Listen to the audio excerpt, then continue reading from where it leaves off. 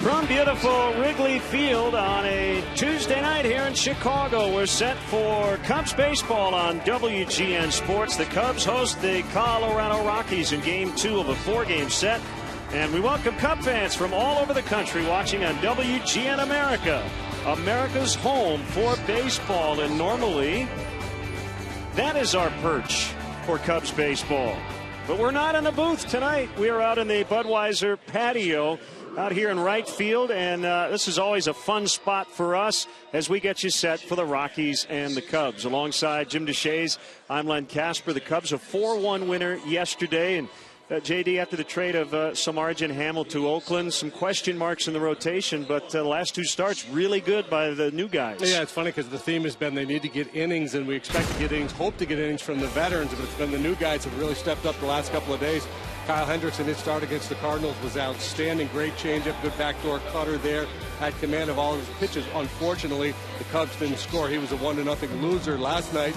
Pretty good pitching matchup here in this ballgame. Chiyoshi Wada got his first big league win. He was really, really good against this Rocky offense. The Cubs scored late against the Rockies bullpen. And we now look at the numbers. Chiyoshi Wada with his first major league win, 7 innings, 1 run walk, just one, punched out 6. And Hendricks in his start, 1 earned run, didn't walk anybody in his start against St. Louis. And that leads us into tonight's pitching matchup. You have Jorge De La Rosa, very underrated guy for the Rockies. He's been really good lately. Edwin Jackson has not been. Yeah, De La Rosa, an 11-game winner this year. He's been really good against the Cubs in his career. And we look at the numbers lately. De La Rosa 4-0 in his last 5 starts with a 259. It's just been a miserable run for Edwin. 0-3 in those last 5 starts for him with an ERA of 7.62.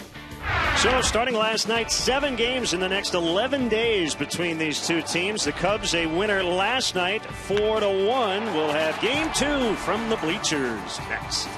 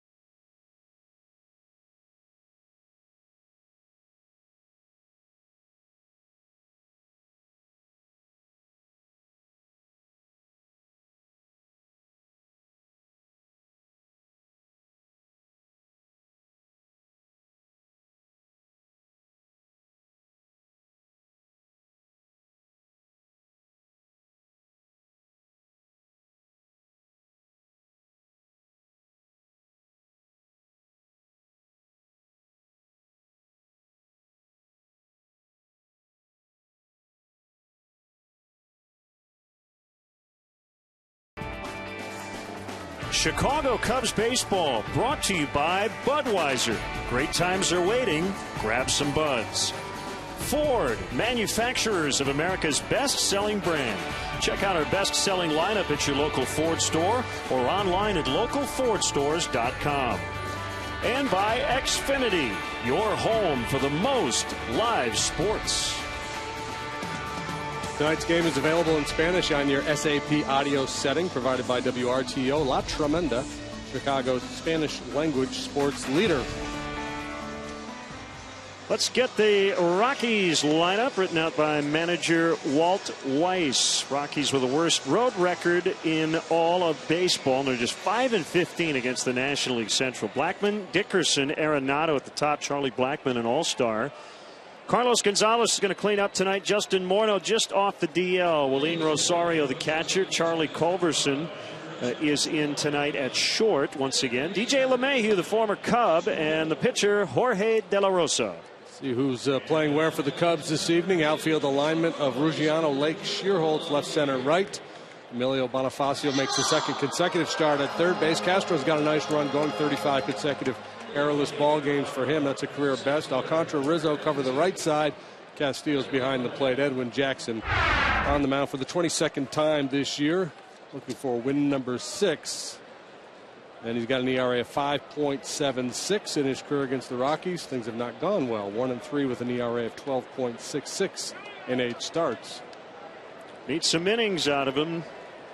Some bullpen guys who are likely not available tonight.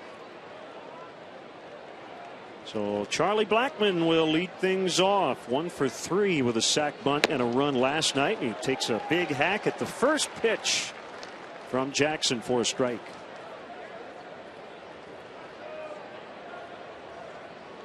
Went up there looking for a first pitch fastball, got it, but wasn't able to make contact. Not a bad strategy against Edwin when you look at the numbers. Hitters batting .460 against Edwin when they put the 0-0 pitch in play.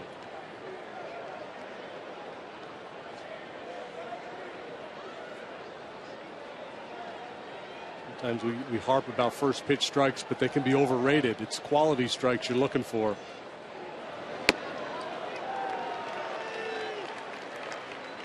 No complaints about the weather. 75 degrees and the wind not doing a whole lot.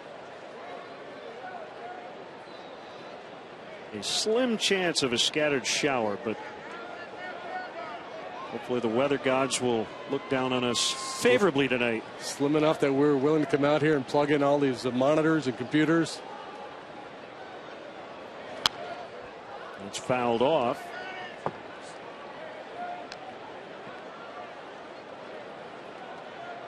Yeah, not bad. This is a really good spot. We are probably, what, 30 feet from Nate Shearholtz, playing right field tonight.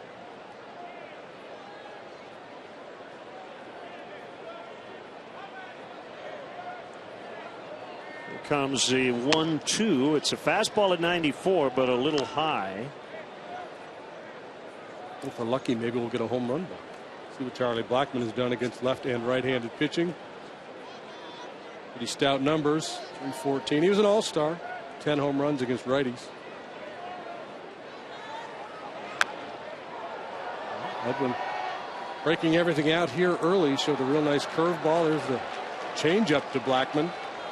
Left-handed hitters have really been a problem for Edwin this year. They're hitting .332 against him.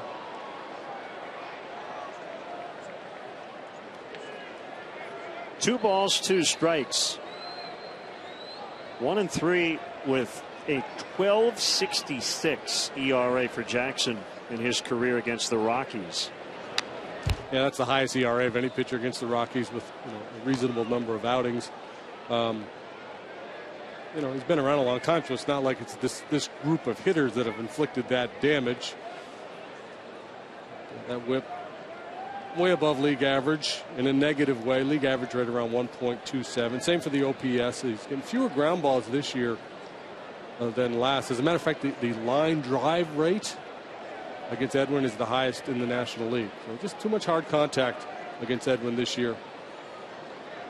Meantime, De La Rosa, he takes the ball tonight. He'll be making his 6th career start, 10th career appearance, trying to improve to 5-0 against the Cubs. So you look at some of the trends lately and what has happened in their respective careers, and you certainly give De La Rosa on paper the advantage, but that's not how this game always works. Now, Edwin pitched well against them last year in his one start up in Colorado. And Charlie Blackmon doing a nice job here at the top of the batting order, seeing a lot of pitches, taking a little bit of a bite out of Edwin here.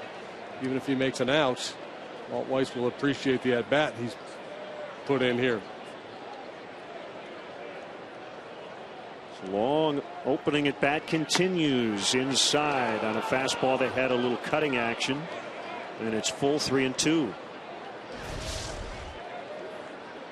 Well, there you see the spray chart. I mean, he's all over, in and out, up, down, as he tries to finish off Charlie Blackmon here.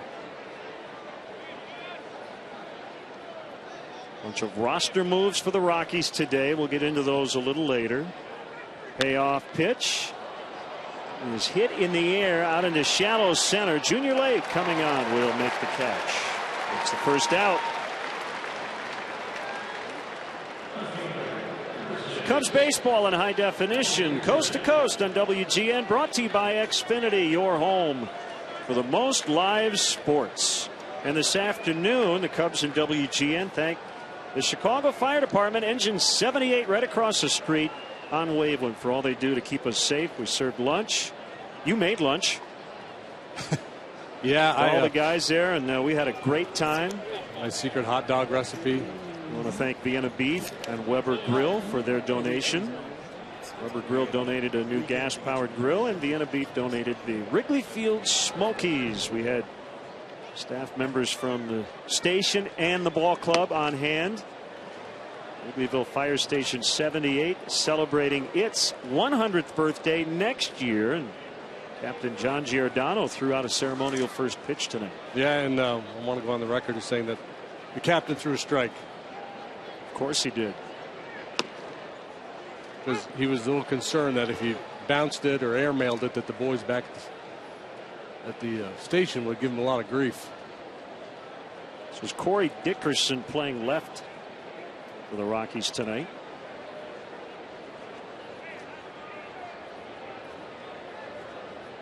Good look from right behind home plate. Cut and a miss. So the Rockies are banged up. We talked about it last night. Troy Tulowitzki, big time MVP candidate, is out with a hip injury. Michael Kadire, who won the batting title last year, has a fractured left shoulder. Justin Morneau had a terrific first half.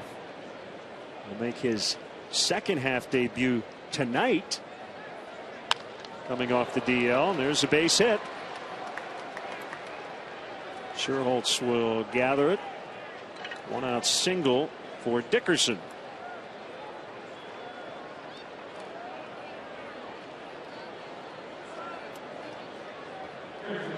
We'll bring up Nolan Arenado, the Gold Glove third baseman. Won it as a rookie last year. And he showed off that Gold Glove last night, didn't he? Boy, he made two really nice plays. One in particular to the backhand side that was just a sparkling defensive play.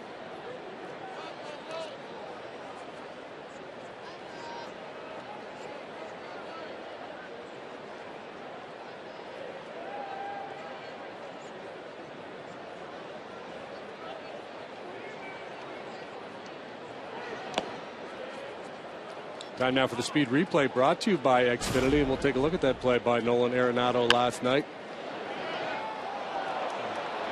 Short hop on the backhand side, throws off balance from a knee. Can't do it much better than that. Xfinity is your home for the most live sports. In terms of the National League here the last couple of decades, Scott Rowland's the guy you think about.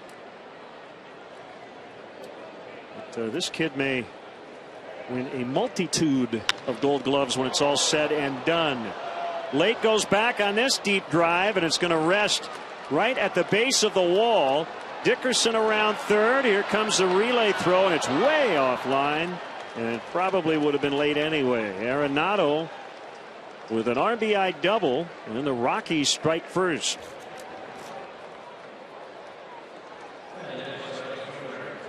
Well, that's been a theme this year for Edwin too. A lot of early runs allowed by Jackson. Fastball down, but over the middle of the plate.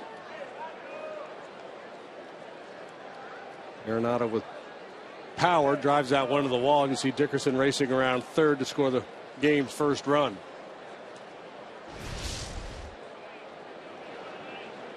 Try to limit the damage. Don't give up the big crooked number early. Obviously, a lot of people, have watched Edwin here for a year and a half in a Cubs uniform, and it's been frustrating to to see him continue to struggle. He's in the rotation, and there have been no discussions about taking him out of the rotation as Gonzalez swings and misses on a curveball. The Cubs had to replace Samardzija and Hamill already, so that has tested the organization's depth. And at this point, with the record, you need someone to eat up some innings here, and you're invested in Edwin moving forward. So hopefully these final 2 months, JD, he can just figure it out. Just has not yet put together a good month-long stretch. He had 3 good starts in a row in May. Yeah, and that's really been it this year. Well, and you know, he's under contract for 2 years after this one, so you know, a couple of reasons to keep him in the rotation. One, because it may not be a viable alternative right now, and you're trying to build value too. You're trying to, one, see if you can get this guy to turn around where he can become an impactful part of your rotation going forward, or 2, pitch well enough where somebody else will be willing to take him as a change of scenery guy and say, look, this guy still has good stuff. Things did not work out well for him in Chicago. Maybe if he takes that good stuff somewhere else, he'll be able to pitch at a higher level. None of that can happen if you just take him out of the rotation, bury him down in the bullpen, and make him a long man. Now, in the winter, if you want to reassess and say, gee, I wonder if Edwin could bring us some value as a, you know, a 7th inning guy, maybe you would look at that. Those discussions have not been had at this point. By the way, Gonzalez 7 for 9 against him in his career, and started him off with 2 of the first 3 pitches curveballs, so maybe giving him a different wrinkle here in this at bat. 2 balls, 2 strikes. Yeah, 9 at bats against a pitcher, usually not enough to get a real sense. You know, it's kind of a small sample to get a feel for that particular matchup, but when it's 7 out of 9, it does get your attention. Well, the other thing I would add about, you know, what do you do other than leave him in the rotation and let him pitch every 5th day? If they had a reason to believe that moving him into the bullpen or having him skip a start or 2 to work on something mechanically, that would be the only reason you'd do it. But I have heard of no discussions of even that at this point.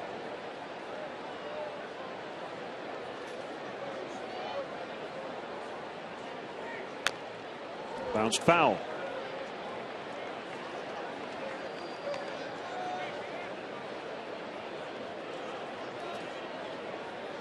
Arenado at second. He doubled home Dickerson for the first run.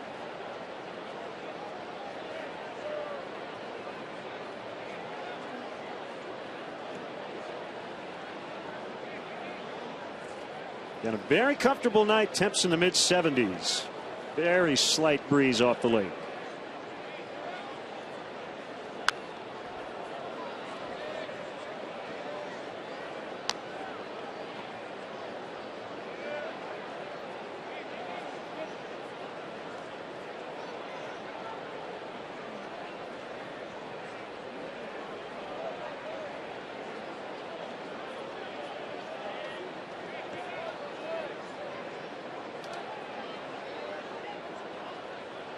Still 3-2.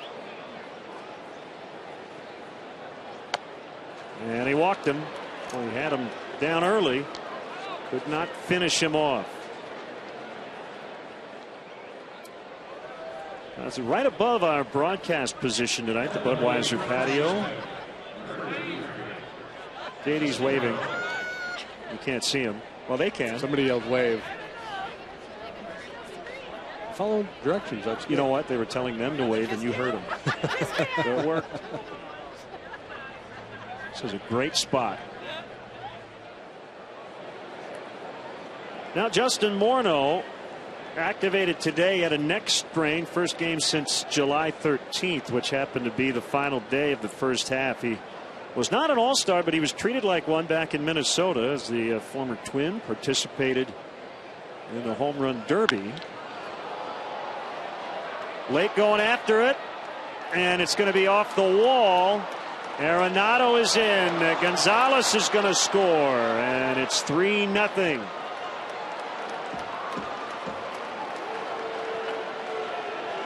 Morneau all the way to third.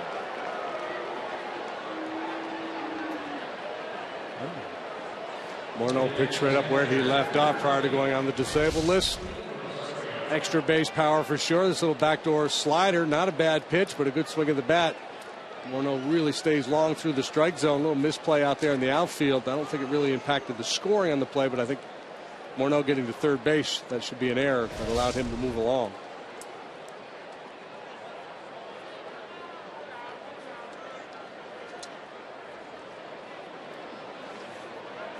Two-run double and an error on Ruggiano as it has started to rain. Talking about what a great night it was. And it nice still over there. is, It's only raining right here. This is the rain. only place in the ballpark that it's raining right here. Well, here and on the mound, because things aren't working out real well for Edwin. It looks like there's one big cloud over the ballpark, and everywhere around us, blue skies. Beat it, cloud.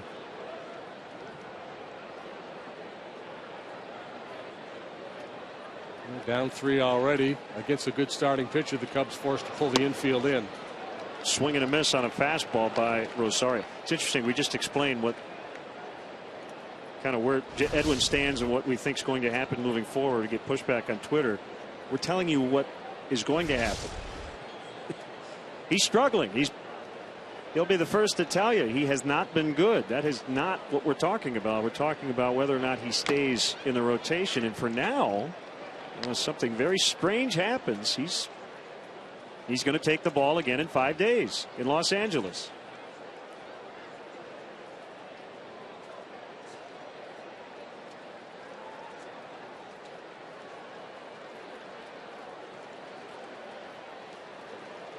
The 2-2.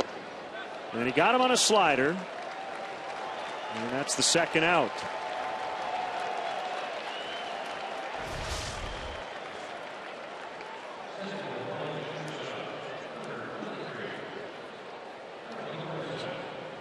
Bring up Culberson, the shortstop, seventh batter of the inning.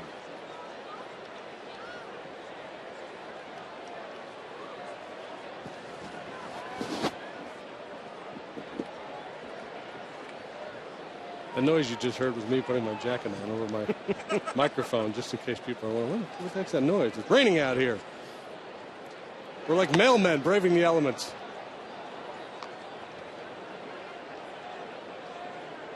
There aren't a lot of droplets, but they're rather large. They're large. Yeah, there are some big. That would be the best way to describe it. Check your scorecard. Take care of your gear. Everything's covered. 1-0 pitch. This swings over the top of a slider.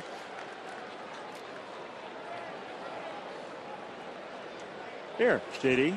I have an umbrella. You got an umbrella. There you go. It's really kind of an individual thing. Looks like it was made out of Wonder Bread wrappers. Here, you can have it. No. Take it. No. Take it. It's not going to fit for both of us. All right. I got a hat. Our heads are too big. I got a hat. And I got my little jacket. I'm good. And it's letting up.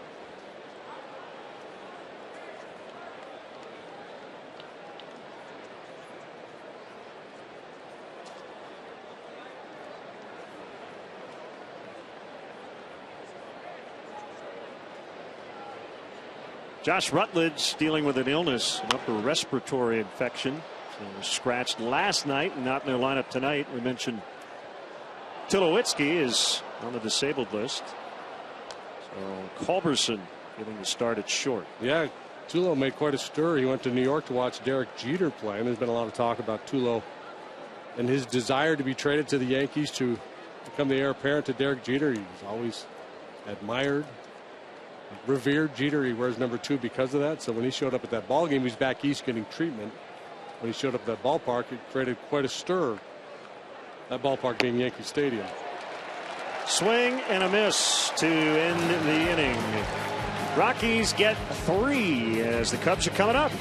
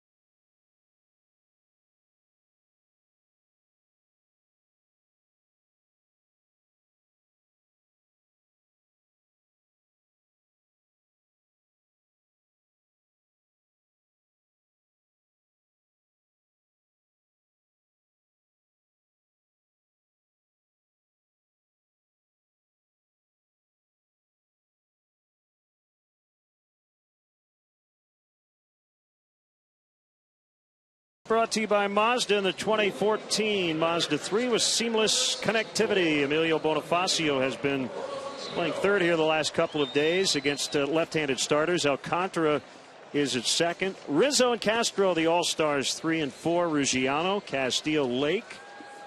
Nate Scherholtz bats 8th, and the pitcher Jackson 9th. Rockies defensively. Corey Dickerson left. Charlie Blackmon center. Carlos Gonzalez is the right fielder. He's a good one. Nolan Arenado, we talked about him already. Spectacular down there at third. Charlie Culberson also made a stellar play at short last night. LeMahieu and Morneau on the right side of the infield. Rosario behind the plate. He's a really good hitter, but he struggles defensively. Leads the league in pass balls. The Rockies staff leads the National League in wild pitches. And he's a little below average, too, in terms of throwing out base runners. But De La Rosa's a good one. 11-6 with a 4.19 ERA. Really good of late. Good against the Cubs in his career. He's a ground ball type pitcher. Good heater. Can reach the mid-90s. Slider, cutter, splitter.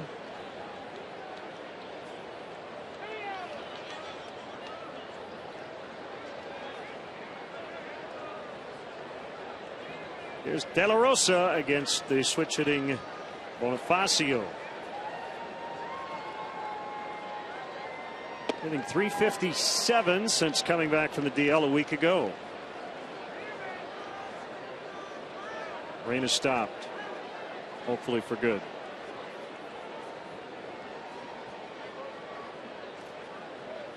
Yes, JD has a cold.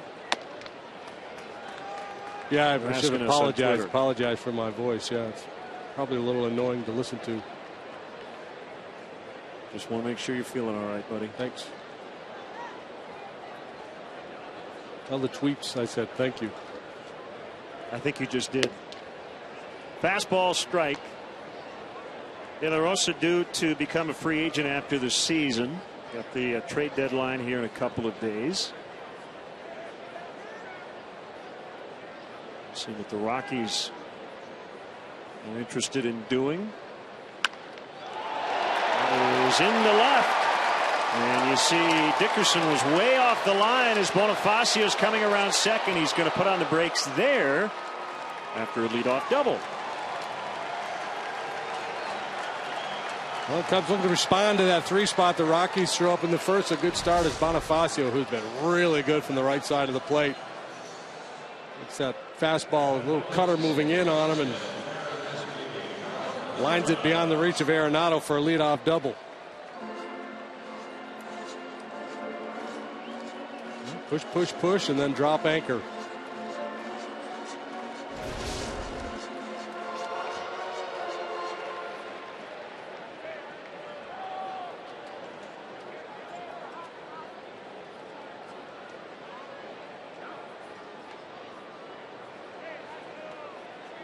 Well, the rookie Alcantara, 16 hits in his first 15 career games.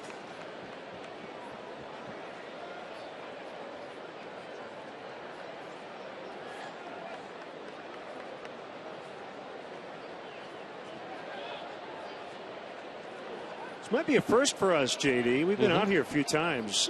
We are playing right, or we're broadcasting right behind a Gold Glover. Carlos Gonzalez, who's won 3 the last 2 years as a left fielder.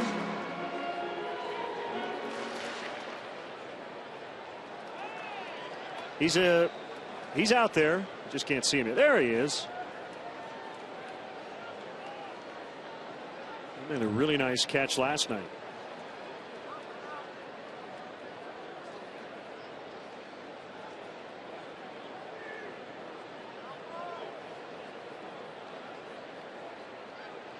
Slide step in the 0-2. Base hit to left. Bonifacio stops at third. So the Cubs threatening here. They're at the corners with nobody out.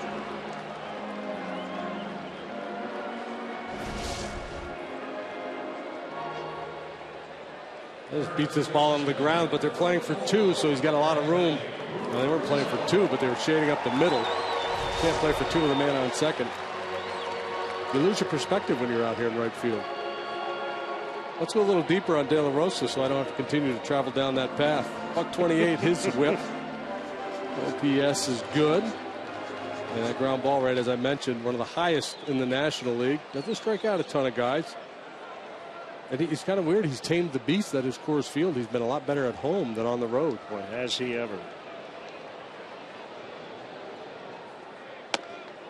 High for a ball on Anthony Rizzo. He is 41-14 at Coors Field.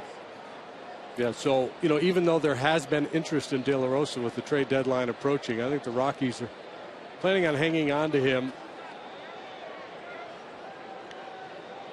I guess it would be understandable if the right offer came along. Base hit right field. Cubs on the board, and Alcantara will make the turn. 3 straight hits to start the bottom of the first. Might be that kind of night. It's now 3-1.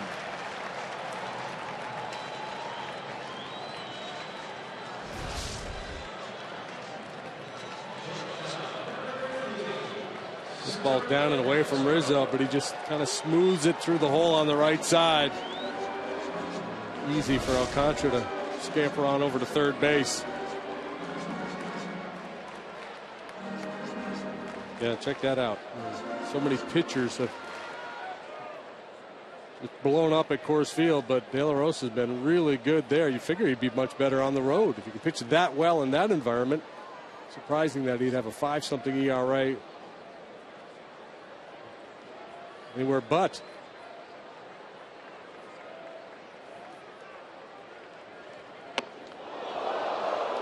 Yep, a little pushback.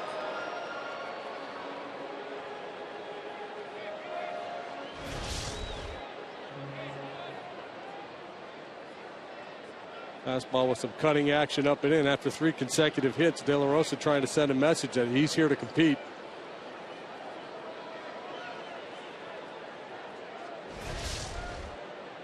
One 1-0 pitch off the plate. A little inside that time as well. 3 for the Rockies. The Cubs coming right back. And still nobody out here in the bottom of the inning.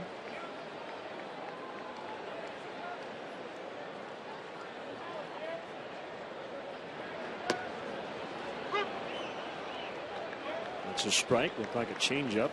Yeah, he throws kind of a split finger. His changeup is a split finger pitch, but sometimes he'll get on the side of it and it'll actually have slider movement. I think that's what that was. Samardzija used to do that from time to time. Justin Ruggiano on deck. Double, single, single to start the inning. Now along the right field line, out of play.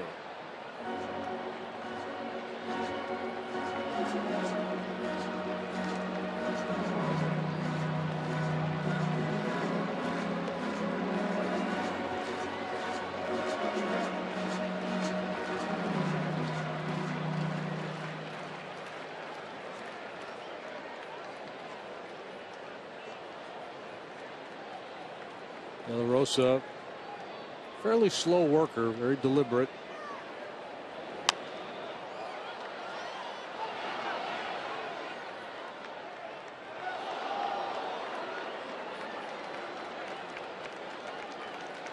.33 years old, 6'1", 215, from Monterrey, Mexico. Signed with Arizona back in 1998.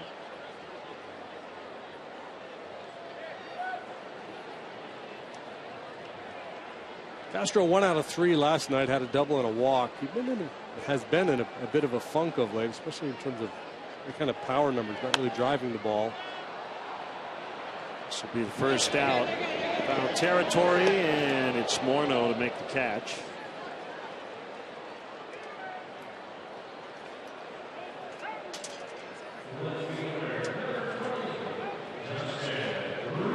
JD, thanks to the Cubs, they just dropped off 15 umbrellas. Oh, okay.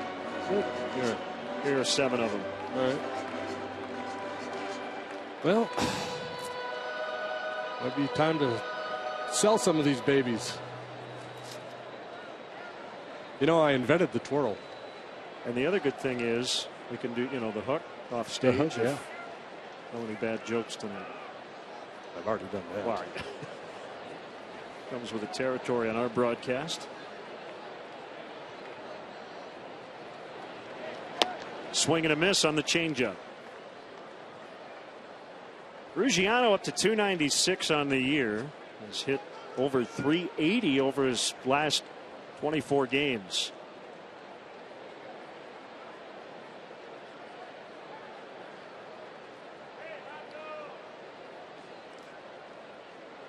The pitch.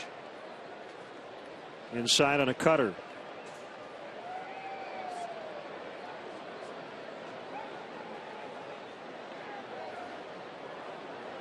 Did you do the De La Rosa win note already? I don't know. Last 2 years. Oh, no, I did 7 not. wins, Yeah. tied for the third most in the National League. Only Adam Wainwright and Clayton Kershaw have more wins among National League pitchers.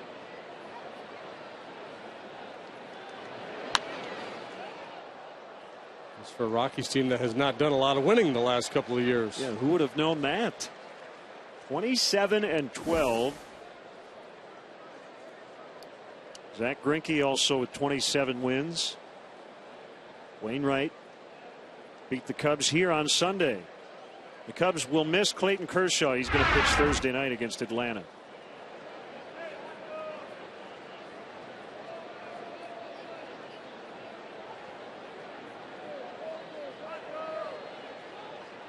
One, two, and Ruggiano fouled that one off himself. We'd love for you to tweet us your Cubs selfies at hashtag WGN Cubs.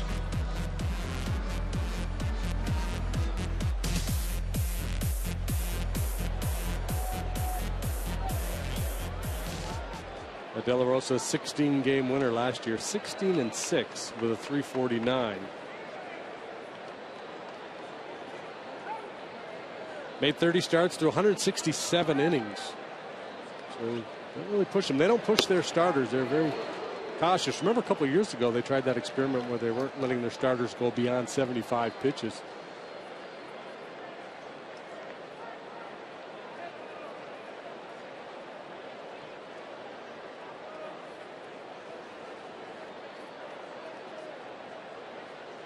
Yeah, they went with 4 guys, 75 pitches. And they had guys to back them up.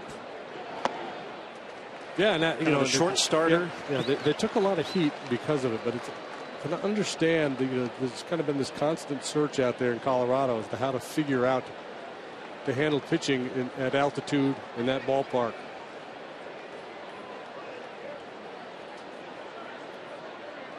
Second year on the job for Walt Weiss. 2 weeks after last year, got a 3-year extension. He took the job originally on a 1-year contract. Swing and a miss.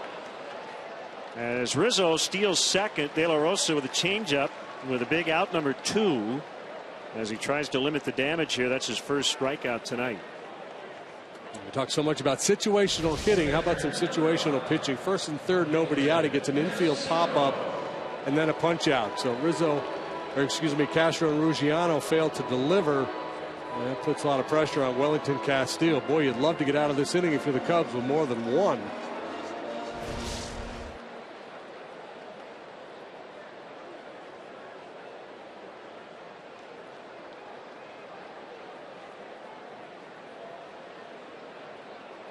The pitch to Castillo is inside. First start of the series. It was John Baker last night. All lefties in the Rockies' current rotation.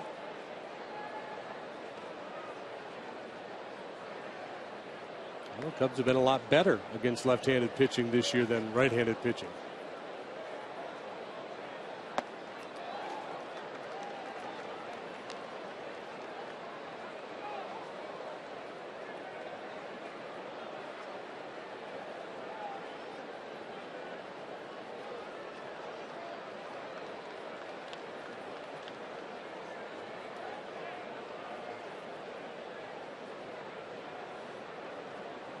Hitters count here. 2 in scoring position. And a borderline pitch he did not get from tonight's home plate umpire, Phil Cuzzy. You know why? Because he didn't like it. Because he didn't like it. Well, let's take a look at our pitch tracks. Fastball cutting across the top of the zone. Could have been, but didn't have to be. It's Lake on deck. Green light him.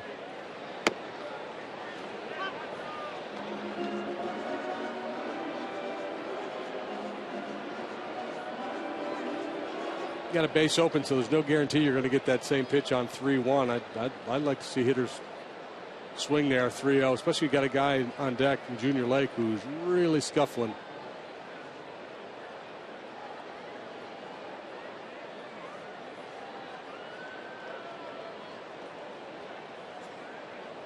Castillo's been swinging the bat pretty well lately. That will be caught. A diving grab by Charlie Blackmon. That would have scored 2 runs. But Blackmon with a diving catch to end the inning. So the Cubs settle for 1. After an inning, it's the Rockies 3 and the Cubs 1.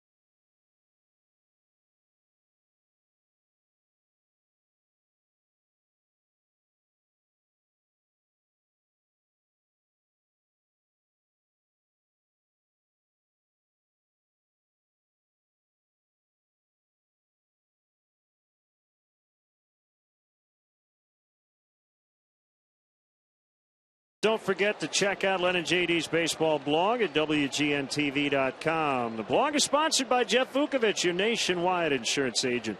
Serving the area for 36 years. To join the nation, contact Jeff at jeffbook.com. Nationwide is on your side. Greg Maddux at the Hall of Fame, game notes, and more.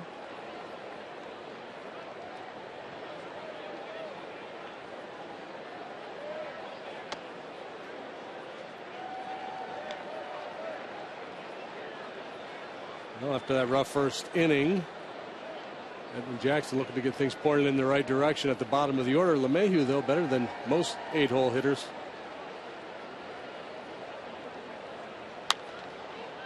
Breaking ball fouled off by DJ LeMahieu, the former Cub.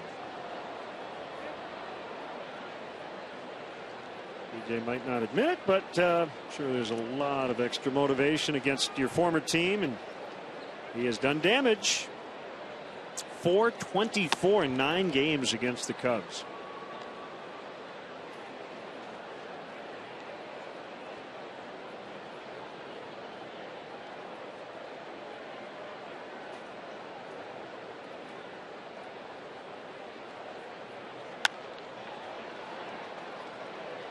In the air, out into short right. That's Nate Scherholtz to haul it in. Bring up De La Rosa.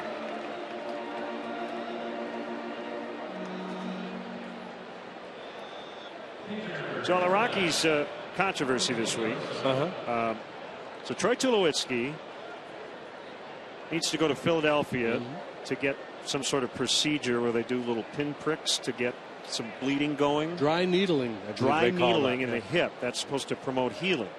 So he was scheduled to do that Monday, but I guess his mother was in New York. And he saw that the Yankees were in New York, and he wanted to see Derek Jeter play in person one last time.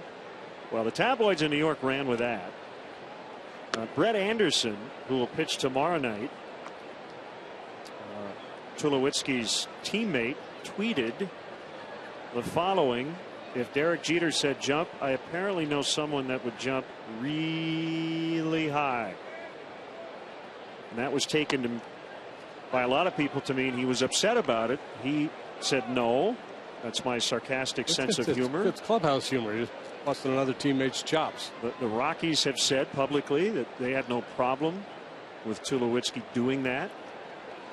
Is it odd for a guy on the DL to go watch another ball game? I don't know if I've heard of it, but is it a big deal? No. No, I mean, other than the fact that there has been all this talk about Tulowitzki maybe being traded to New York or hoping to be traded to New York at some point because of all the losing that's going on in Denver. So, you know, I guess if you're Tulo, you probably had to think. You're feeding the beast a little? Yeah. But, you know, no biggie. And he wears number 2. Yeah, oh yeah. For Jeter. Yeah.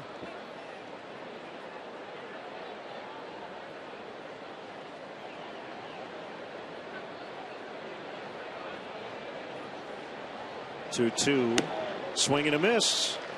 And a pitch right down the middle.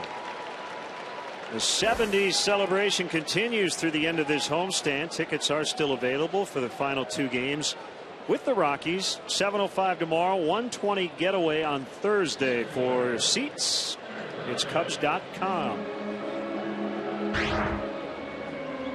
The Rays had recently had an off day in St. Louis, and some of their guys went to the game. I think they sat out in the outfield. I think David Price was among them.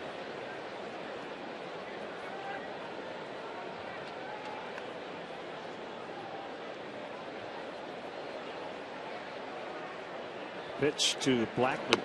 I did it once in St. Louis when I was playing. We had a night game, and I was pitching the day game the next day. So I was going to walk back to the hotel to get a good night's sleep. But before I did that, I went outside and I bought a ticket, went back in, sat out in the outfield and left field, had a beer and watched a couple innings. It was great. That's pretty cool. Yeah. You mentioned the perspective out here. By the time we get our bearings, the game will probably be over. But it is nice to get a different view than we're used to seeing. You went and sat on the other side in the actual bleachers just to say you did it.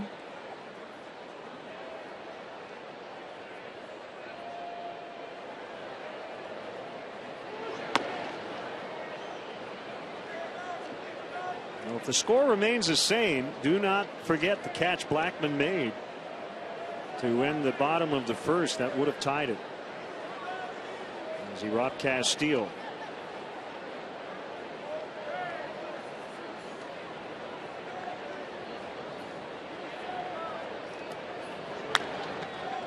Yanked into the right field corner, foul, just foul. I got a good look at it. It was foul.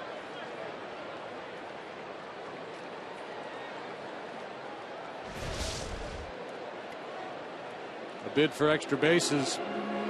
About a foot foul and handled there by the ball boy. So much about pitching is finishing. You know, this game's all about threes. 3 strikes, 3 outs. And at times this year, this is what's plagued Edwin. The inability to put hitters away and finish off innings.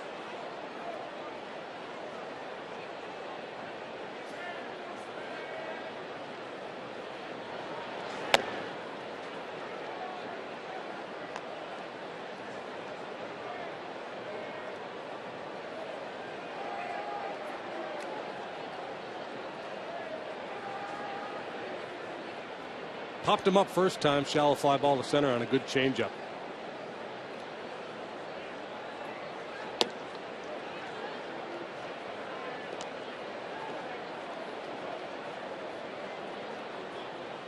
Full count. It's Dickerson on deck. And Blackman saw a ton of pitches in his first at bat.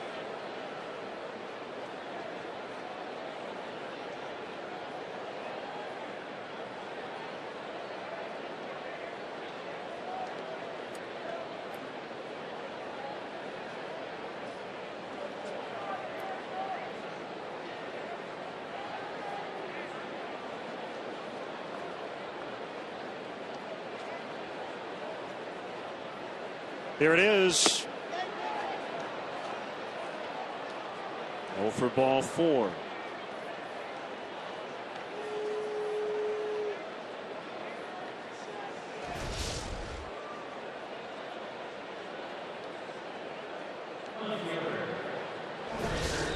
Appeared to have checked.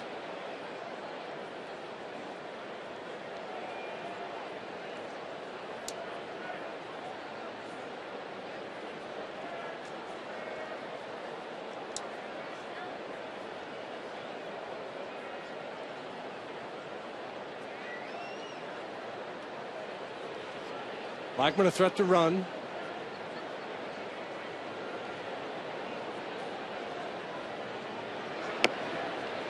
Base stealers have a high success rate this year with Edwin Jackson on the mound. He has, however, picked off 4. Blackman 19 out of 24, just under 80%.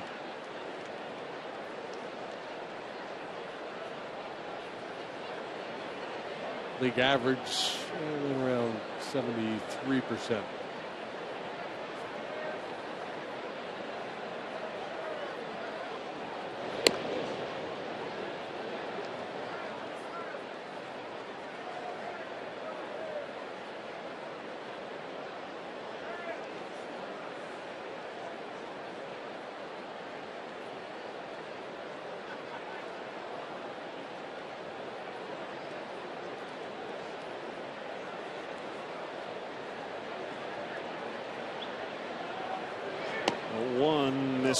Nope, it's in there. Bottom of the zone. Dickerson did not think so.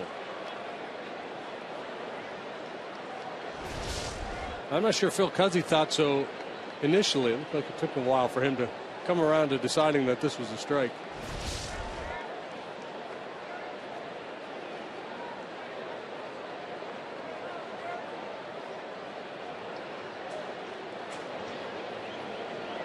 It's one of those rules of officiating, though. Don't be in a hurry. Get it right. Blackman goes. The pitch is fouled back to the screen.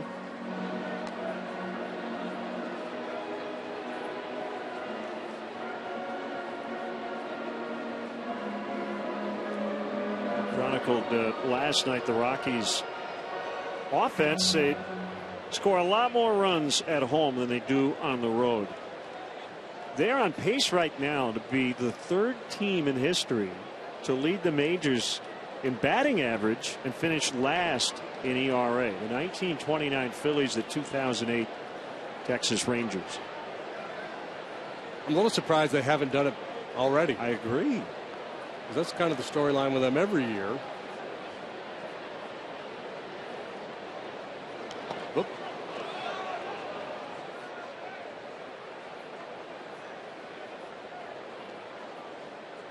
That was a changeup, I believe. One of those ones where somewhere at the top of his delivery said, whatever you do, don't hang it. And he just spiked it. Look at that, it bounced. If this was cricket, that's a good pitch. Right in the middle of the strike zone on the bounce.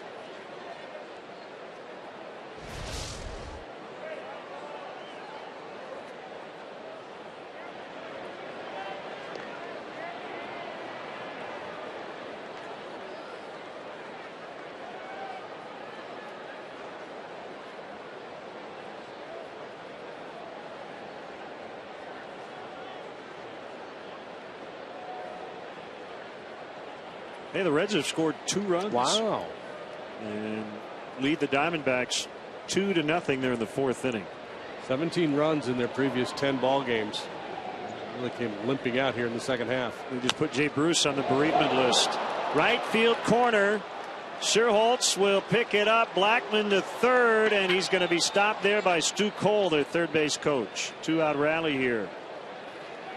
Dickerson with a double. He's 2 for 2. Yeah, that's what I was talking about earlier. The inability to finish off innings.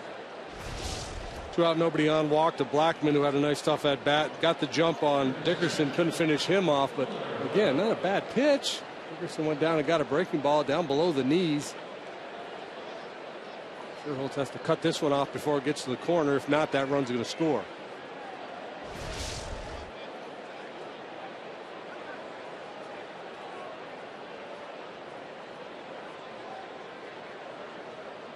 Jackson will now go back to the windup with runners at second and third, and a fastball is inside on Arenado. He doubled home a run in the first.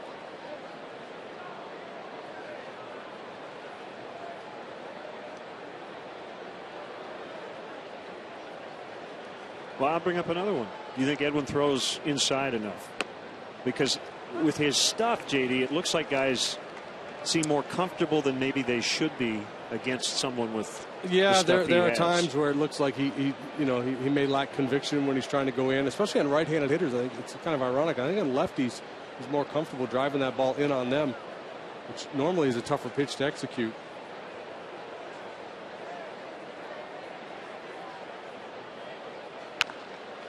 It was a sinker, bounced foul over the Cubs dugout.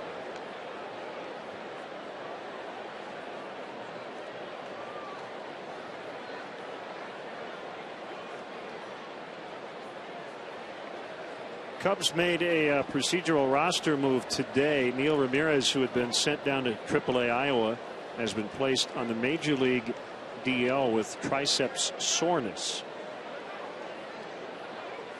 Doesn't sound like it's anything serious. They're officially now on the DL.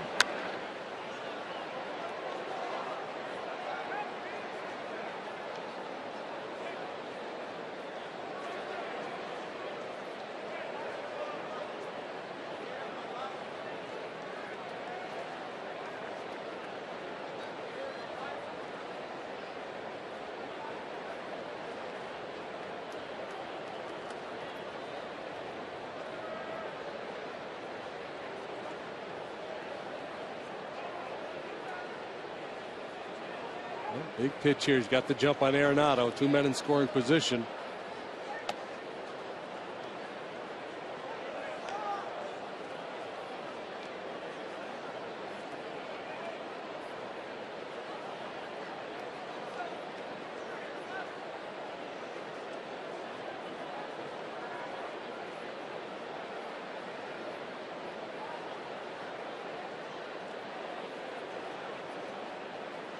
Long second inning for Jackson. Here's the pitch. Inside. Sinker.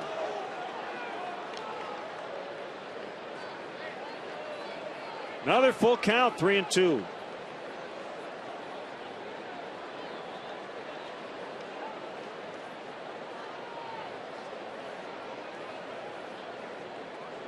Cargo on deck.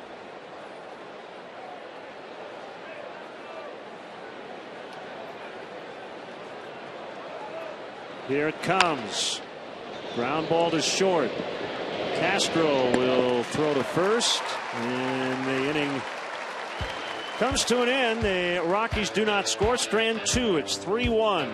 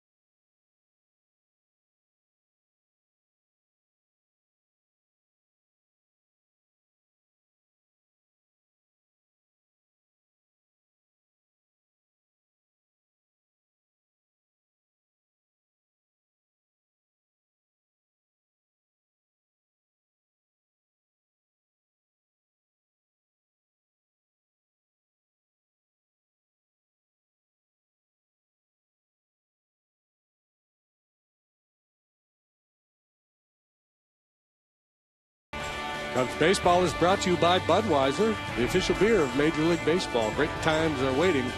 Grab some Buds.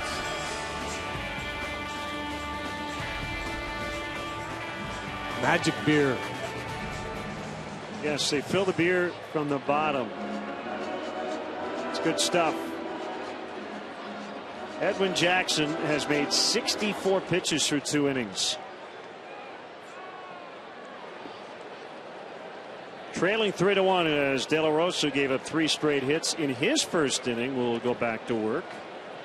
Facing Lake, Scherholtz, and Jackson. Curveball at the top of the zone. Doesn't throw many of those. This little flip, sloppy curve that he'll use 0-0 to get the jump on a hitter. A lot of pitchers, that's their game plan against Junior, just spin the ball. That's a good changeup.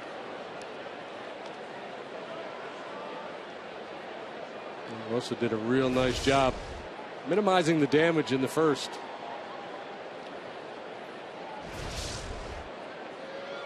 With a little help from a very nice play by Charlie Blackmon in center. Fouled off.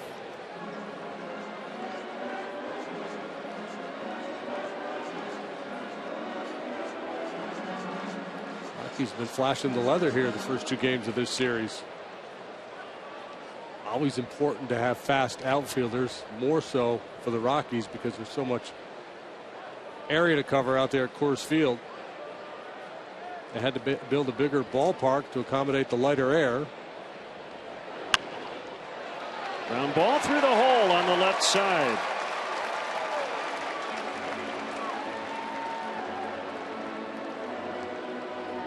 Junior came in 3 for his last 47. But down and got the curve.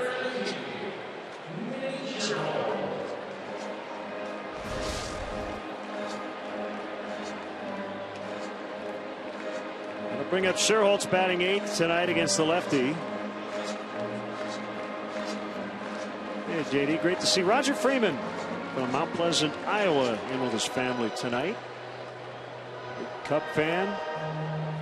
Watches us all the time on WGN. He's watching the game from behind the dugout tonight.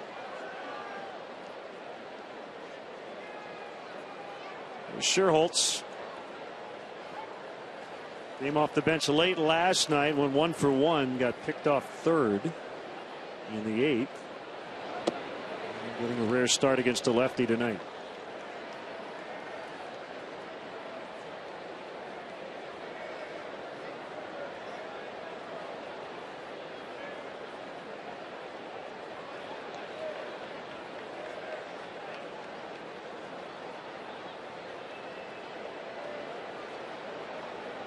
De La Rosa will check on Lake.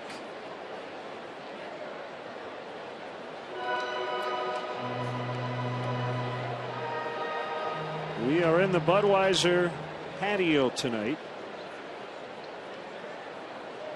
Out here in straightaway right field. Mike Clay with that beautiful shot right next to us. Maybe we'll get a home run ball. Maybe Scherholtz will deliver. Come on, Nate. Hit it here, Mr. Scherholtz.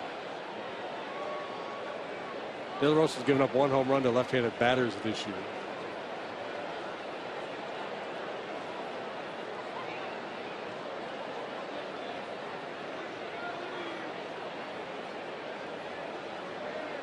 Not saying it's not possible, just not likely. Left-handed play. They're going to only get 1. Culberson to LeMahieu. Let's step aside and see what's coming up on WGN.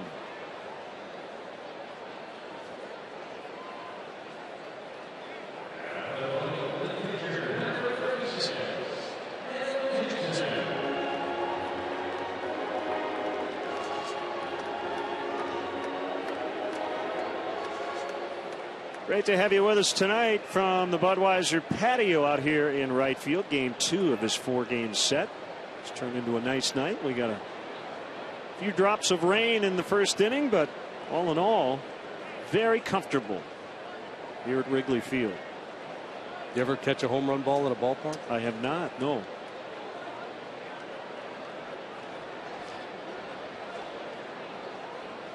You caught a foul ball at Fenway Park a few weeks ago. Yeah, we got a foul ball or two in Montreal when I was a kid. Never a home run.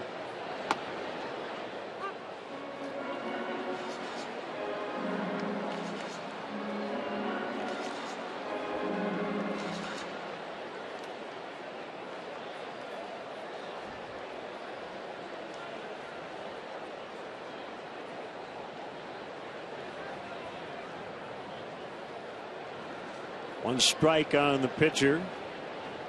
Scherholtz at first, short lead.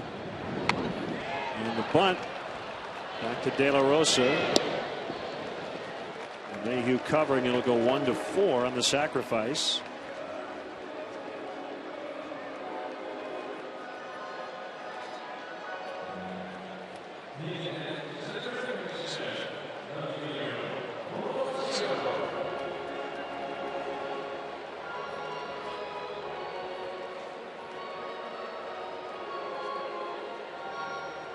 Rumors starting to fly. What do you got? Let's see. You've got a lot of John Lester. Yeah, talk the Marlins reportedly interested in John Lester.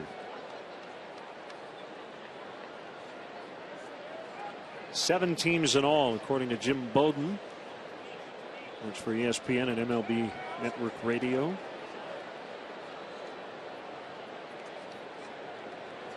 Lester due to become a free agent after the season.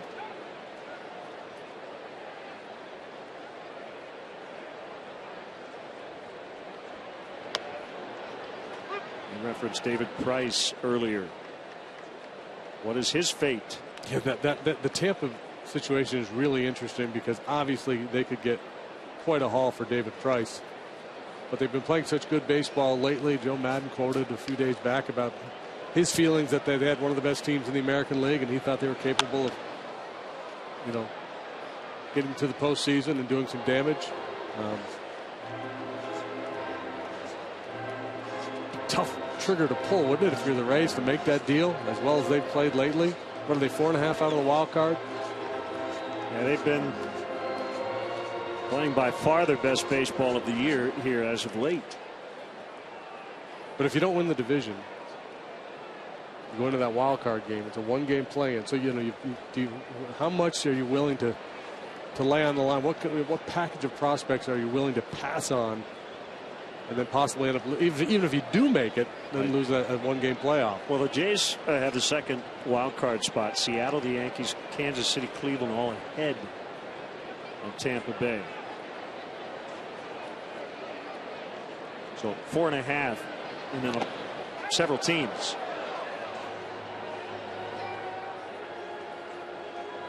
We will still see the Rays and the Orioles here at Wrigley Field, and we'll go to Toronto in September.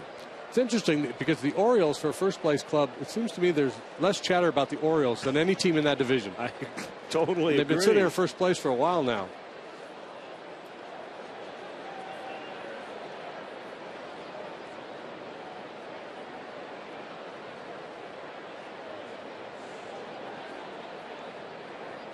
The 1-2. Bounced foul to third.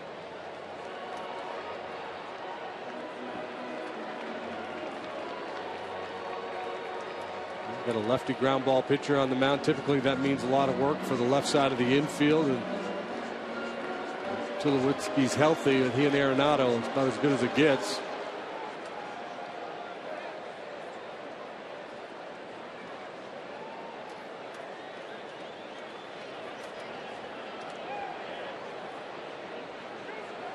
A 104 pitches combined.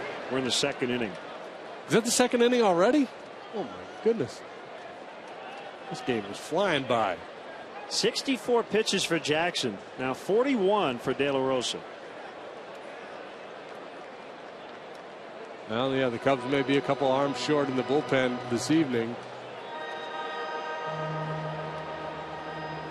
The Rockies bullpen has really struggled.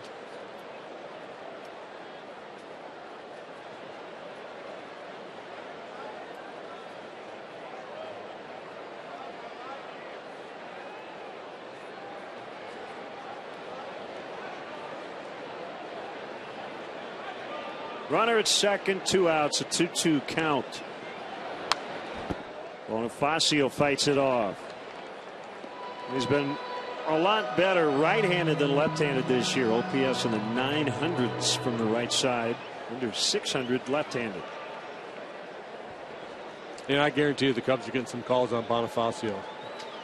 His versatility, switch hitter, can play so many different places on the field, and he's the kind of piece clubs in contention are looking for this time of year. Ground ball, backhanded play. LeMahieu double clutches late. Bonifacio safe, and the inning continues.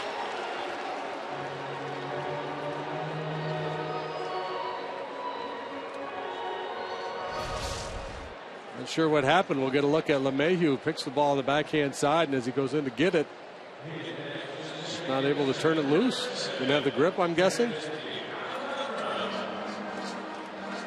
And it didn't look to be a bobble.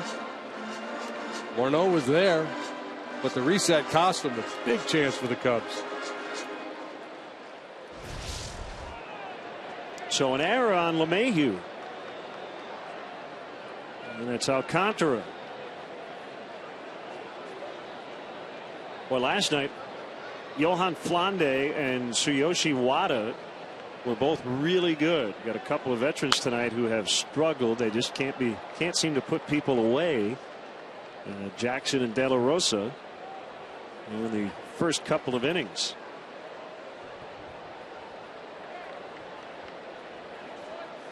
Yeah, and whereas Edwin has been struggling, De La Rosa coming into the start had been on quite a roll.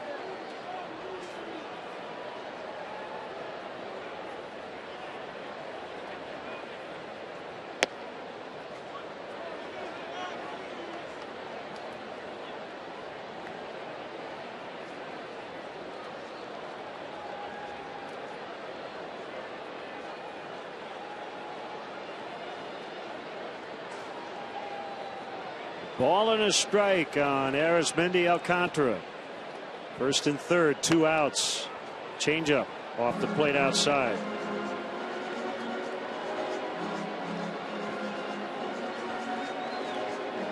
They now have taken away the error by LeMahieu and given Bonifacio a single.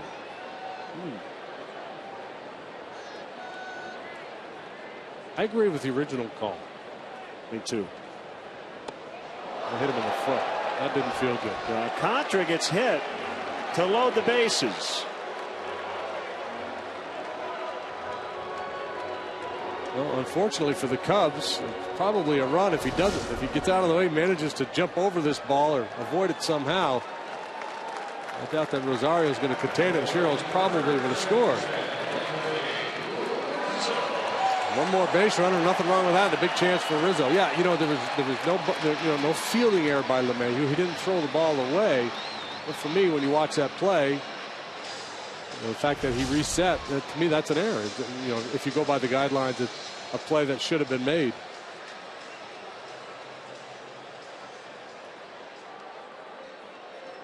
We should have brought a banner tonight. I wasn't even thinking about that. Rizzo with the bases loaded now. Way inside on a fastball up to 93 miles an hour. Rizzo covers the plate so well. You have to push back.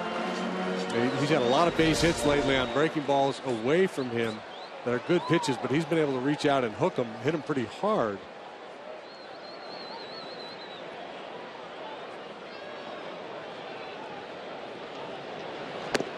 His home run totals keep going up. He hit 4 in April. He hit 6 in May, 7 in June, 8 in July.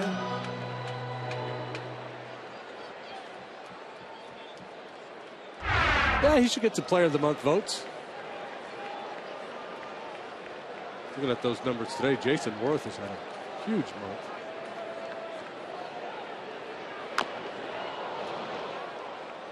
Bounced foul. He's so fortunate he hit that ball foul on a 2-0 cut. Have to do a lot more than that with it.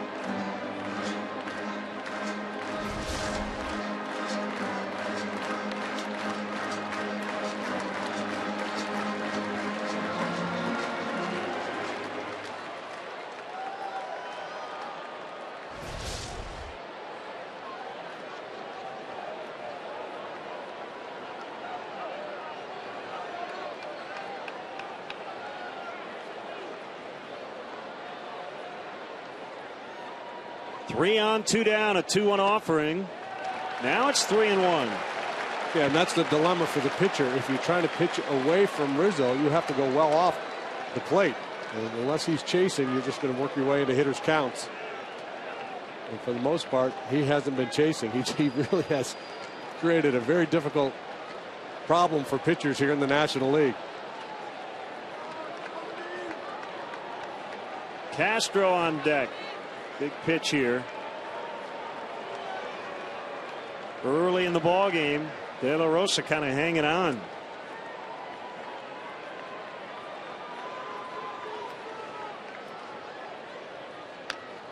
Three and two.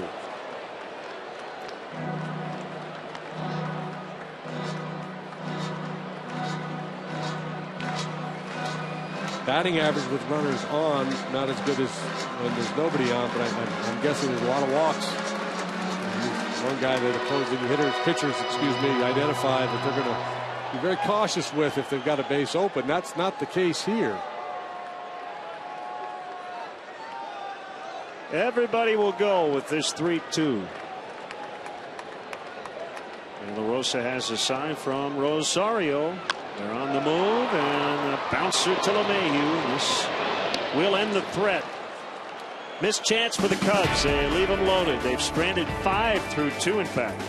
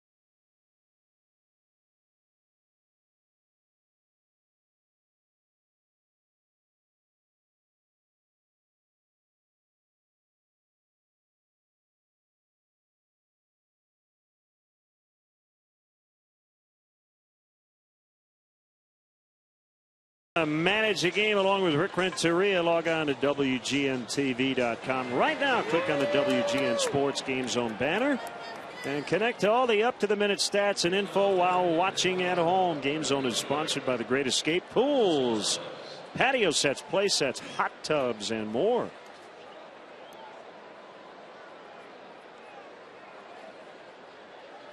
Three to 1. The Rockies have the lead. It has been an interesting start to this ball game, to say the least. You see Phil Cuzzy back there clapping. He's trying to get the boys going. Let's go, fellas. Let's move this game along. 117 pitches combined. 64 for Jackson, now number 65. 53 for De La Rosa in the first 2 innings. Which gives you the impression it's going to be a bullpen night, which is not ideal for the Cubs, certainly.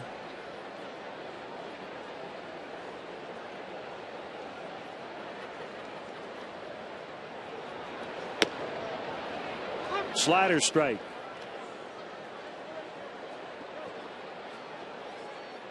Kind of got on top of that slider a little bit more. Kind of a hybrid between his slider and his curveball. Slurvy breaking ball. Maybe a little easier to control that one. He's trying to throw one in the zone, and that power slider down and into the left-handed hitters went ahead. You talked about earlier, and I agree that there are certain games where you think, gee, you probably should pitch in a little bit more, but I think it's just overall command, and fastball command so important. It's the ability to to make that pitch down and away to either a right or left-handed hitter. command the fastball at the knees with little action, and that's kind of square one for a pitcher.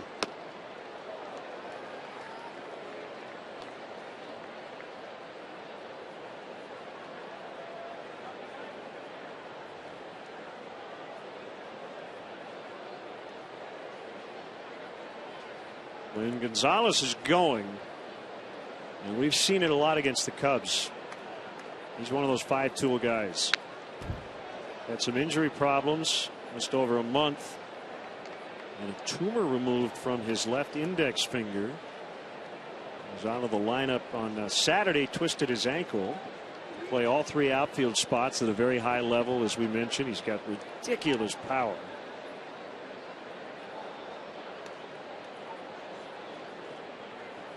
Two from Jackson.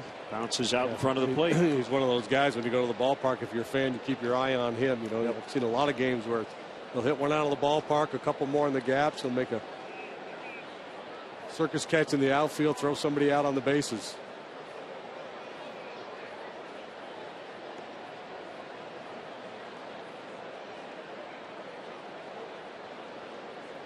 Those are subpar numbers for him, no doubt. He sends one in the air down the left field line in the bullpen. Castro makes a nice catch.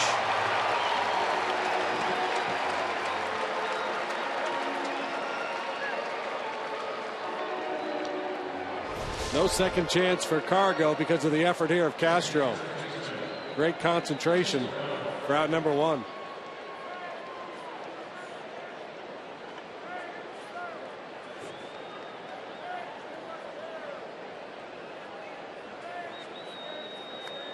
Well, rearrange the furniture. We got company.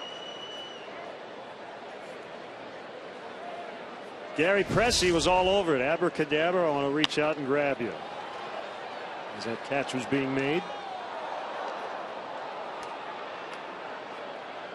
Lester Strode, the bullpen coach, along with Franklin Font. I always love we get that shot routinely of the bullpen. The guys scrambling for cover, curling up in the fetal position, and then the fans, the 8-year-old kids, are leaning out trying to catch the ball. The 0-1 chopper to Rizzo. He'll flip to Jackson.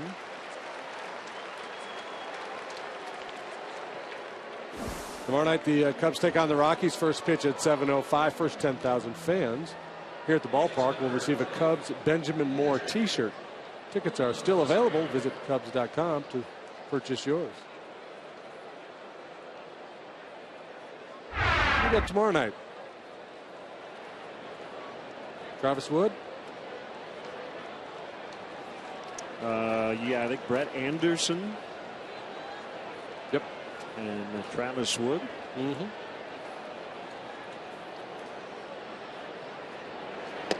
That's the one right there. That's the one I'm talking about. Rosario disagreed, but that's a good pitch. When he's back there catching, he'll want it. Got that beard working like that little magnetic guy. With you take the little pencil and you draw the lead shavings. You know what I'm talking about? No. It's a little kind of a cardboardy plastic thing, and it had a magnetic pencil and all these filings in it. And they're a little stylish almost, and you dragged them around to make the beard on the guy. Wow, that sounds cool. That will drop for a base hit. Yeah, the Rockies going to have an interesting decision to make on Rosario, just going forward, because I mentioned earlier that he has some deficiencies behind the plate, but he can flat out rake. I just don't know if you can afford to carry him as your primary catcher when you got so many pitching problems to begin with.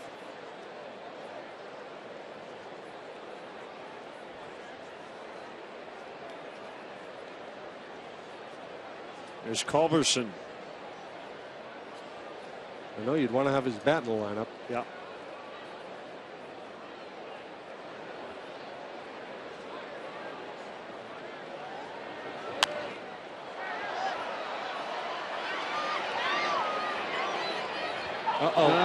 Somebody's got to catch it, and nobody did. Wind not a problem. No, I think you got a case where two players kind of had an eye on each other and then lost track of the ball. I got it. You take it. Yeah, nobody, both guys couldn't find it. Nobody took charge. Yeah, I think Anthony thinks Wellington's going to settle under, but Wellington has no idea where it is.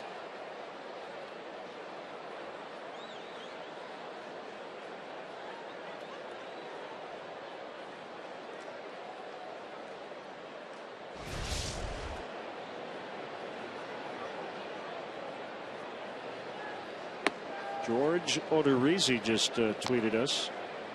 A Wally Willie? Wooly Willie. Or Wooly, sorry. Wooly Willie. That's the guy. Magnetic personality. Change his character with the wand. Yeah. I have never heard of it. And apparently I should have. We're getting a lot of tweets about it.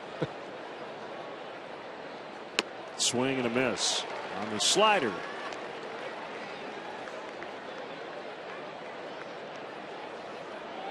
Funny, we're so used to doing games from behind home plate. When that ball was popped up, I kind of reached like it's going to come in our direction. 1-2.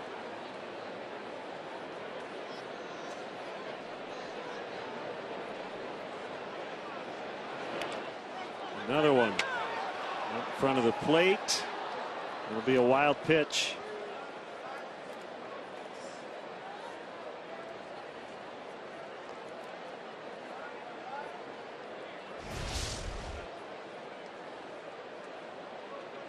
Castillo doing everything he can to keep that ball in front. The wild pitch allows Rosario to move into scoring position.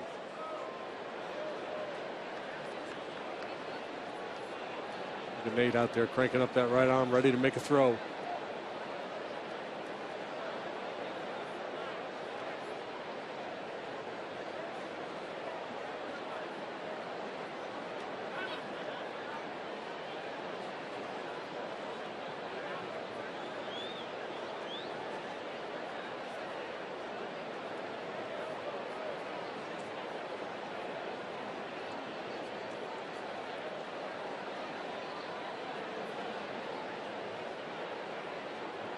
By the way, no error on that play. It's just a no play. That's where the team errors should come into play. That's the fourth, at least fourth pitch I could think of that Jackson has bounced way out in front of home plate tonight. Yeah, I think just when you're struggling the way he is, there has to be a crisis of confidence. He never says that, and to his credit, you shouldn't. You don't want to go public like, oh man, I'm just adrift out there. I'm not sure what to try. But when a lot of bad things have happened to you, sometimes the brain gets in the way of the body. You're trying to throw this pitch, but your brain says, well, last time I did that, I got whacked into the alley. Swing and a miss on the slider in the dirt. And the inning comes to an end. Still 3-1 Rockies.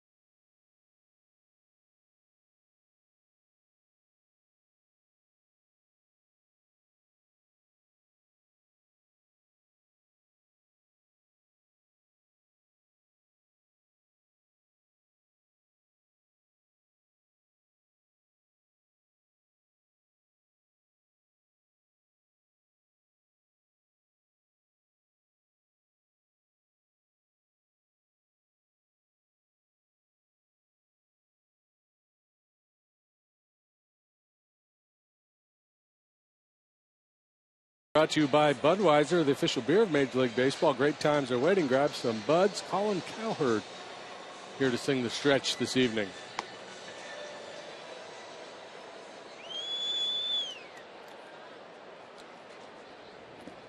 The manager having a chat with Anthony Rizzo, I would assume, about the foul pop-up.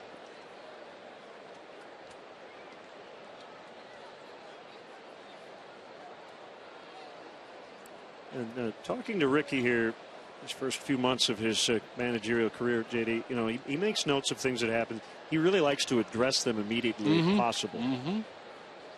Yeah, I think there are probably some things where he think, this will be better off dealing with tomorrow or after the ball game, but there are other things that, hey, let's go ahead and talk about it right now while it's fresh in the player's mind.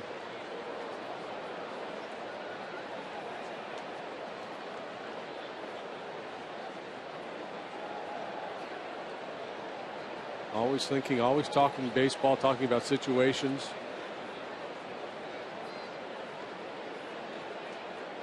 One-0 pitch, 2-0 on Starlin Castro.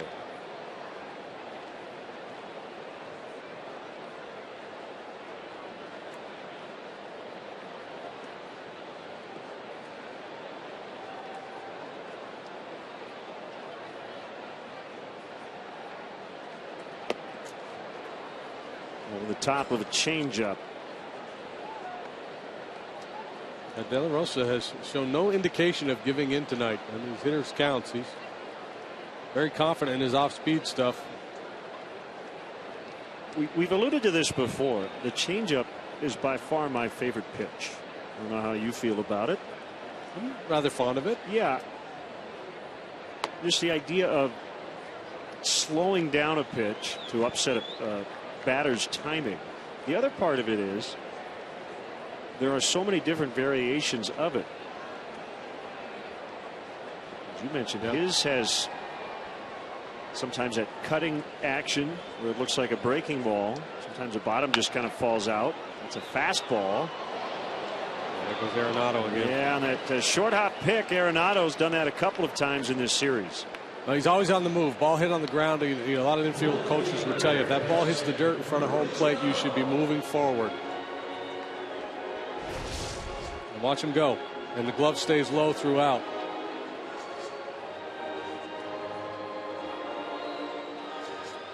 Charging, glove out in front of his body. Nice play.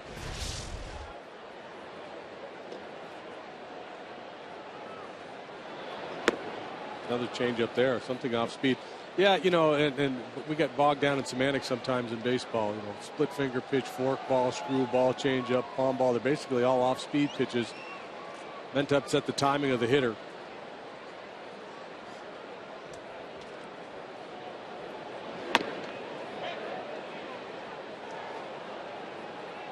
Luciano went after that pitch, according to Will Little down at first.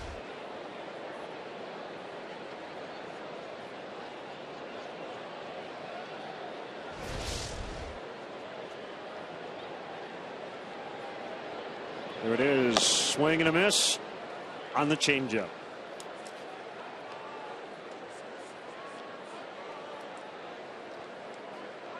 The Cubs and MasterCard have partnered to offer a limited number of MasterCard Century seats. For every game during the 2014 regular season, fans can use their MasterCard to purchase Upper Deck Box tickets for $19.14. For more info or to make your purchase, go to Cubs.com/Century Seats.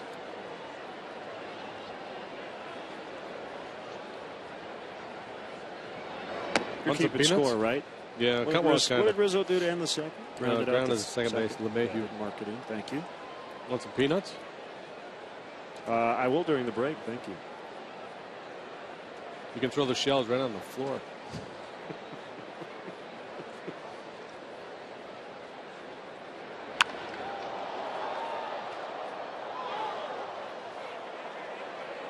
Who did we have on the other day? Mud was talking about that. Mark Graham. Yeah, just his dad told him just. Yeah, first time. It was one of the things he loved when he first big league ball game he came to. His dad brought him here to Wrigley Field, and they had some peanuts, and he didn't know what to do with the shells. And his dad said, "Throw them on the ground." Wow, really?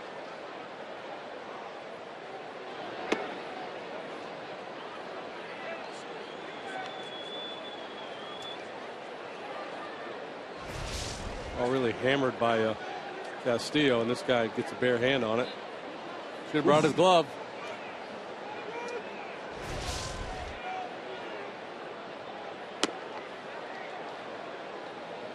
Change up outside. 3 balls and a strike.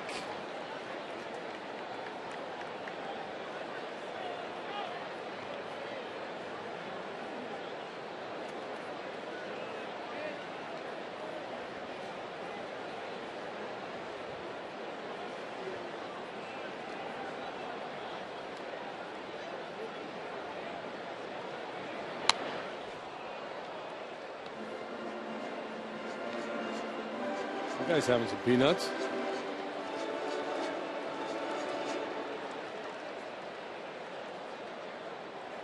He's very deliberate. There you go.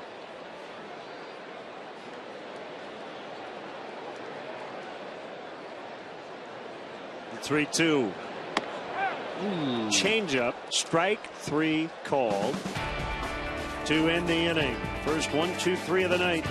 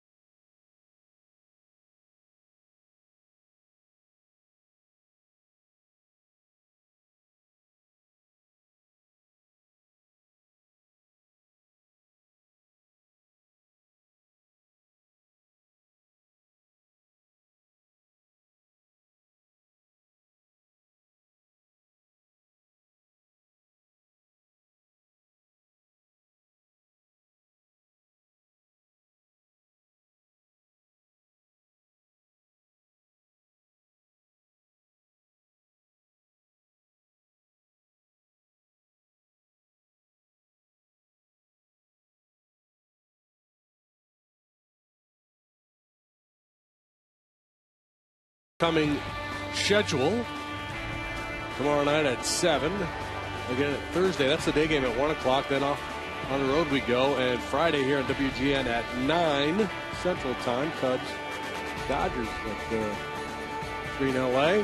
Monday's an off day. And then the Rockies in Denver. That'll be Loopy JD, West Coast. We're past your bedtime. You'll stay up late. Yep, a little punchy.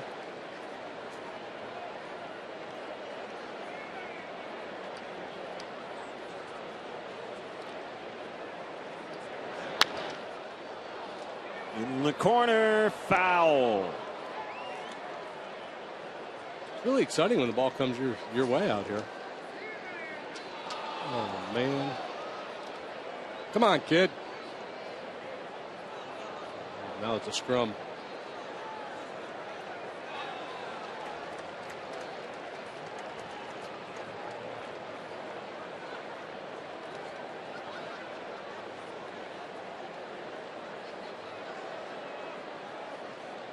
Here's the 0-2 on the former Cub. Come on, Nate. Nice.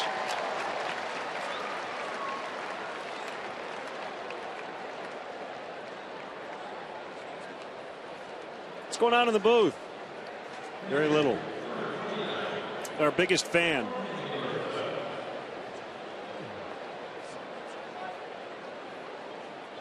Yeah. Yeah. I think we're okay on the umbrellas, right? Having a yard sale. Towel. Want to police our area a little bit here. Paula's eating peanuts. There you go, Paula. Clean this up a little bit. What a mess.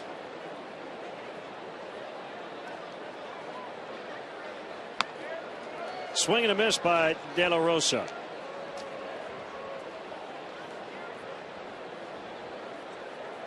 Strikeout victim first time up, but he can swing it a little bit.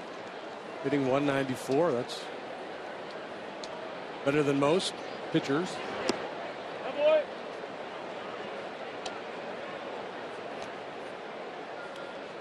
Angels and Orioles. Good matchup in Baltimore. Tied at 3. Check that. Tied at 6. That was an old update. Top of the 8th now. Camden Yards. Astro lots of time. 2 away. So let's see. Edwin the last 2 innings getting the first 2. And then struggling to get that third out in an efficient manner. Phillies lead at New York 6-0 over the Mets as they go to the bottom of the 9th. Rollins, Utley, and Sizemore have homered for the Phillies.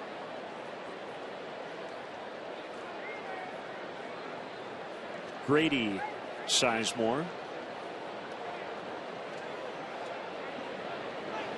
The All-Star Blackman takes a cutter for a strike. Marlins trying to get back to 500, leading the Nationals in Miami 1-0 in the 8th inning.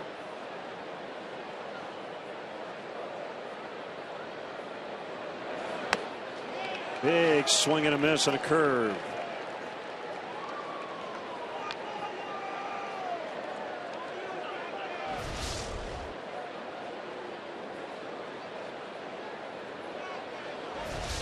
Very well executed pitches to start the at bat. See if we can finish him off here and have a nice quick inning.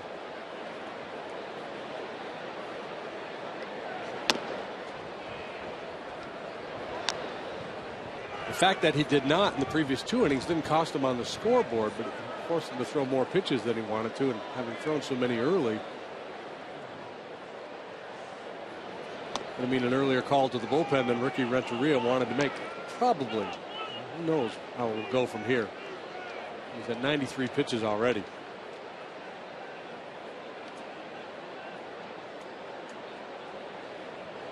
Deep breath by Jackson, and a 2-2 is hit foul.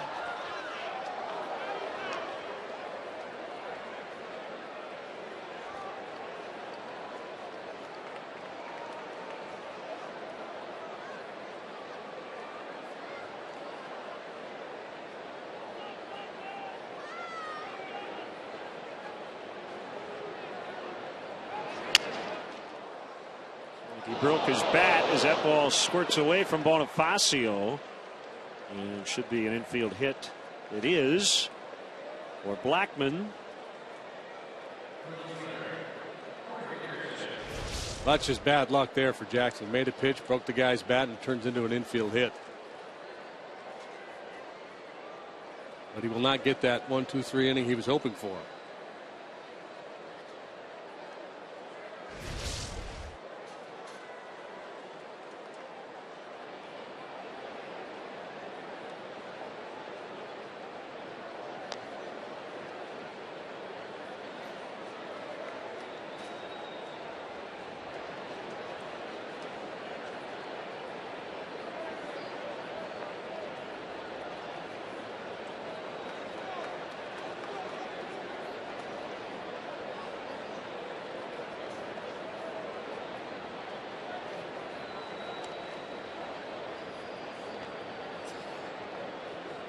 All the runs coming in the first inning.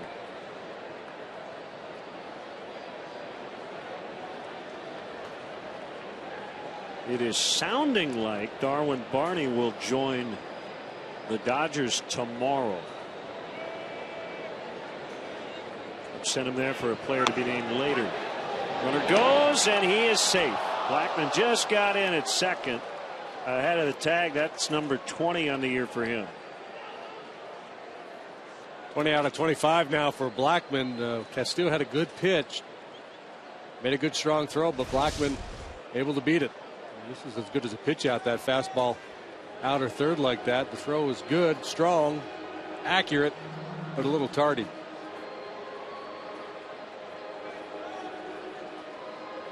Looks like Castillo and Bonifacio went out just to give the dugout some time to look, see if they might want to challenge that call at second.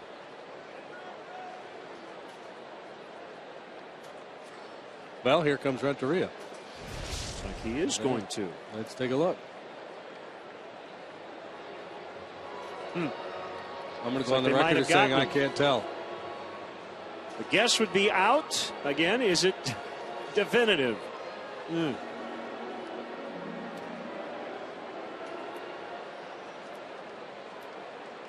going to take a look.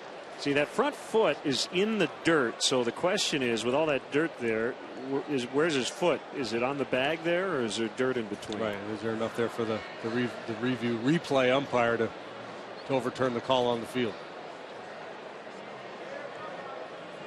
He kind of slowed himself down by digging that heel into the dirt. Wellington, his caught stealing numbers are still below league average, but they've been improving of late. And he is a good throwing catcher. The pitchers haven't given him much of a chance this year.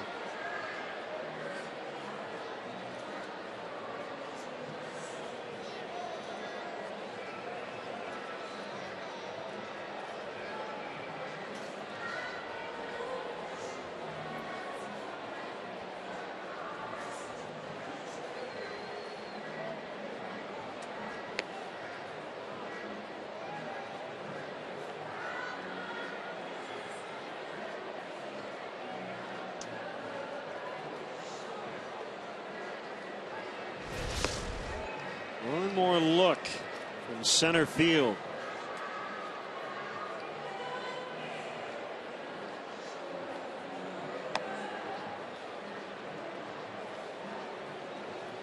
See, he looks out, but can you tell when the glove gets the leg? I think they're going to have a tough time overturning.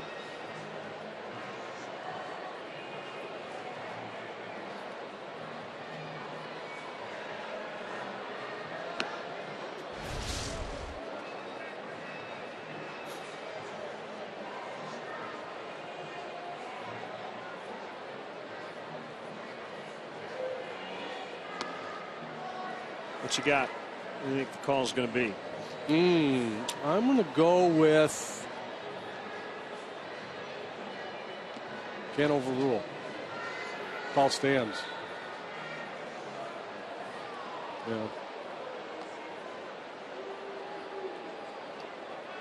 Yeah, I don't know that they're going to say that it's confirmed, definitely safe, but I think they ruled safe because they couldn't confirm or rule otherwise. So it is a 20th steal for Blackman after a 2-minute 6-second replay. One strike to Dickerson.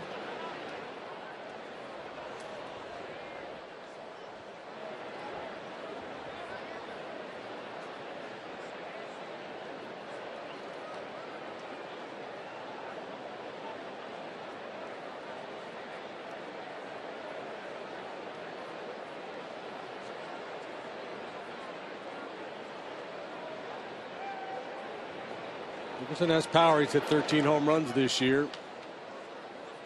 It's an extreme challenge to catch Edwin Jackson. A lot of balls in the dirt. One more time on a split screen. See if you can tell at home.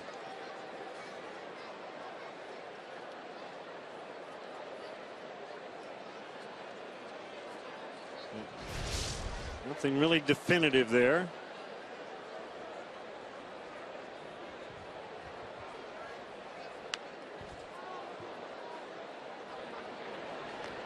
And again, just, if you're 53-47, he's out. That's probably not enough. confidence to overturn it.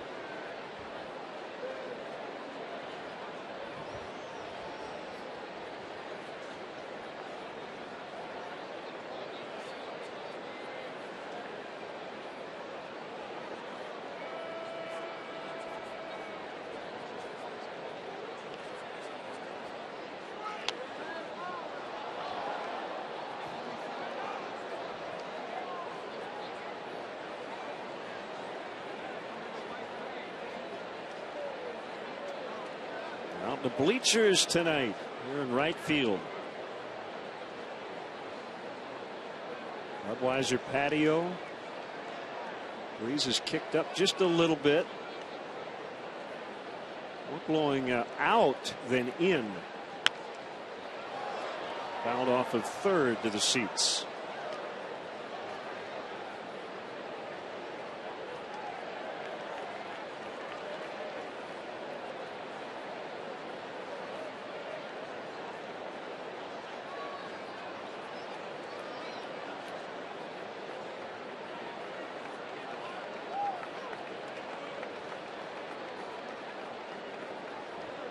It's over in Cincinnati, 3-0. The Reds shut out the Diamondbacks. Leak over Cahill. Chapman at his 23rd save. Phillies beat the Mets 6-0.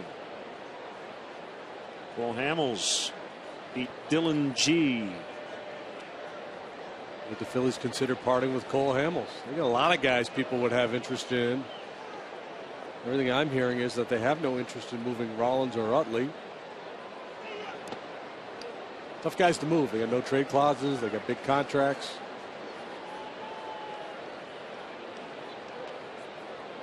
Been some noise about A.J. Burnett possibly going back to the Pirates. There's our friend Dorothy keeping score.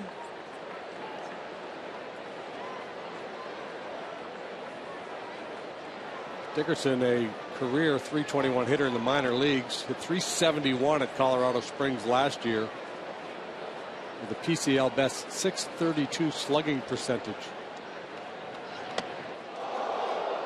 Helmet came flying off on that up and in pitch. So this pattern continues for Edwin Jackson.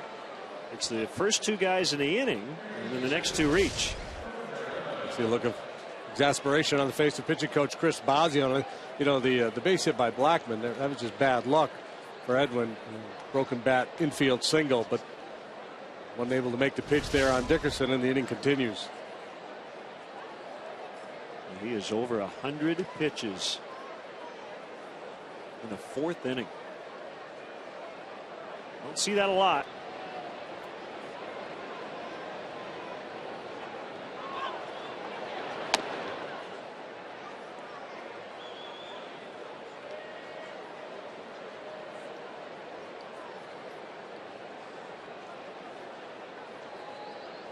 Pretty decent chance we're going to see Carlos Villanueva tonight. He can eat up multiple innings. Yeah, you might see him for 3.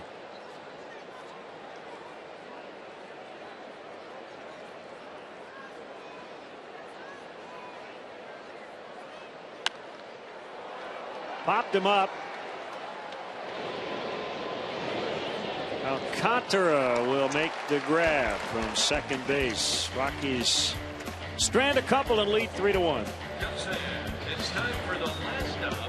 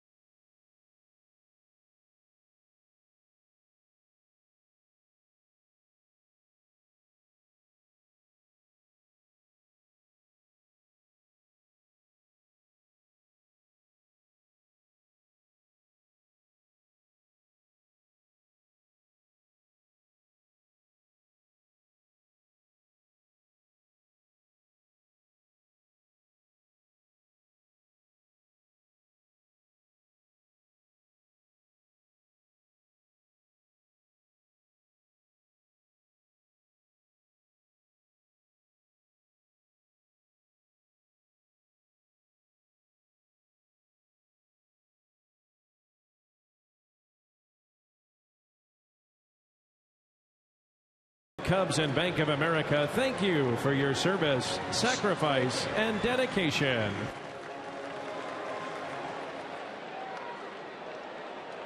Great to see Captain Mark Adolphson Jr., who has served in the United States Marines for 20 years.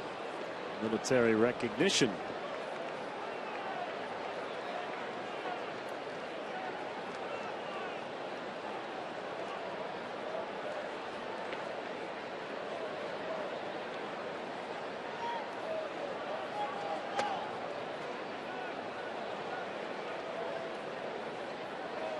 Junior Lake leading off the Cubs' fourth.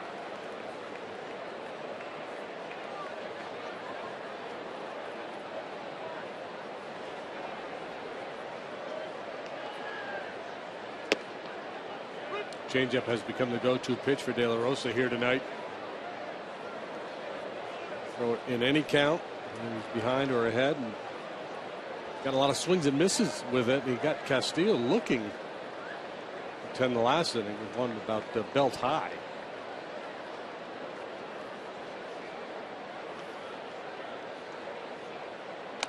Got him. Yep. Just got clipped on the sleeve. Second hit batter for De La Rosa. And Villanueva's up in the bullpen. Jackson probably done after really laboring through his 4 innings on 105 pitches. This spot now is on deck with Sherholtz coming up.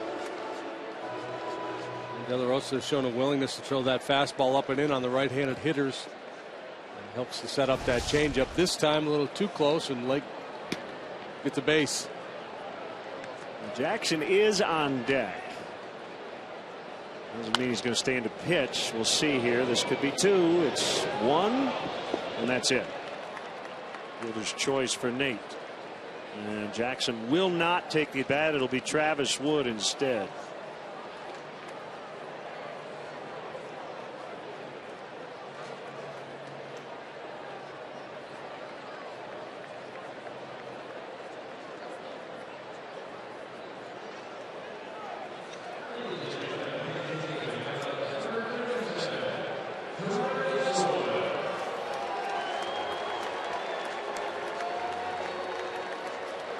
All the position players available tonight on the bench are left-handed hitters. Travis Wood certainly more than capable of handling that bat. Gets the call here early for Jackson.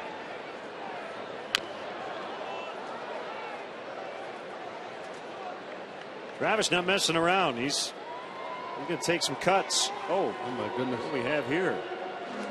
Pasta salad. We got some sort of wrap. We got dogs. We got dogs with tomatoes on them. We got cookies. And some room here somewhere.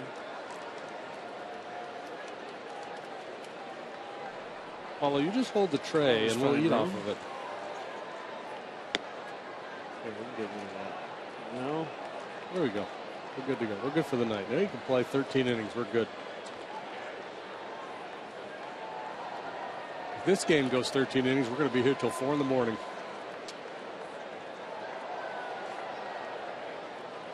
That's it. That's pretty much everything they offer out here. It's a pretty good list of stuff. Sampler platter. 2-1 on the pinch hitter, Travis Wood.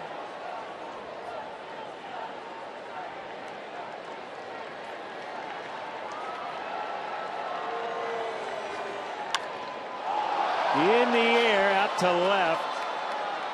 Going to stay in as Dickerson makes the catch. Sherholtz tags, and now he'll stay at first. 2 down.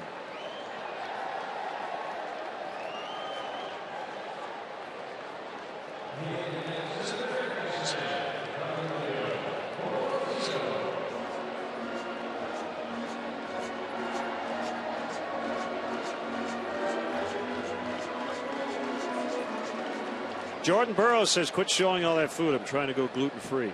This might be gluten-free. Who knows?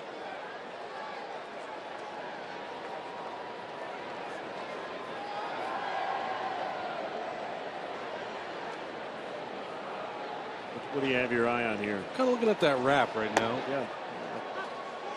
Kind of with you on that.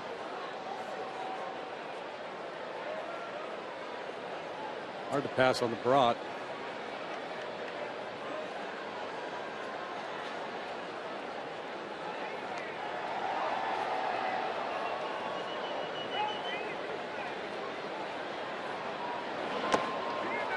Changeup missed low.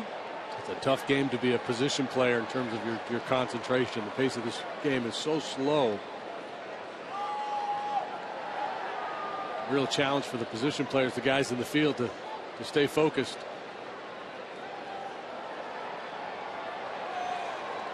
Well, that's what you got to do. You get paid a lot of money to play this game, so no excuses.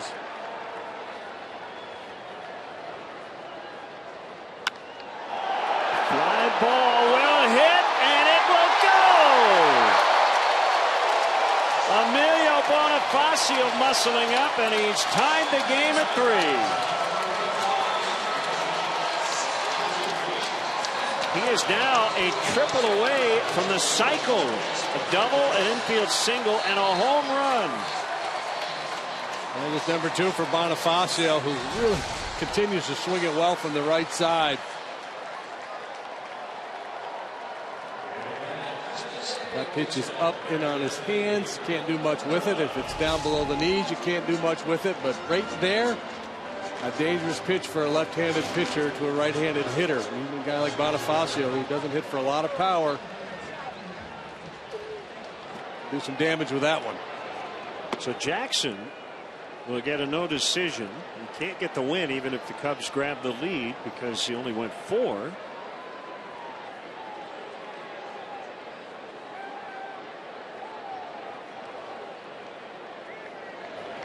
And the pitch fouled back by Alcantara.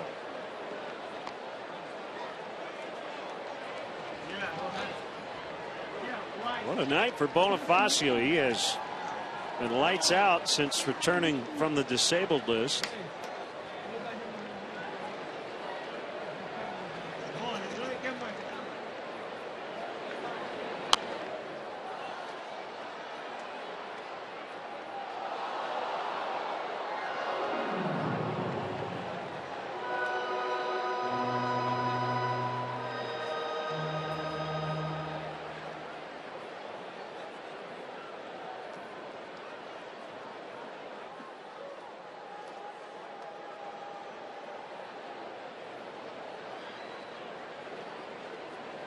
Wind in the 1-2 off the plate in.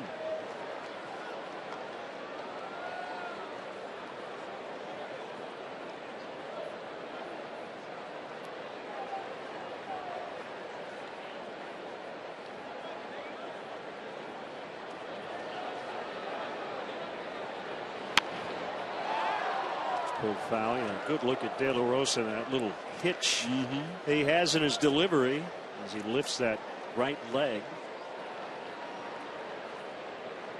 Kind of unorthodox, isn't it? Challenge for a hitter the first time he sees him to kind of time him up.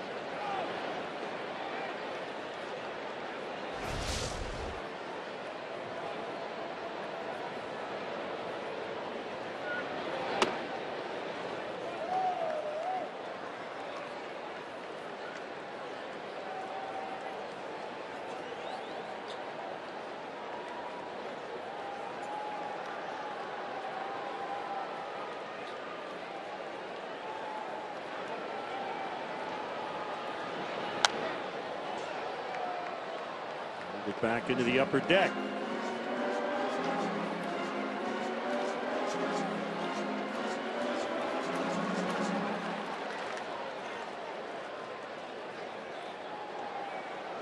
Brewers lost again. Tampa Bay 5-1 the final. And Zobrist hit his night. What, 10 out of 11 or 11 out of 12 for the Rays, something like that.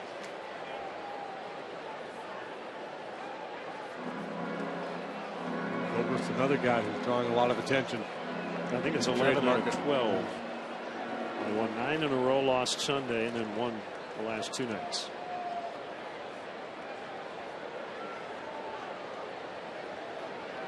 Eight innings of 1-run baseball for Alex Cobb. He struck out 12.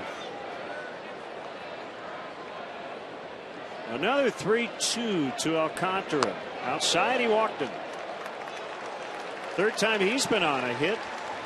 Hit by a pitch and now free pass.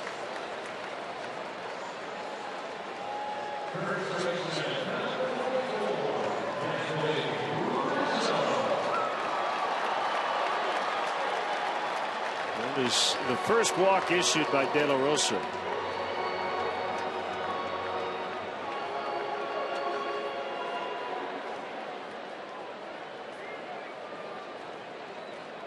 Now Rizzo, with the bases loaded in the second, he grounded out to end the inning.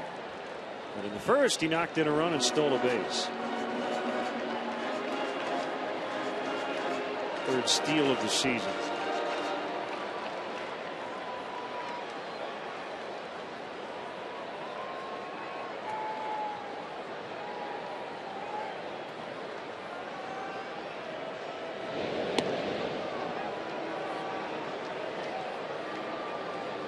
Kind of a funky move.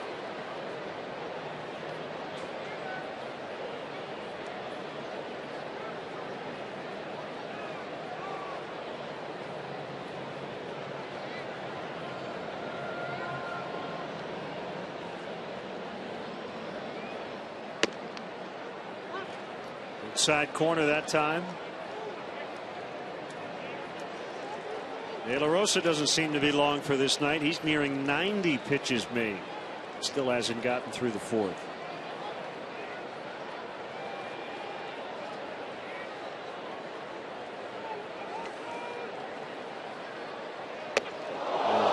Out.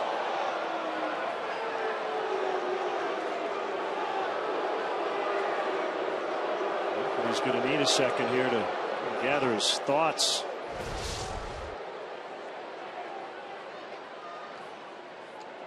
He's trying to throw a cut fastball and it backed up on him.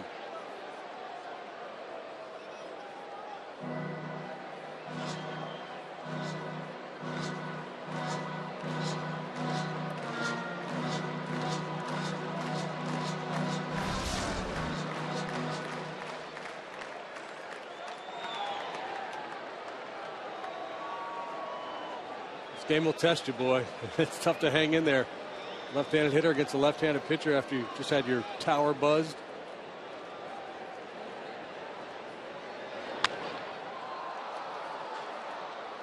Infield pop-up. LeMahieu makes the catch, and the inning is over. But the Cubs have tied it up. 3-3 on the bona fide.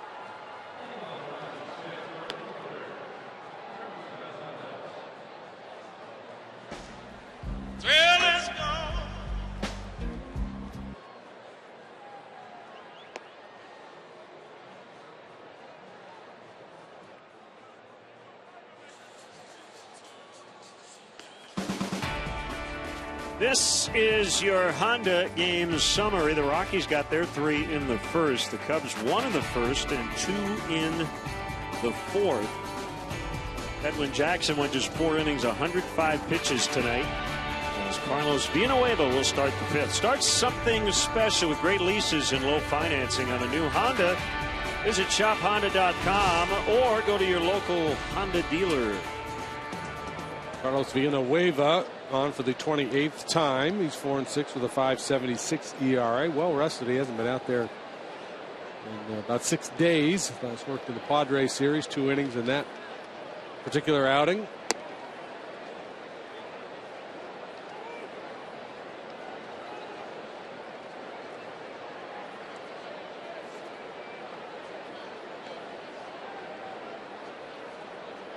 Gonzalez, Morneau, and Rosario.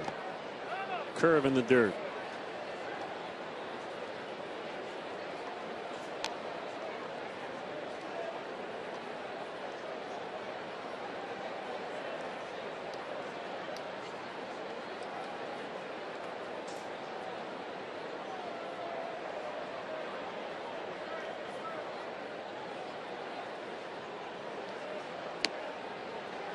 Feathered at 72.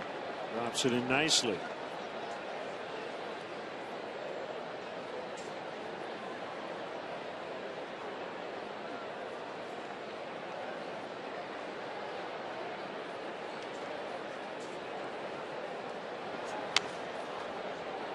Fouled away. Good to see our colleague Steve Novak at the ballpark tonight.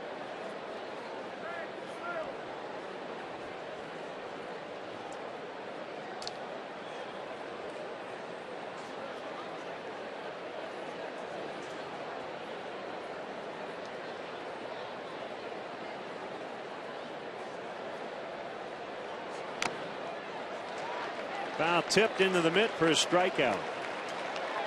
So Gonzalez eliminated. Here comes Morneau. First game off the DL. Already with a 2-run double tonight.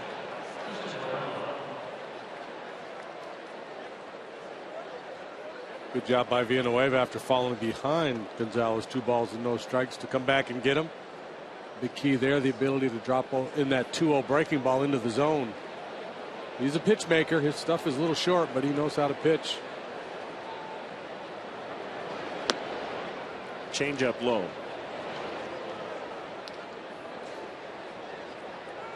This has bounced between the rotation and the bullpen. Nothing new for him. Change up again, this time for a strike.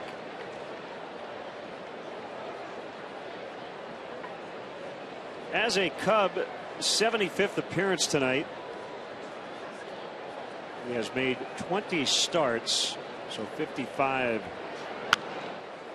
relief appearances. We'll get to the seats down near the bullpen. Nice job by man in the Pac-Man shirt. He gobbled it up. Guy must like bench press refrigerators in his spare time. Good grief. That's surprising that he won that battle.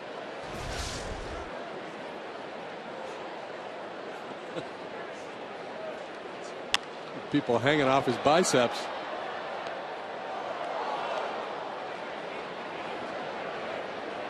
Just can't believe he's not painted green.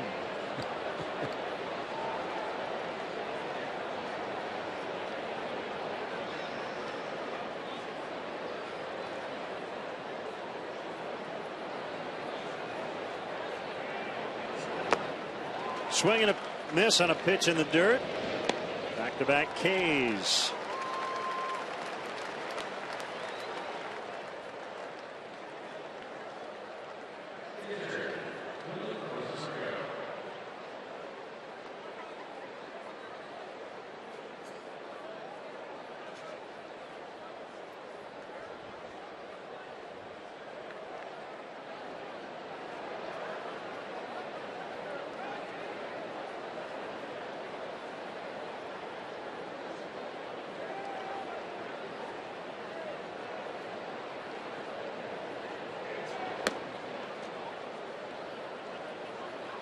Rosario struck out and singled.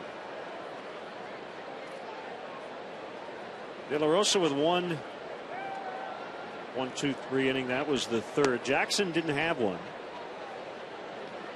In his 4 innings of work, he gave up 6 hits and 3 runs. They gave up 3 in the first. Got out of a jam in the second, and the pitch count got him tonight. Last time out, he had to leave because of a cramp in his hand after 5 innings. And Villanueva goes 1, 2, 3 in the 5th. 3-3.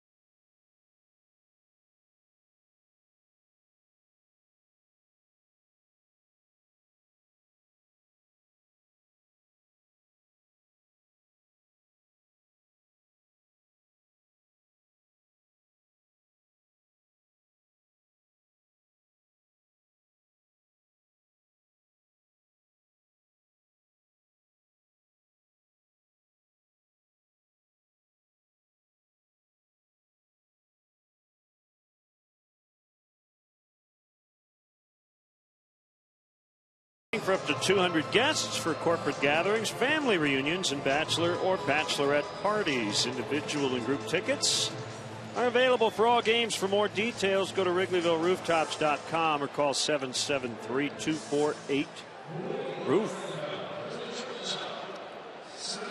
We'll look behind the curtain into our production truck. 3-3 as the Cubs will bat here in the bottom of the 5th. Emilio Bonifacio is going to have a couple of shots at a triple and a cycle a little later. He homered to tie the game in the 4th. Didn't he lead the league in triples one time? Back with the Fish? He may have.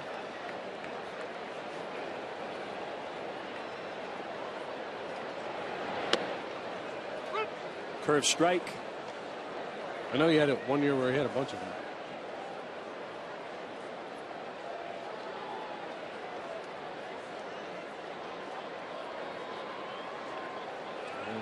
Not led the league in triples. 7 back in 2011. Gonzalez with the catch.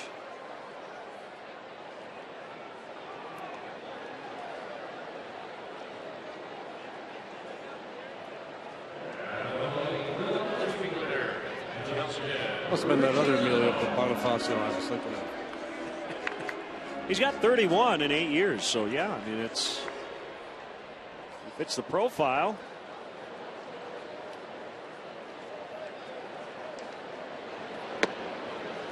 Strike to Ruggiano.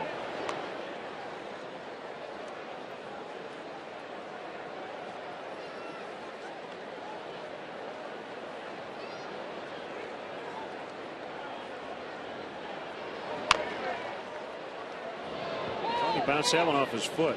Yeah, he did. Good idea to run first and ask questions later, though. Yeah, play till you hear the whistle.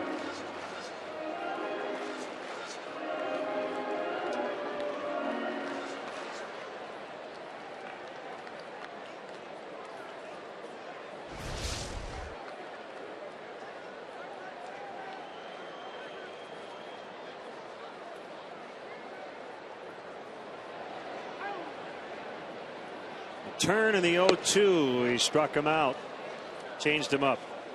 A hat trick for Ruggiano tonight. Seen a lot of soft stuff. Looking for a way to make your business stand out from the competition? Host your best customers and guests in a private suite at Wrigley Field. The Nuveen Investment Suites can accommodate anywhere from 15 to 55, include food, all you can drink beverages, and parking.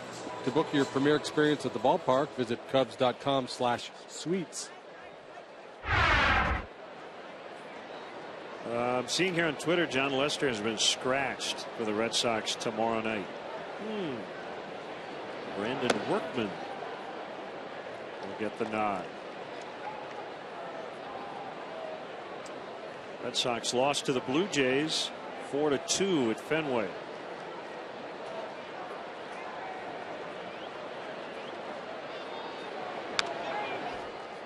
Red Sox have now lost 7 of 8.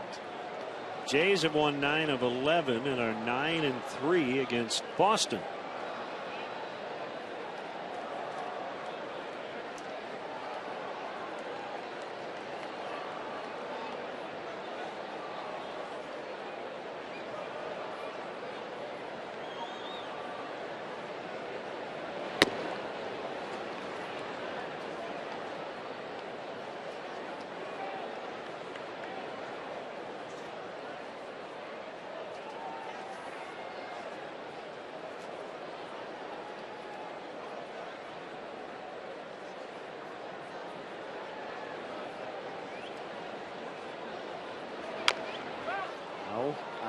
Ow.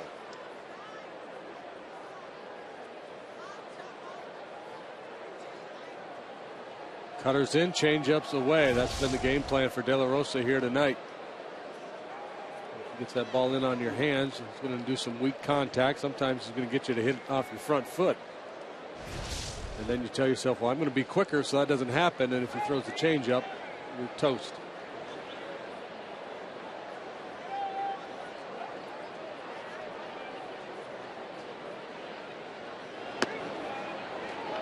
De La Rosa wanted that.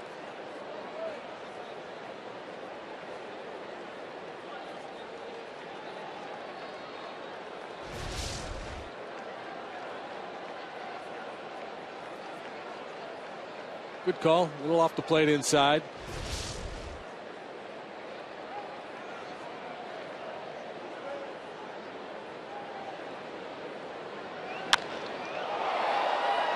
In the air, out into left center.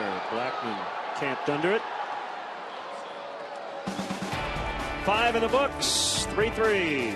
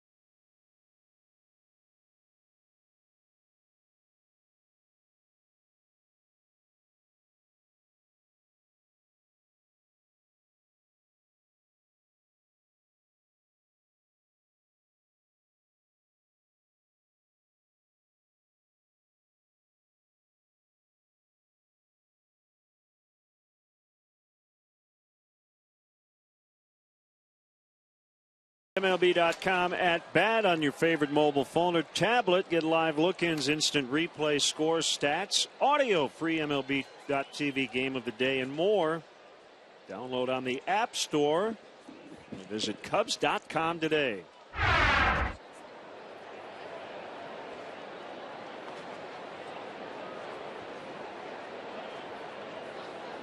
Second 3-3. Each team was 6 hits. So second inning of work for Carlos. He was very good in the fifth. 3 up, 3 down, a couple of punch outs.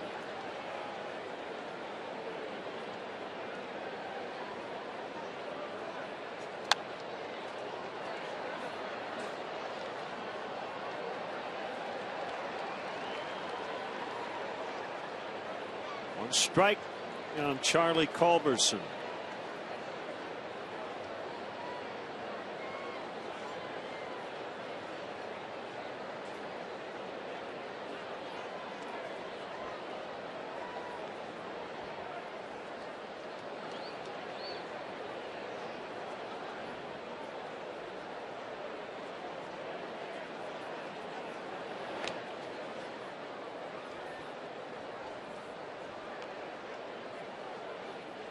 Tommy Kahnle is up in the Rockies bullpen.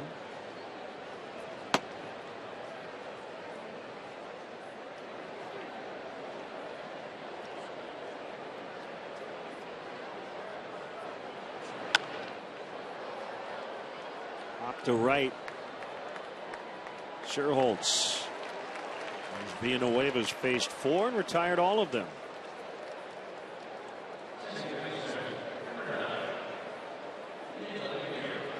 Josh Harrison has homered again for the Pirates.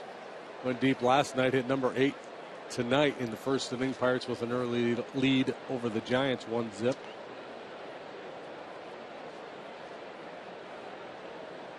Pirates a winner last night. Vance Worley with his first career shutout. Giants have dropped 5 in a row.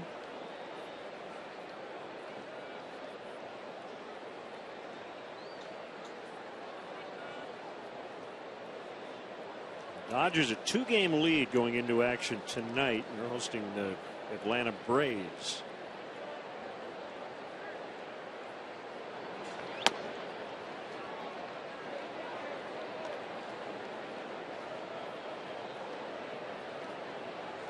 I bet you're wondering how many pitches have missed the strike zone tonight. I was wondering that. 88.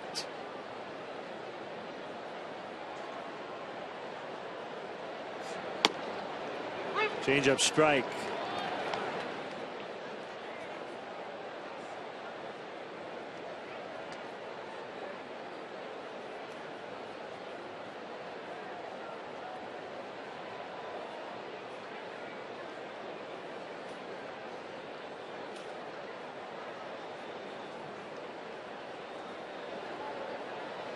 Eighth of a 10-game homestand for the Cubs.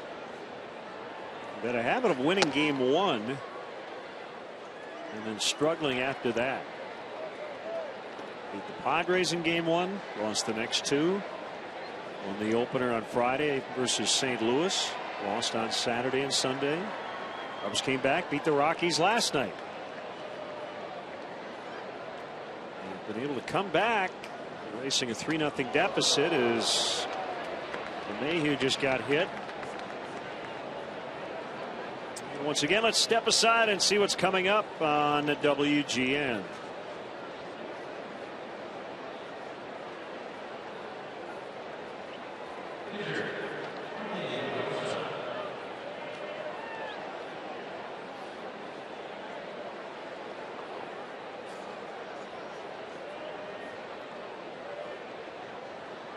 Game 2 of a 4-game series from the friendly confines. We're out in the right field bleachers, Budweiser patio, right over that ribbon board you can see near the foul pole.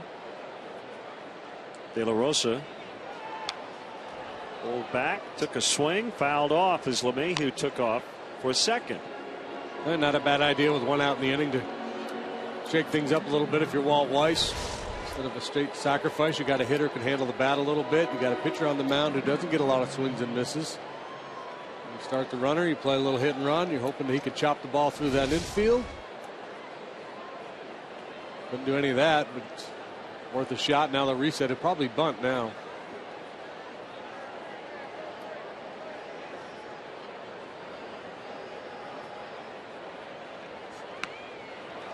There's the bunt. It's foul.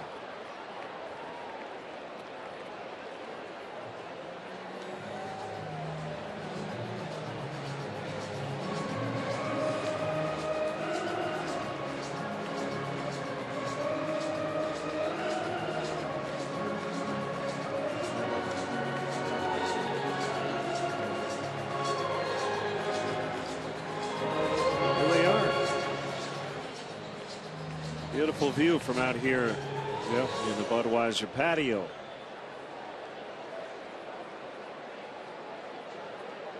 We've been well fed. We have. Dodged some raindrops early. Since that early rain, it's been very pleasant.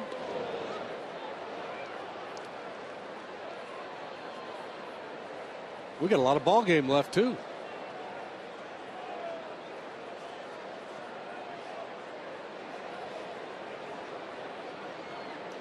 Oh, 0-2 on the pitcher.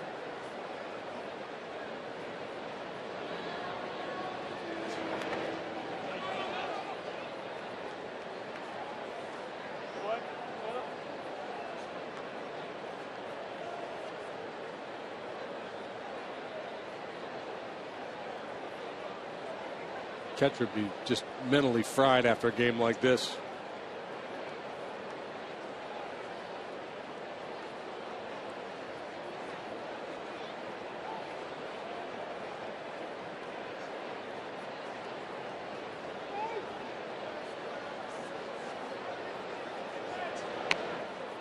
Bunted foul on a slider for strike 3. Jorge not real happy. It's been a tough night for him. He's been very frustrated at times on the mound tonight. Kind of fighting his stuff all night long. His command has not been particularly sharp. Now he doesn't get the bunt down.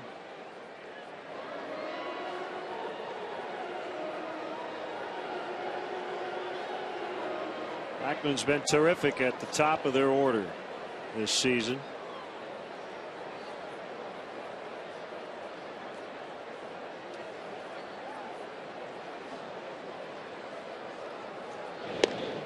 LeMahieu has not been a very efficient base runner this year. He's stolen 8 bases, but he's been caught 8 times.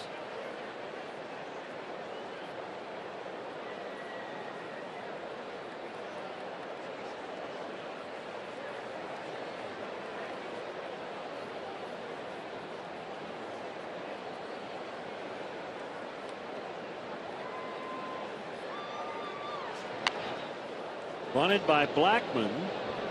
And it's going to roll foul. He was bunting for a potential 2-out hit to keep the inning alive.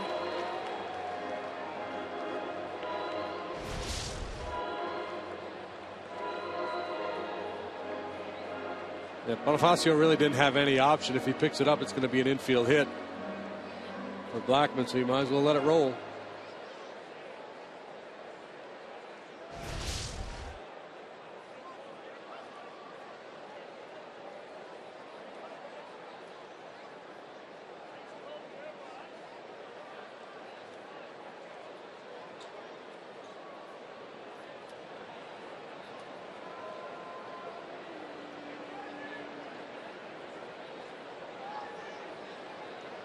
Now in the 11th in Baltimore, 6-6 Angels and Orioles.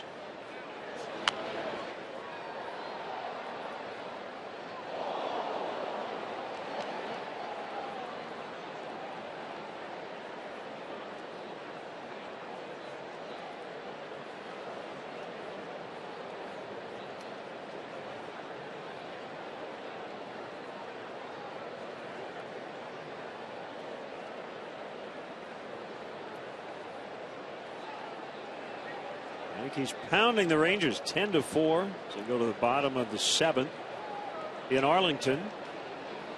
Brett Gardner has hit his 13th for the Yanks. Aaron Sibia, JP with number 5 for Texas. Big 7-run sixth for New York.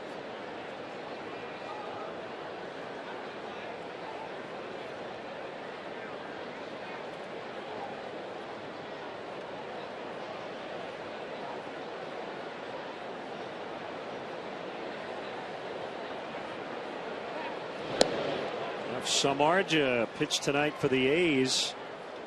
Left trailing 4-1 at Houston. 6 2/3, 4 runs. Struck out 7. Facing his former teammate Scott Feldman, who's been a little better. 7 innings, 1 run. That's a rematch. Samardzija got the best of him, right? Big blowout last time.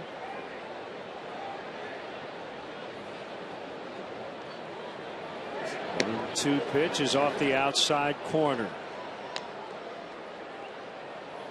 Astros have said they're willing to move pitching at the trade deadline, looking for a bat. Feldman signed a 3-year deal there. I believe you're right. Yep.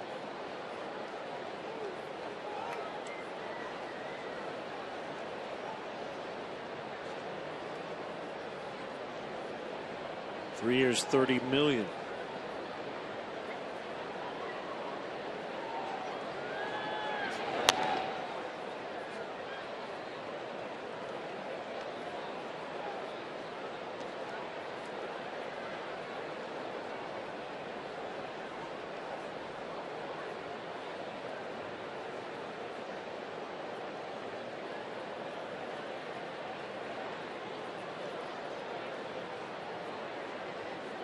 And 236 pitches made in this ball game. I think Charlie Blackmon's seen about half of them. And he's been grinding them out, no question. Tough to finish off. Finish them off. Got the low strike to end the inning. Bottom 6. We continue to celebrate the 70s. Little B.B. King to break. The thrill is gone.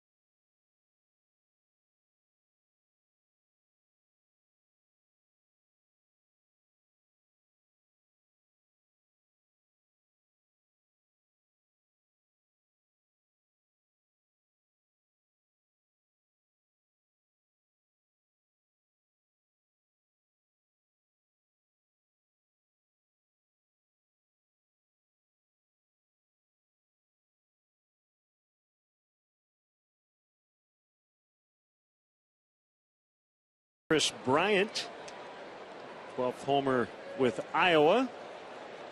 Cubs with a late lead. Kyle Schwarber has gone deep with Daytona to beat Bradenton. Game ender in the 10th.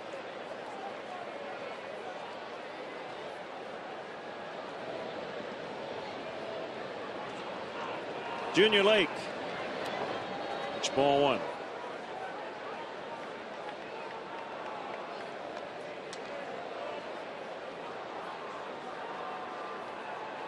De La Rosa got to be nearing the end of his night.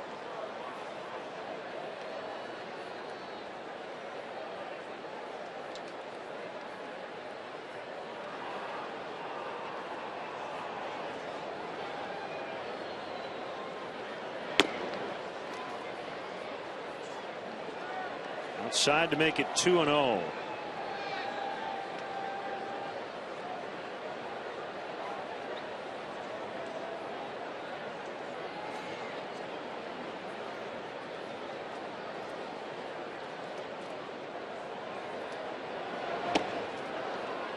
Swing and a miss on the changeup.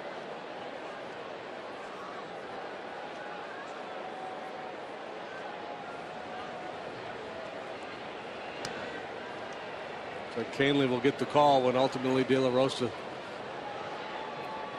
gets to his pitch limit. 110 pitches last time out.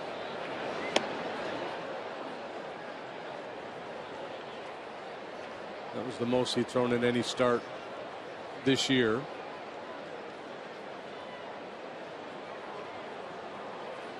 That was in 7 1/3 innings. In a win over Washington, allowed 2 runs, struck out 11 in that ball game, didn't walk anybody.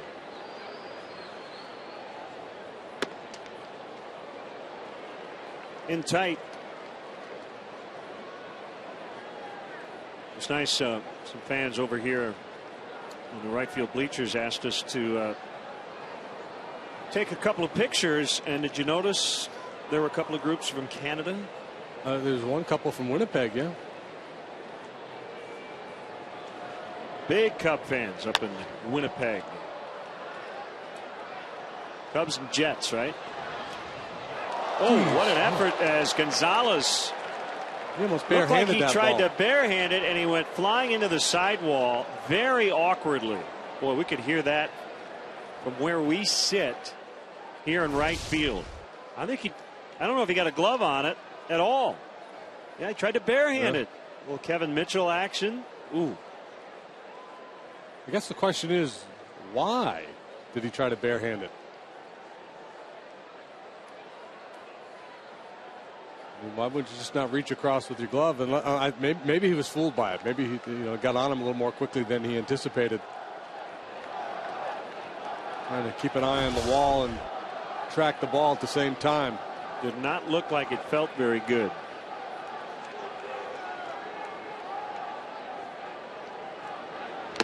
Swing and a miss, strike 3. Number 5. The starter De La Rosa.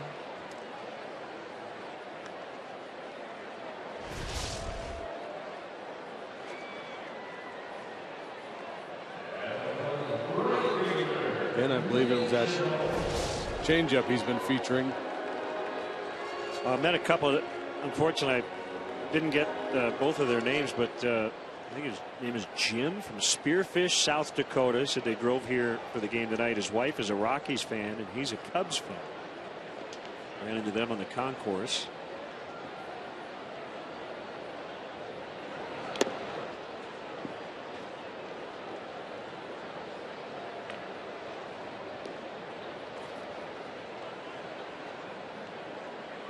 Spearfish, South Dakota. Yeah, it's between Mount Rushmore and Devil's Tower.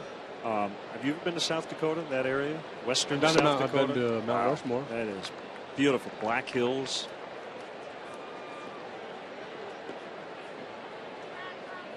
Great part of the country.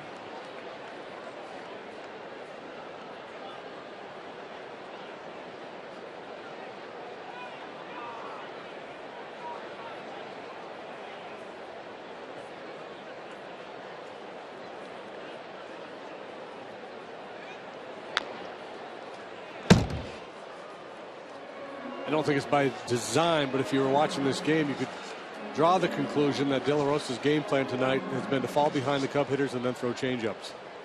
Get him in fastball counts and then throw changeups.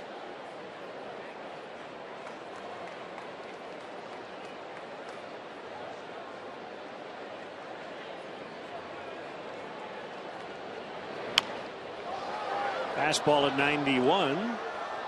Hit foul by Sherholtz.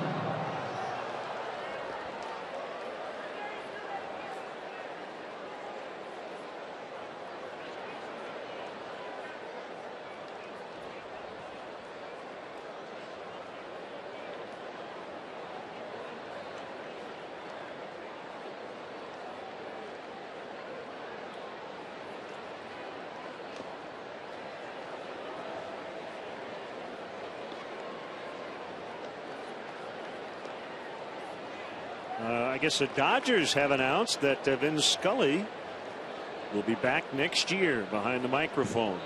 I think this is year 65 with the Dodgers. One of our highlights of the year. Checking the in Dodger Vin, Stadium yeah. and worked in the booth next to Vin.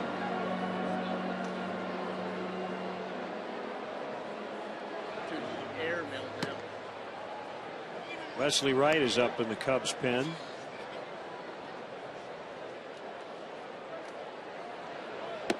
Swing and a miss. I believe a slider, maybe a changeup. Yeah, I think it's his changeup. I think you're right. I think the slider's a little harder. He gets that kind of slider action on it sometimes. Normally it would fade the other way, but sometimes he gets around it a little bit.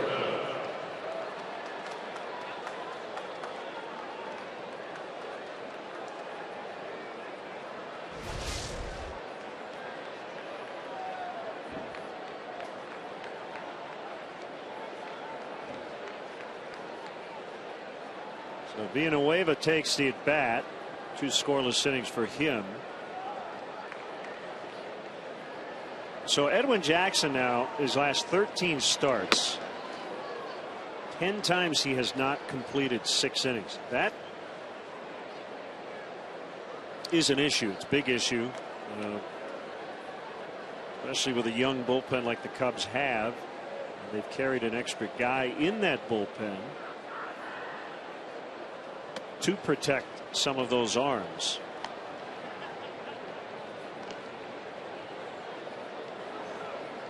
Yeah, they're really going to be forced to piece it together here until they get to September, and then they can call up a couple more arms for the bullpen or slot somebody else into the rotation. Swing and a miss, 1-2.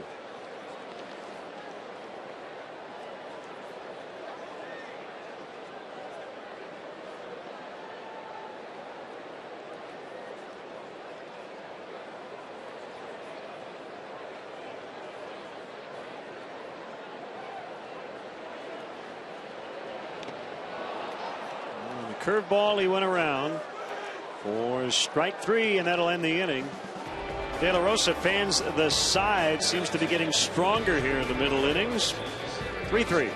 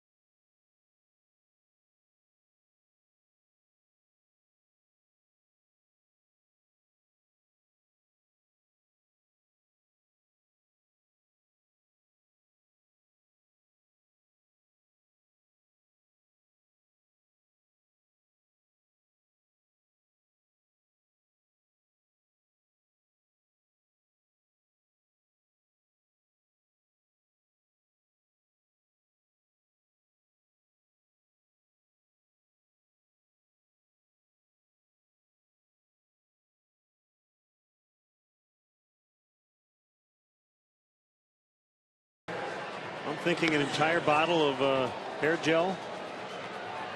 Yeah, that took some time there. Well crafted. Got to be careful when he sleeps, though.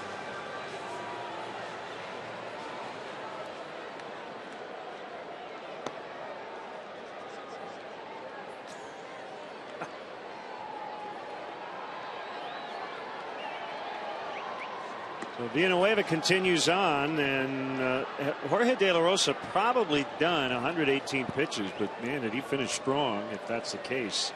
Retired the final 7-4 on strikeouts.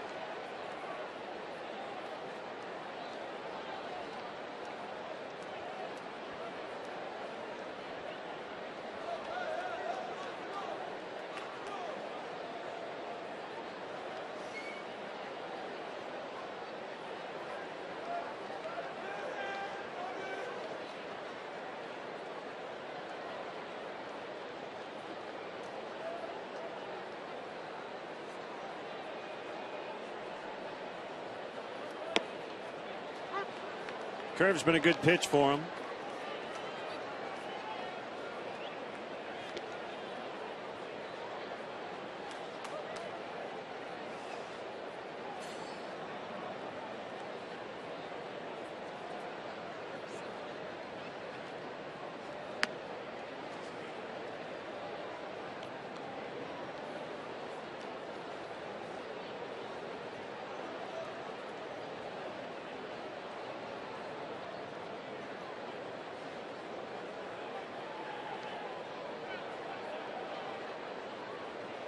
Matt Kemp has homered for the Dodgers tonight.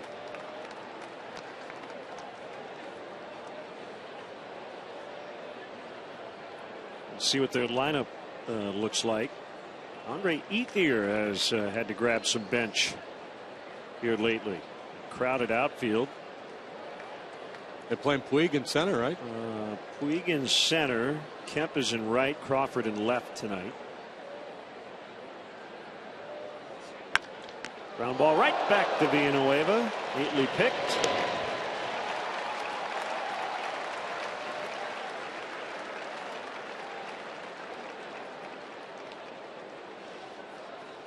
That'll bring up Arenado.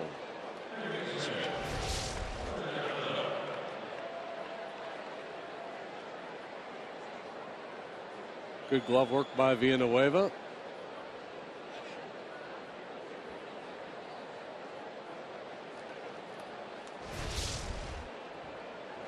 One away in the 7th.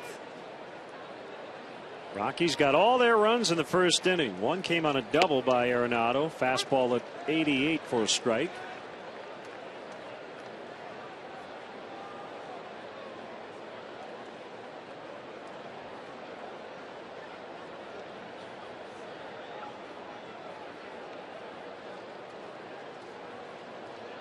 Here it is. Breaking ball hit on the ground to the shortstop, Castro.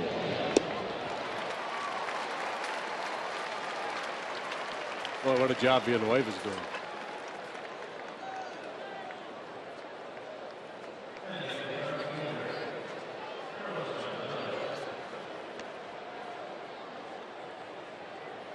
Yeah, that's going to do it for him. He's ready to go. He's still winding up out there. He does not want to come out of this ball game. He's on a nice roll.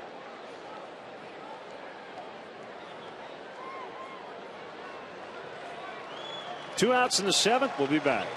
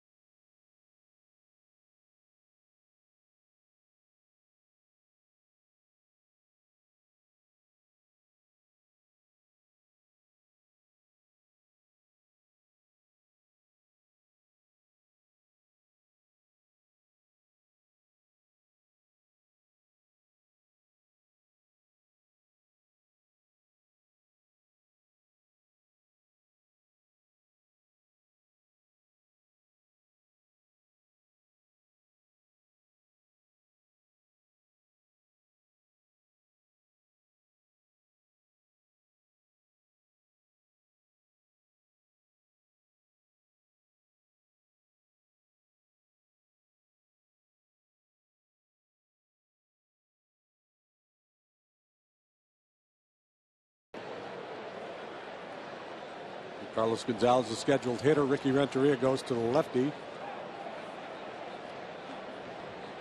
Wesley with a 2.37 ERA. Cargo is 3 out of 7 in his career off of Wesley Wright. And no complaints about Villanueva, huh? Give up 1 base runner. He hit LeMahieu 2 2/3, 4 strikeouts.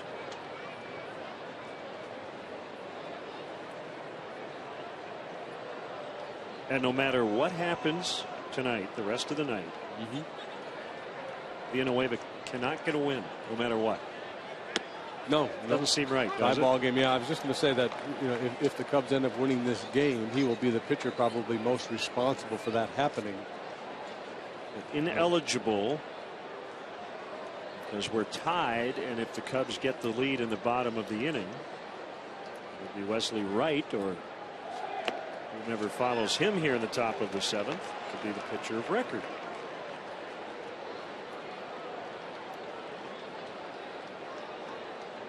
Gonzalez 232 this year against left-handed pitching. 2 of his 10 home runs have come off of southpaws.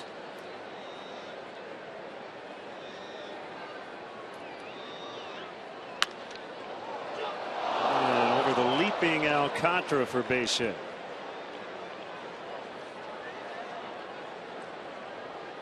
Another dangerous left-handed batter to face, and it's not so much the batting average against, but it's the suppression of power you're looking for in this situation. Lefties, even those that hit for high average off left-handed pitching, usually you see the power numbers go way down, and you're in a tie ball game in the 7th inning where 1 swing of the bat could prove to be the difference.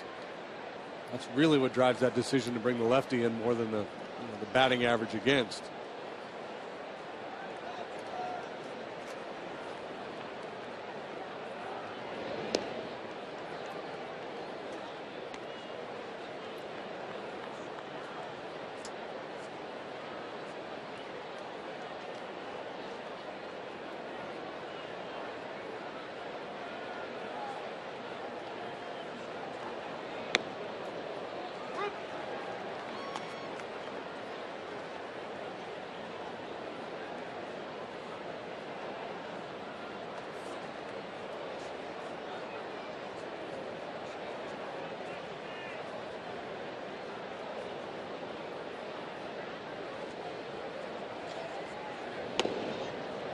Gonzalez used to be a guy you could count on to steal 20 bases or so in a season. He's stolen 2 this year. He's coming off some ankle problems, so not the base stealing threat he once was, not right now anyway. He gets back to 100%. Just chill, JD. You can chill out. The biggest issue I have with the length of this game is I keep eating. Paul Skroba keeps bringing food. Here, you gotta have some chill and some malt cup. Ooh, wooden spoons, those are the best. Say, yeah, we need a wooden Clean your spoon. spikes too if you need to.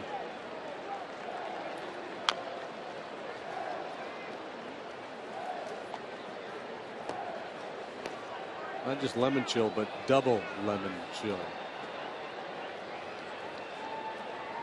2-2 on Morneau.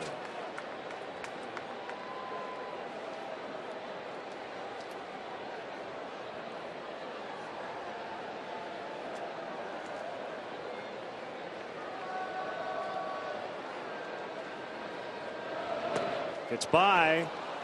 Go ahead, run now in scoring position. It's a wild pitch. That young man's going to sleep well tonight.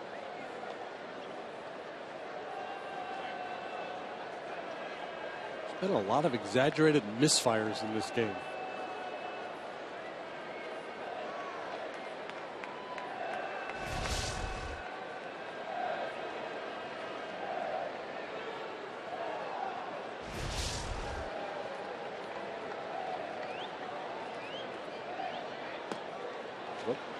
That one.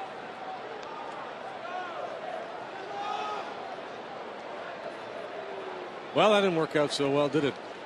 2 left-handed hitters, they both reach. Now the advantage swings to the Rockies.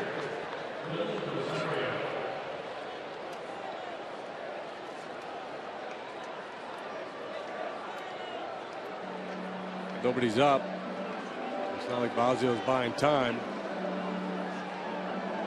Strop and Rondon have worked in each of the last 2 ball games. They might not be available tonight. You got to be careful how you use those resources. Hey, there's James Russell. There was a story in the paper today in the Sun Times about James wanting to be a starter. He did it briefly a few years ago. It didn't go well. But that, I think it was like 3 or 4 starts. That was it. But yeah, he's always maintained that that's something he would still like to do. Maybe next year. Who knows? There have been some interest. Some clubs apparently have called the Cubs on Russell. Clubs that may be looking for another lefty in the bullpen. The Dodgers being one of them. I saw some rumors about Russell. His changeup plays well against right-handed hitters. You look at his stuff and his command. He's not an overpowering guy, but his repertoire is that of a starting pitcher.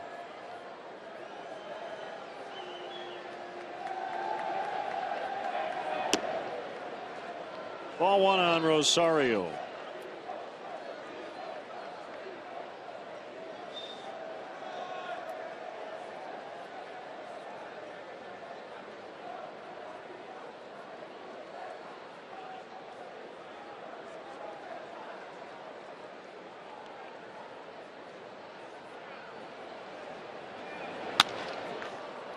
On the ground, Alcantara will take care of it.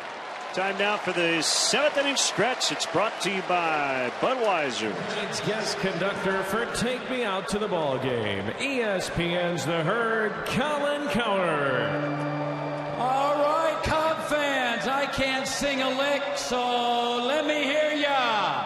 A 1, a 2, a 3. Take me out to the ball game.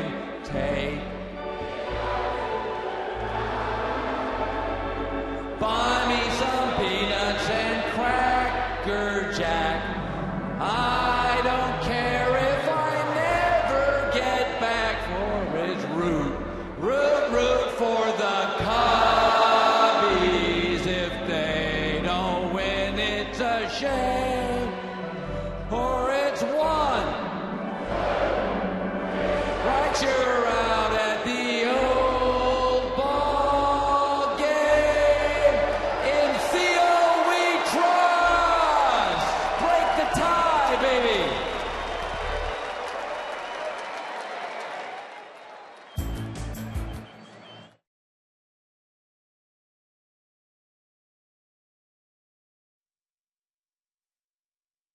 Budweiser. It's guest conductor for Take Me Out to the Ball Game. ESPN's The Herd, Colin Cowherd. All right, Cub fans.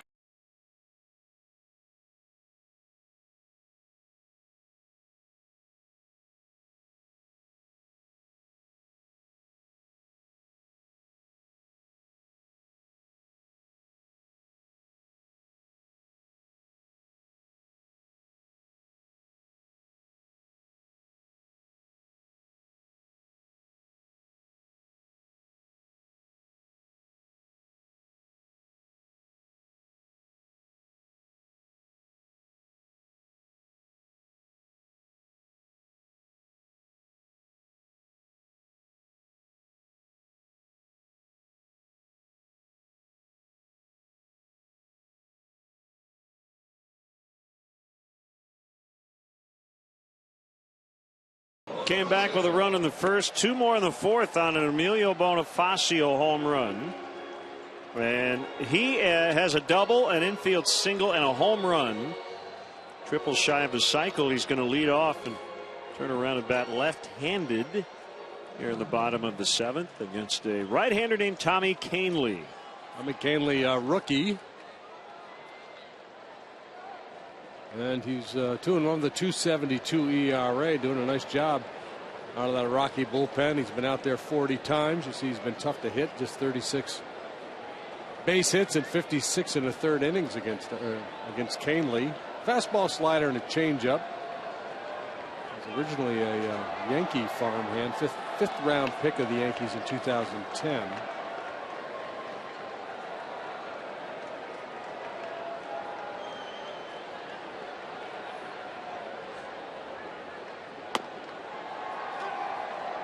Strike called on a fastball at 95 miles an hour.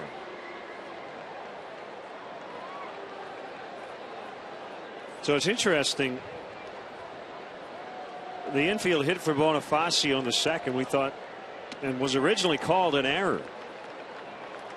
But now all of a sudden he's got a shot at the cycle. Yeah, well, the best way for him to get a triple here would be to get out in front of one and hook it into this right field corner. Been a while. 93. Mark Grace, last Cub hitter.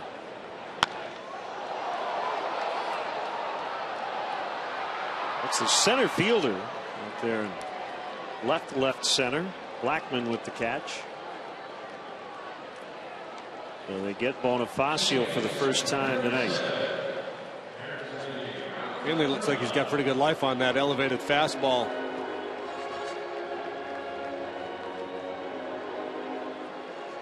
De La Rosa did not have his best velocity tonight. He had to kind of battle without his best heater. He relied heavily on the changeup.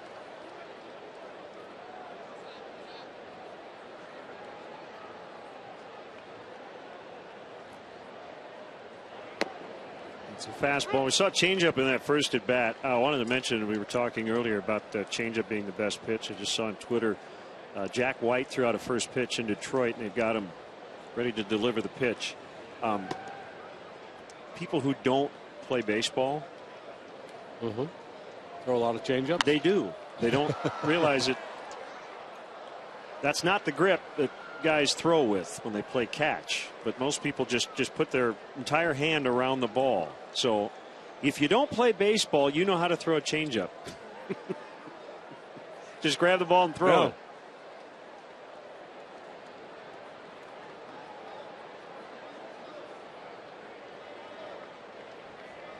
The 0-2. A riser up and out of the zone.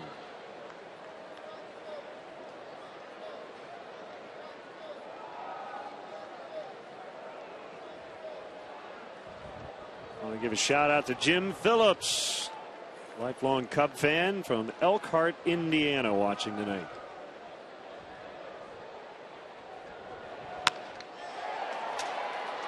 Lined to Blackman. Wind has really picked up. Yeah, it might be a little some weather blowing in there. There is. Yeah, it's coming out of the west, the west northwest. It was an east wind when we started some 3+ hours ago. Rockies have a lefty just now getting loose in the bullpen, so not ready for a confrontation with Rizzo here. They only have one. It's Rex Brothers. Actually, Boone Logan just Boone activated. Logan's back. Yeah, just activated from the DL. Shallow center, cradled by Culberson, the shortstop. What a catch to end the inning. Cubs go down 1-2-3, off to the 8th, and a 3-3 tie.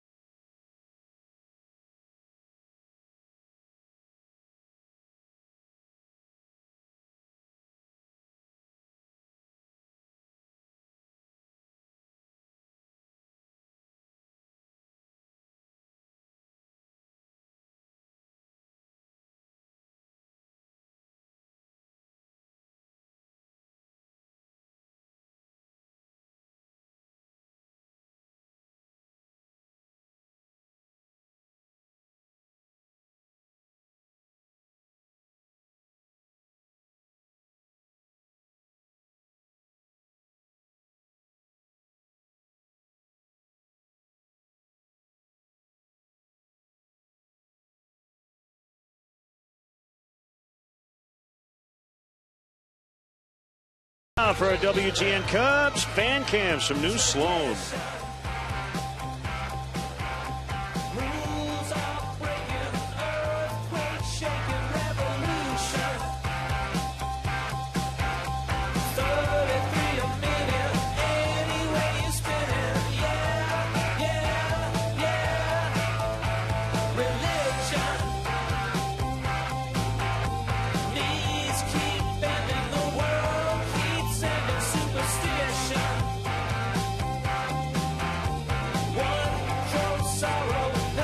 So New Sloan keeps swinging downtown.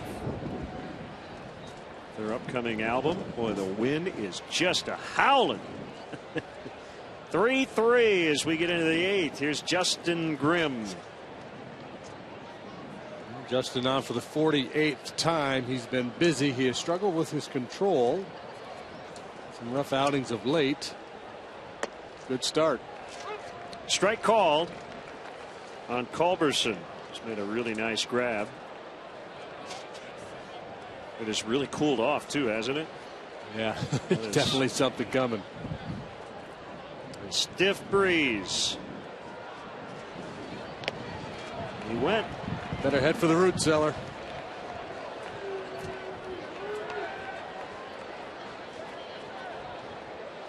See, if I had a wireless headset, we could walk back to the and booth and doing our bit.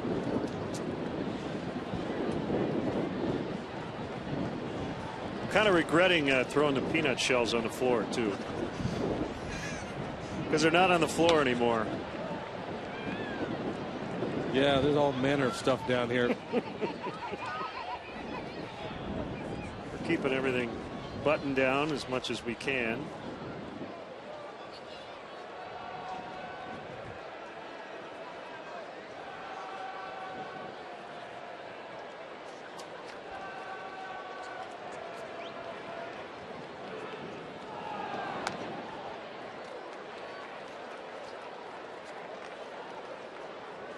Culberson nothing for 3 tonight. Struck out first 2 times up, then flew to right last time.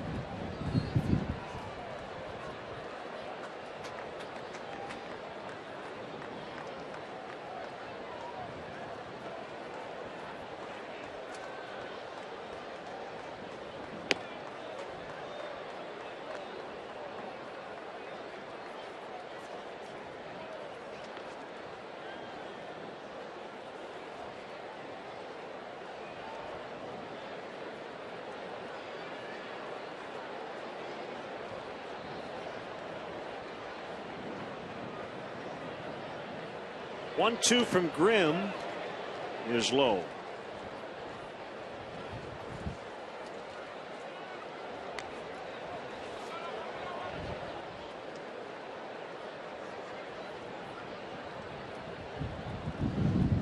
Rangers are making a run at the Yankees. 4 in the bottom of the 7th. They've turned it into a 10-8 ball game.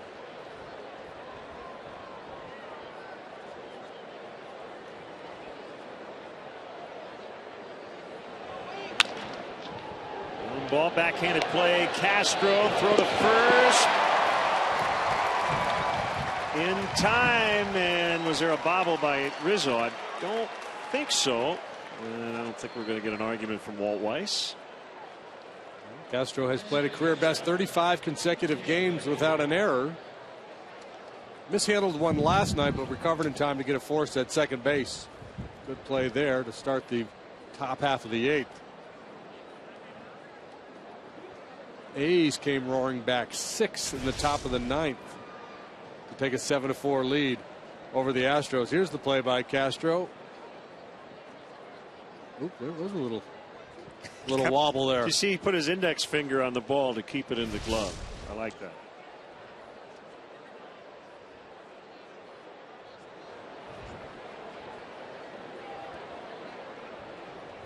Here's LeMahieu with one away. Fastball misses. High and away.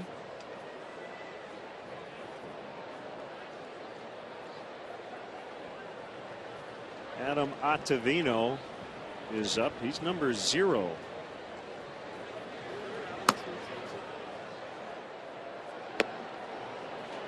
Good breaking ball.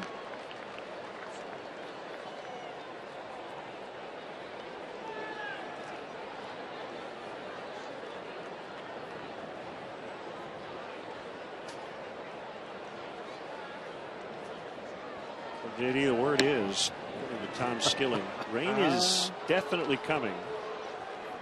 And it's not going to be light. We got a chance to make broadcast history tonight, my friend. Make sure you unplug everything. And make a little history. You know, there's an old Italian proverb, and I don't know the Italian words for it, but basically what it means is if your house is on fire, you might as well warm yourself by it. Swing and a miss, 2-2. Making the best of a bad situation. Right. You're going to get dumped on. No, I don't know what the best part of that would be. I'm trying to come up with a positive. Maybe.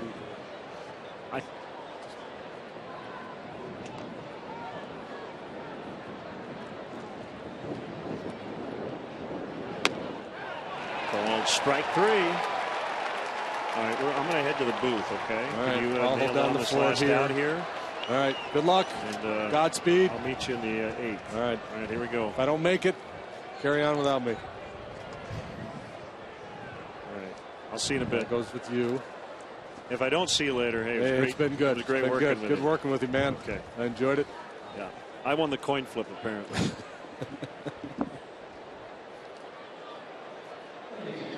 Brandon Barnes will pinch hit here with 2 outs in the top of the 8th. There he goes. There he goes, folks.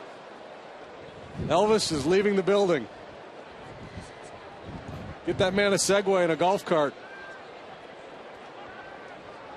Ooh, I just felt a raindrop.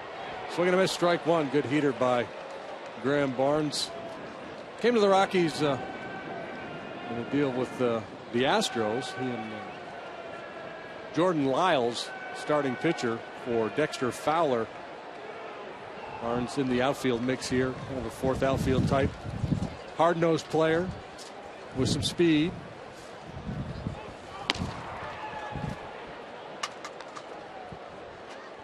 This is awesome. The wind is just howling here. And after Barnes, it'll be the top, Charlie Blackmon. As Grimm works here with 2 outs in the top half of the 8th. There's a cutter that clips the outside edge. Jordan Lyles, the starting pitcher the Rockies acquired in that deal, was off to a really good start. He had an up and down ride in his time with the Astros. Early this year, he was really good. Then he hurt his hand, broke a bone in his hand on a tag play at home plate. Rockies had a number of bizarre injuries to deal with this year. Carlos Gomez had a tumor on his finger, had a couple pitchers out with broken hands.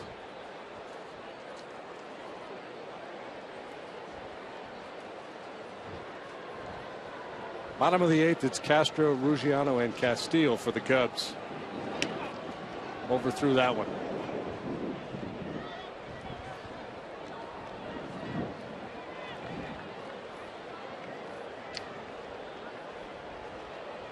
Grimm, the 4th Cub pitcher to work here tonight. Edwin Jackson went 4. Carlos Villanueva 2 2/3, really good. Wesley Wright a third of an inning, allowed a hit and a walk, but able to get out with no damage. And now Grimm here in the 8th, looking for a 1-2-3 top of the 8th, and that'll do it. Barnes a strikeout victim. We'll go to the bottom of the 8th, tied.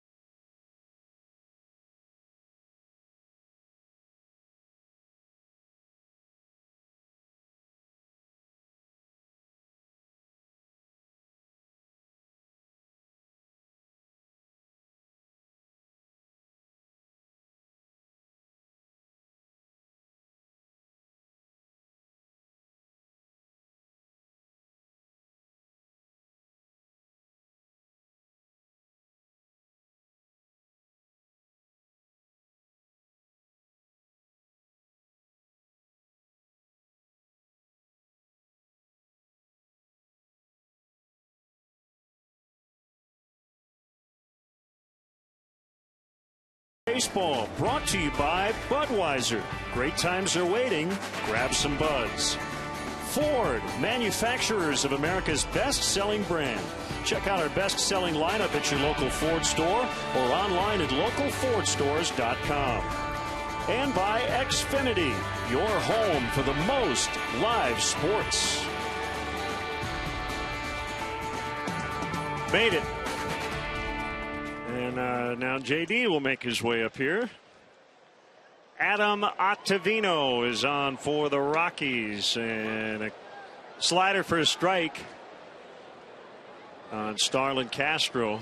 Wow, is it windy out there? Very calm night as we got started, 75 degrees. But it has really cooled off.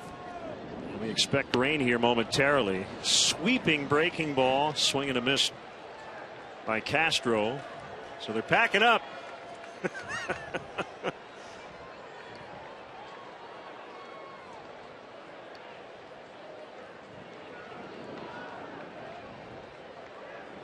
See how long it takes them.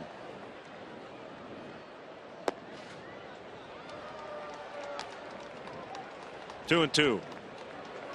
Cubs have kept the Rockies off the board since the first inning when they got 3 off Edwin Jackson.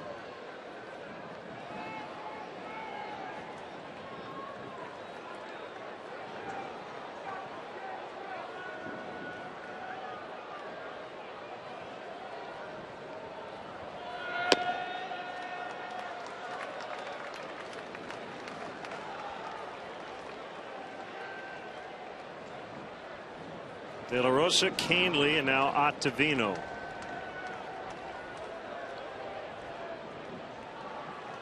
Cubs have used Jackson, Villanueva, Wright, and Grimm.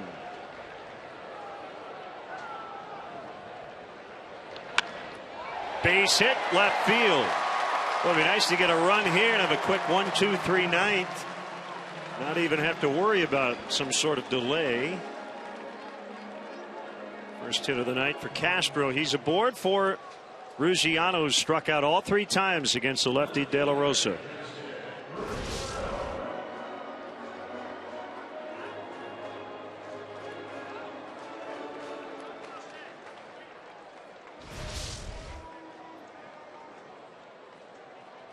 So righty against righty.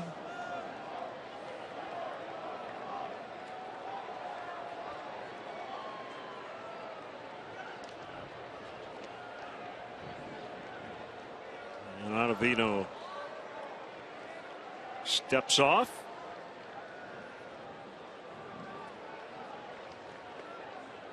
I want to hear from Twitter, how was JD's play-by-play? I missed it. How did he call the strikeout? I want to know. At Lennon JD is our Twitter handle. Breaking ball for ball 1. That was very odd, walking through the stands while the game was going on and not calling it.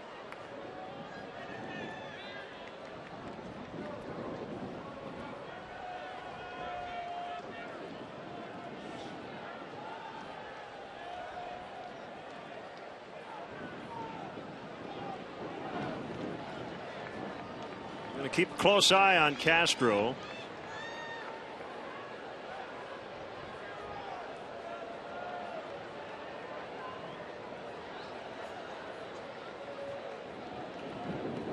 Ottavino uses that slider a lot. Almost half his pitches, almost 49% of his pitches, according to Fangraphs, are sliders. And the rest are basically fastballs. A very rare changeup.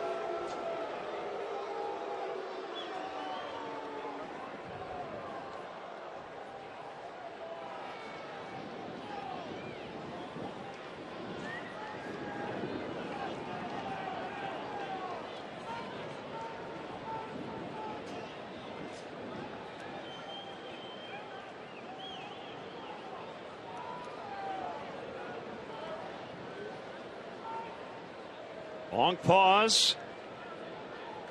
Finally the pitch. Castro runs, and Ruggiano at a good cut found it back.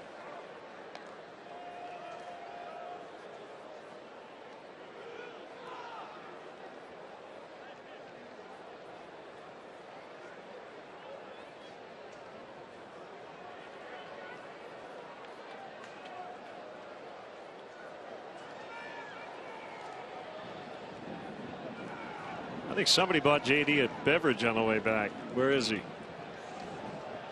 1-1. Pitch. Lifted to right center.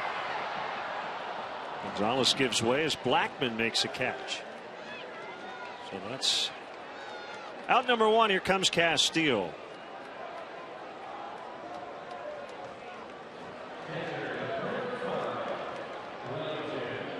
Tyler Slager, he was amazing. You guys should trade positions. Aaron chimes in on Twitter. I think I just saw JD get in a cab.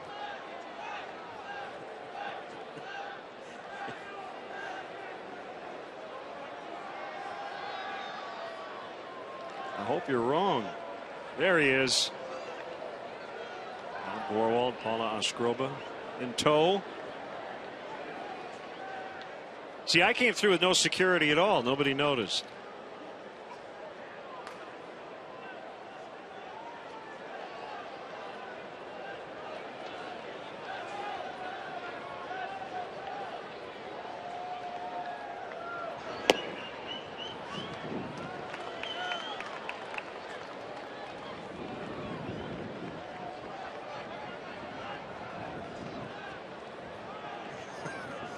Somebody unlock the door.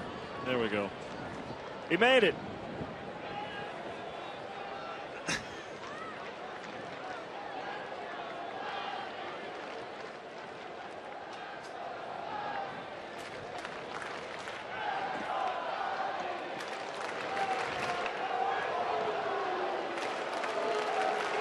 All right, JD, it took me 3 minutes and 45 seconds. You were 5:40, although I was solo. Well, I stopped and had a slice of pizza. Yeah. Someone said they spotted you getting in a cab. We almost diverted.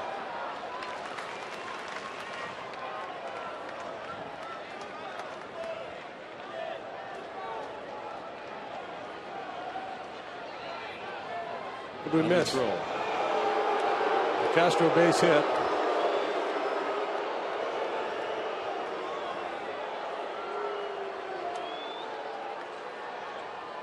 So Ruggiano flagged to center. Flew out. Okay. Yep.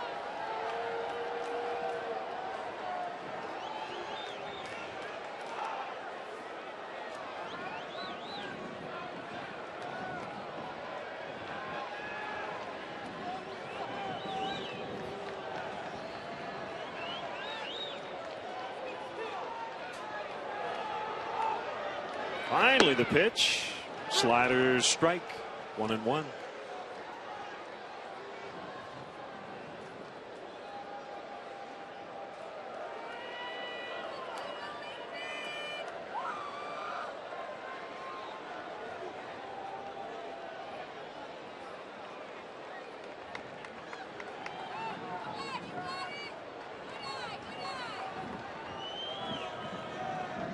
Getting all kinds of interesting tweets on your play-by-play. Infield pop-up. Because I missed it. You're getting good reviews. I'll tell you that. Somebody said Yakety Sack should have played while you both were headed from the bleachers That's to a the good booth. idea. Yeah, maybe we'll build that for tomorrow. We'll put that video together. Put a little Yakety Sax in behind it. I did see some befuddled looks among some fans along the way. Len, what are you What are you doing, man? Aren't you supposed to be calling the game? You just held up your phone and showed them the weather map.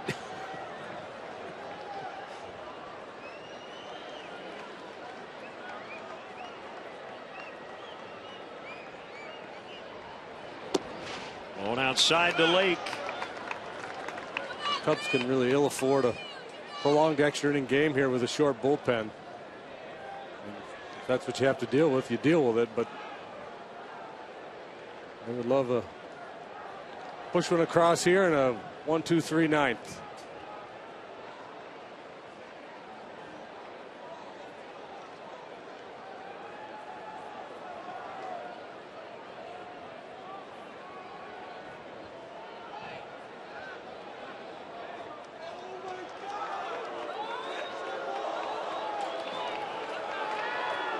Kyle Smith, I thought JD did well. Good rhythm, didn't overfill with commentary, let the crowd mic talk a bit. Good rhythm. So apparently he had good rhythm. Good rhythm. Someone else checking in. JD stopped and did a keg stand on his way. Okay. There goes a runner and a chopper to short. Culberson charging, and the Cubs can't convert after the leadoff single. But we got JD back. That's good news. Still tied.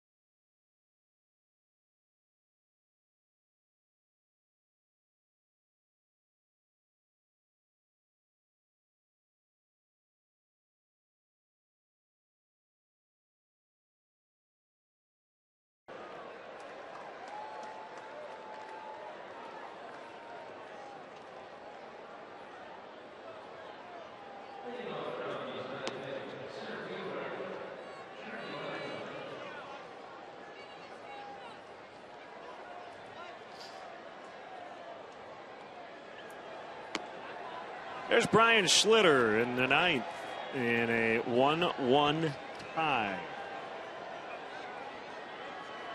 Good job, Justin Grimm.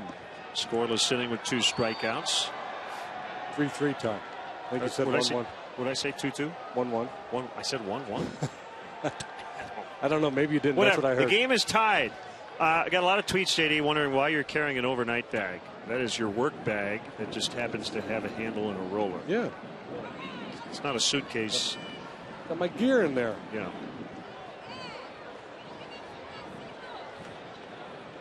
Well, normally this would be Hector Rondon's time, but as we mentioned earlier, short bullpen tonight. Rondon has worked 2 days in a row. Ricky Renteria is going to try to stay away from him. Blackman bounces foul. All right, can you show the bag? Yeah, sure. It's a nice bag. A lot of people are very concerned about what you were carrying. Yeah, just a bag. Just a bag. It's got some zipper pockets. And yeah, you got this. Put your computer in there, your scorebook, your pencils, because you got to keep score. Yeah. Maybe a ham sandwich if you go extra innings. No more food for me tonight. It's too late. Blackman bounces out. Yeah, there you go.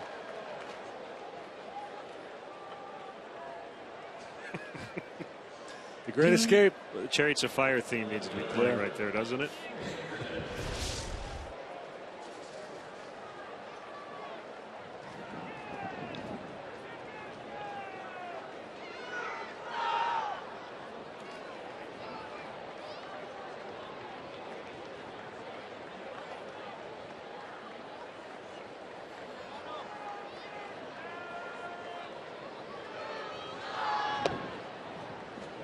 One 1-0 on Dickerson. There may be a QG Fujikawa sighting here pretty soon. He's nearing the end of his rehab assignment.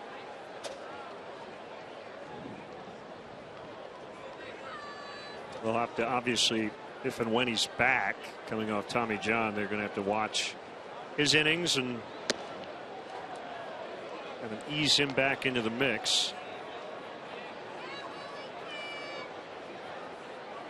And here it comes. Yeah, and people might be wondering, well, look, Rondon can't pitch 3 days in a row. Stroke can't pitch 3 days in a row. They could. If the Cubs were in contention, I think the bullpen would be handled a little bit differently. But they're not in contention, so there's more of a priority on protecting those arms at this point.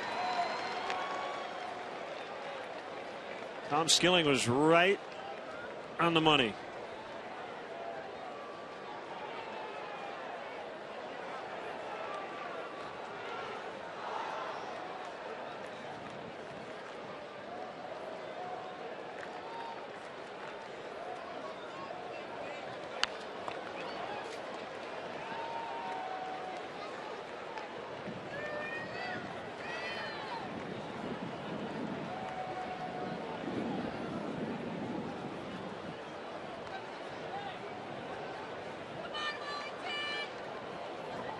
Matt checking in, wondering if you played some banjo with the Ted Butterman band on your way up here.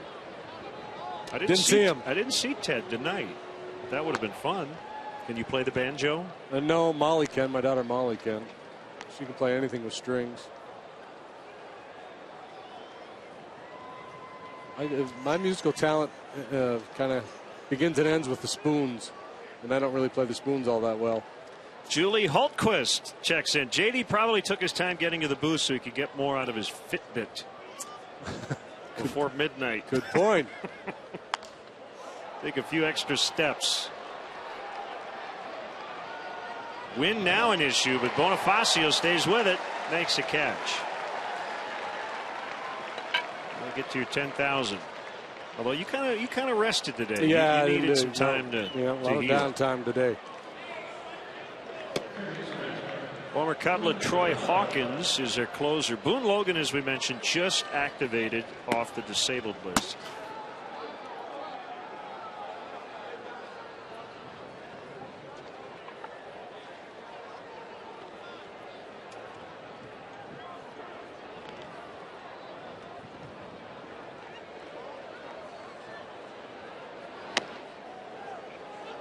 In on Arenado.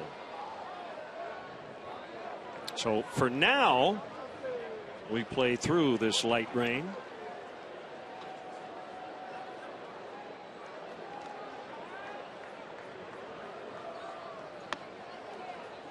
Sinker is too low.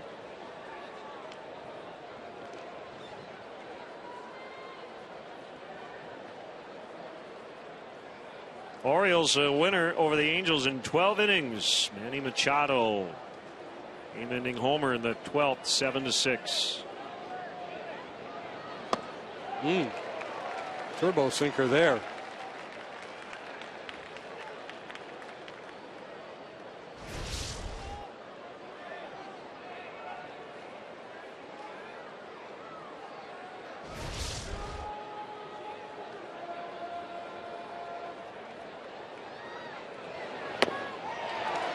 Another one. 2-2. You beat them with velocity. You can beat them with location. You can beat them with movement. Sort of getting great movement on these last two sinkers.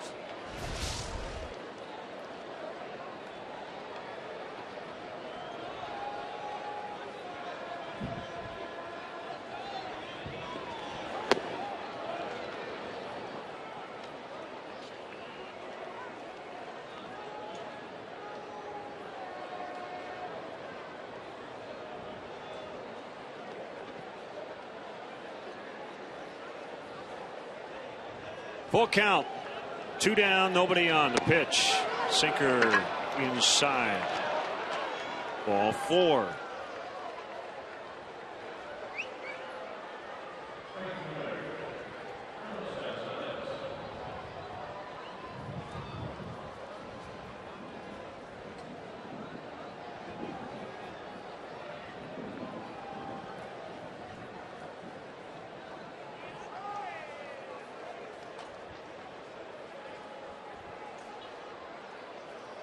Base hit came last time up. Walked and scored in the first. Cubs shift for him. Castro the only guy on the left side of the infield. Big cut by Gonzalez.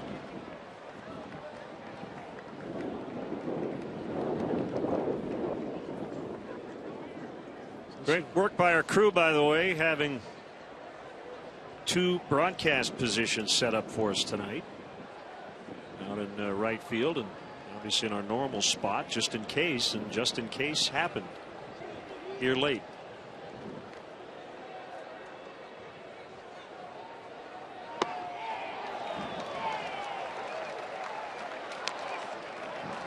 Nothing in 2.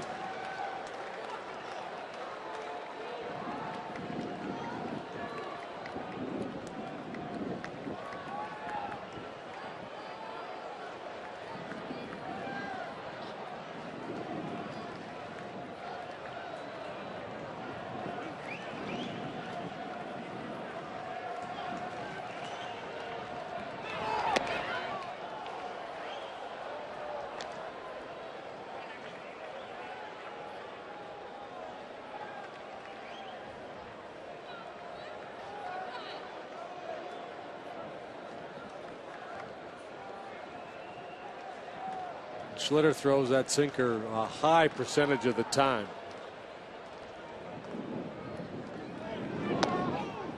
So, you know, what he does when he gets the jump on a hitter, he'll expand the zone with it a little bit. Really, you know, his slider's just kind of a so-so pitch for him. We talked about this the other day. I think especially against left-handed hitters, kind of a changeup would be a pretty good weapon for him if he could gain confidence in that pitch.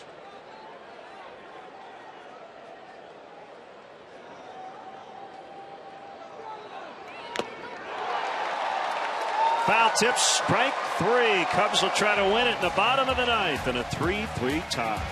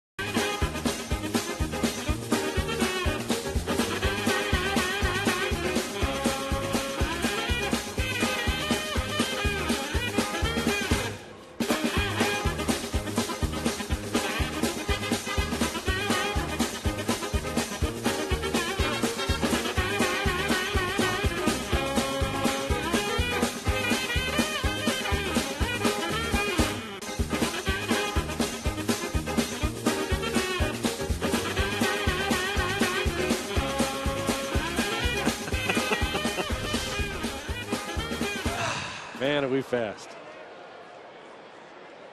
Here's Boone Logan. He's just off the DL. And he's going to face Nate Scherholz.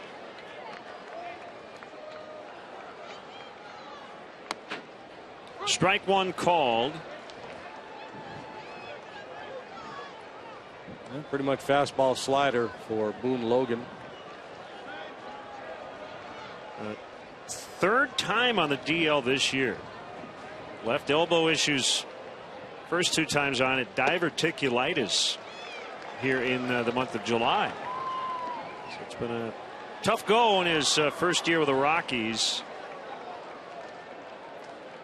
Got a 3-year contract. Former White Sox, Brave, and Yankee. The 1-1 hit on the ground to third. Arenado will make the play.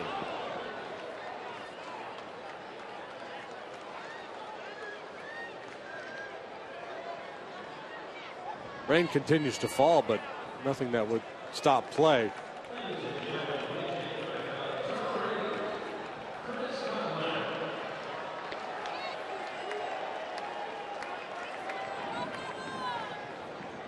Chris Coghlan pinch hitting.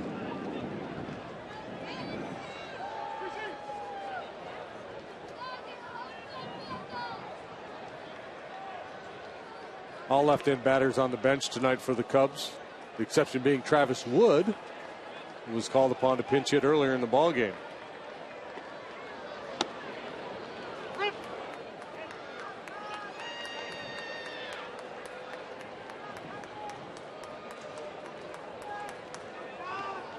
Got Boone Logan, 3 years, $16.5 million. Signed as a free agent on December 16th.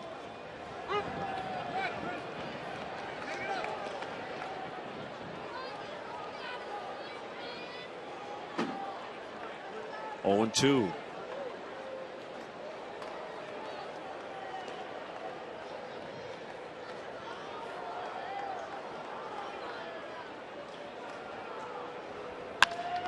Knocked down by Logan. And Arenado just can't pick it up with the bare hand. That'll be a hit for Coghlan. Sharply hit right off the backside or back leg of Logan. If Arenado gets it with the bare hand, he's probably going to make the play on Coghlan. This ball was sharply struck. Well, maybe the inside of that right leg.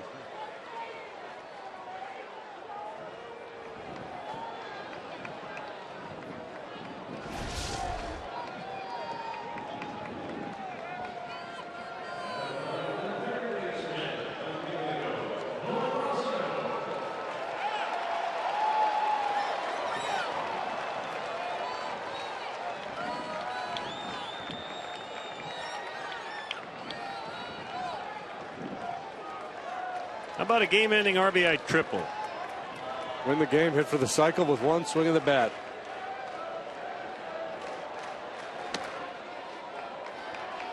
Here's a good factoid for you. I got one too. Go ahead. Among National League hitters with at least 75 plate appearances in the month of July, there are 3 with an OPS above 1,000. Jason Worth, Paul Goldschmidt, and Chris Coghlan. Oh yeah, good call. Coghlan has been sizzling. Swing and a miss. All right, that's pretty good, but how about this one? All right. Bonifacio could give the Rockies a little payback, because on July 31st, 2010, Carlos Gonzalez completed the cycle with a game-ending home run in the bottom of the 9th against the Cubs. Wow. They hit it about 9,000 feet.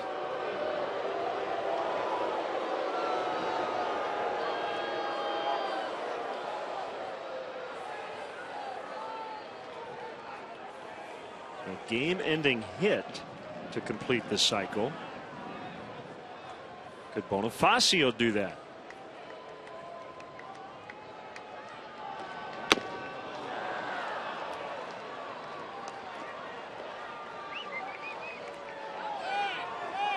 Looked like he was trying to go to right with that one.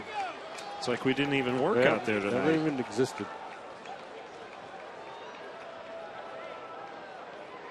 Well, isn't that what they tell you when you go camping? You're not supposed to leave any trace that you were there.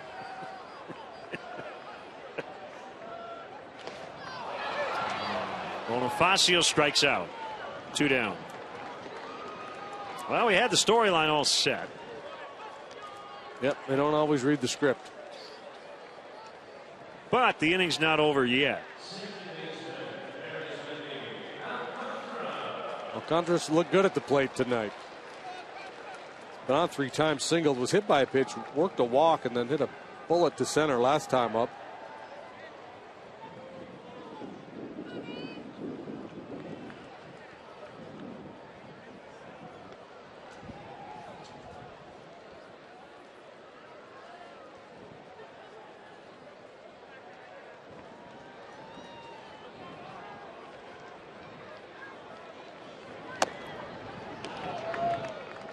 Ball 1. Interesting, the Rockies not really playing particularly deep in the outfield. Bottom of the 9th. Extra base hit could very well win this ball game for the Cubs. And normally you would see those outfielders playing in that no doubles deployment, but they're pretty much playing their normal depth. Missed again outside. 2-0. Bottom of the 9th and a 3-3 tie. It is now very light rainfall.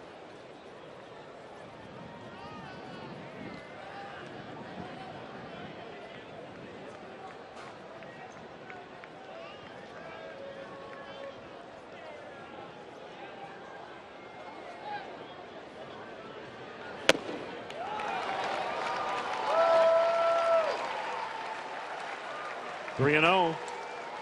Got Rizzo on deck. He'll be taking all the way here.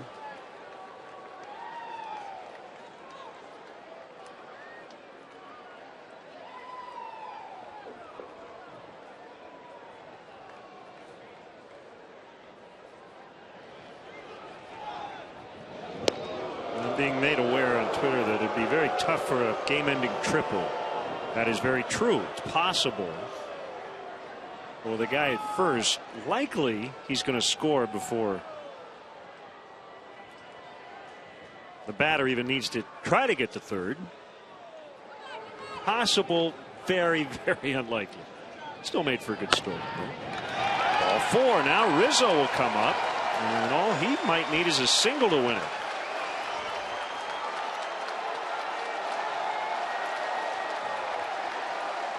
Infield single and a walk here in the 9th.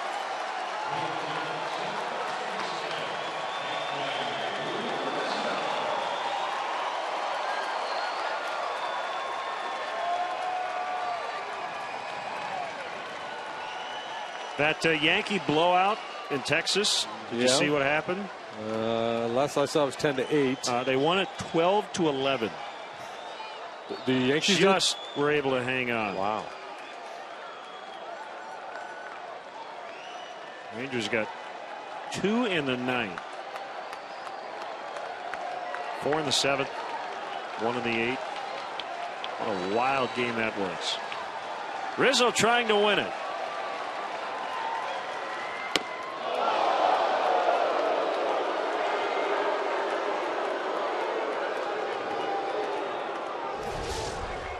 Tried to come hard in on him all night long. You know, that pitch, as you see, is not that far inside, but he stands as close to the plate as any batter in baseball.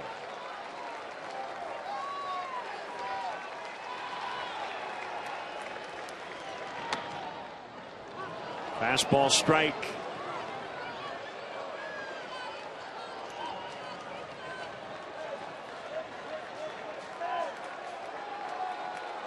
J.P. Arancibia knocked in 7 runs in a loss.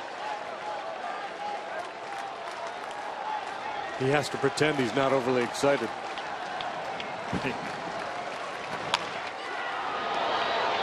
Backhanded play. Morneau to Logan, and we will go to extras. After 9, it's 3-3.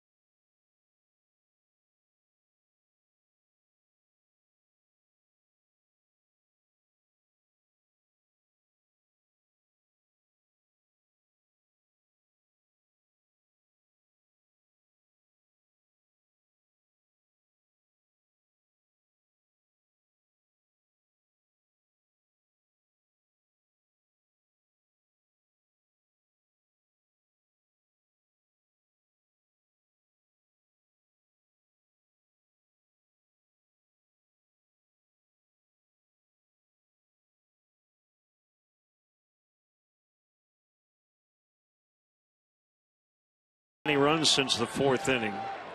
What a job the Cubs bullpen has done tonight.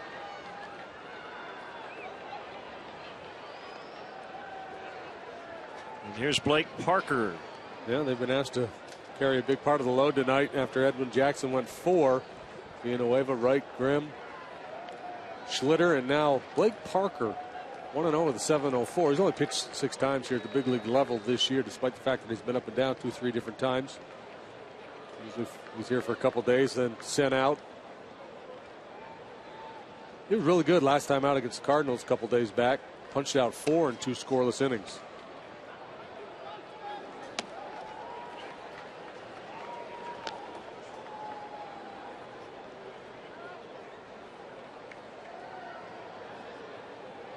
Well, rain has pretty much stopped. All right, you go ahead, you head back, and I'll meet you out there in half an inning.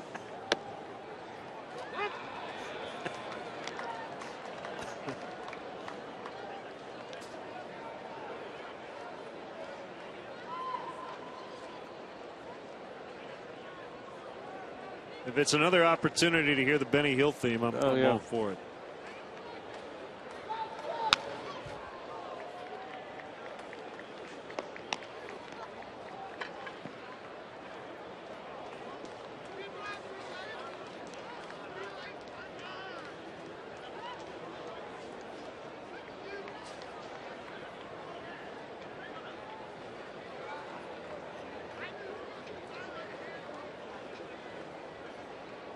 Cubs are 4-6 in extras. The Rockies 3-4. 1-2 is low on a split.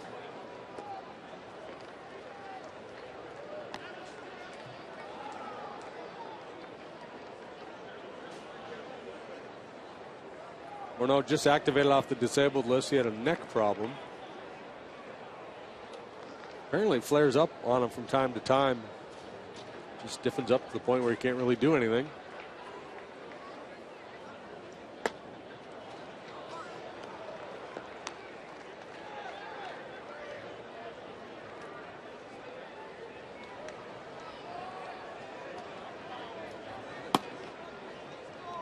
Hawkins and Belisle.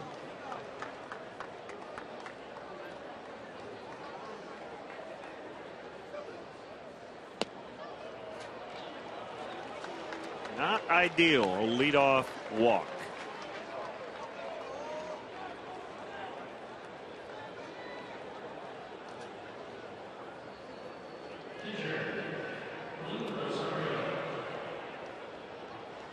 Well, the Astros had the upper hand earlier. They were actually ahead 4-1 going to the 9th, and the A's got 6 runs to win it 7-4.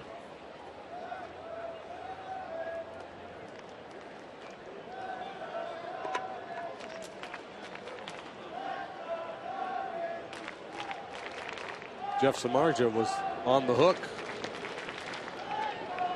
before that big rally.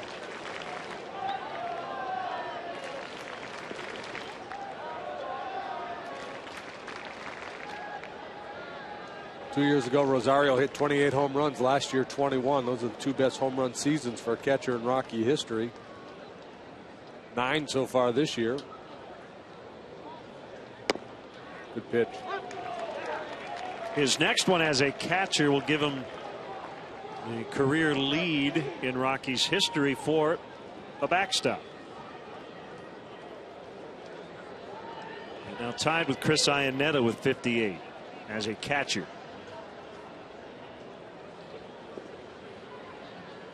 Bounced into 15 double plays this year. That'll put him among the league leaders.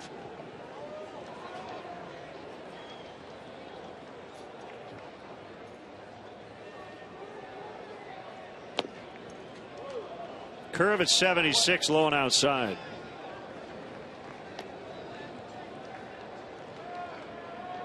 It's Culberson.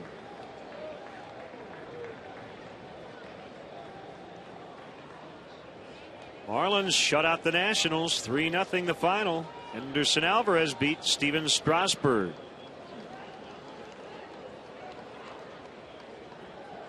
It's 9 out of 10 now for Miami. They're at 500, 53 and 53. It's a team that lost 100 last year. Popped up. Alcantara for the out.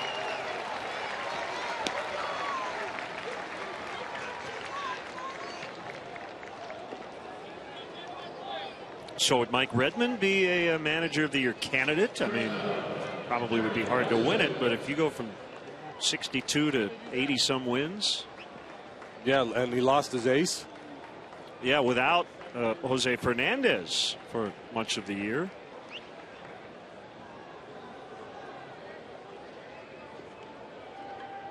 Didn't Joe Girardi win it when the Marlins were under 500 one year? 06. That sounds right.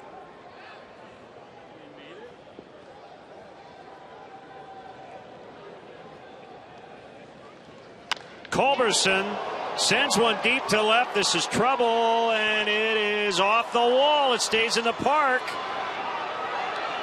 And Morneau stops at third. Well, bad from the Cubs' perspective, but it could have been a whole lot worse. I think Culberson thought he had hit a home run, and honestly, I did too. I think the wind may have knocked it down a little bit. It has shifted yet again, blowing straight in right now. Yeah, gets fastball drifting into him, and boy, he squares it up pretty well. Yeah, I'm with you. I thought this one was going to fly out of here.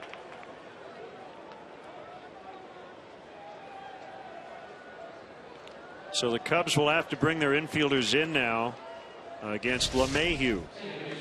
Really well played by Ruggiano out there off the wall. Otherwise, the Rockies would have scored.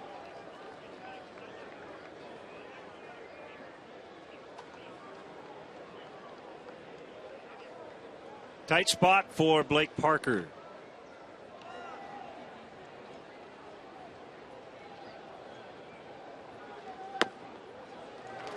And a good start.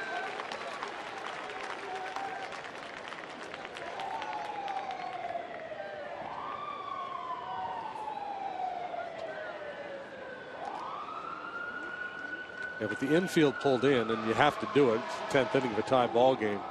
It allows the Culberson out there at second base to get just a huge lead. So any base hit that gets through the infield, they're going to get two.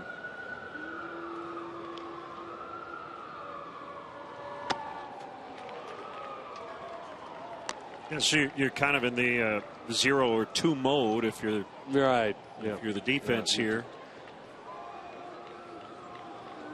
Certainly a risk worth taking in extra innings.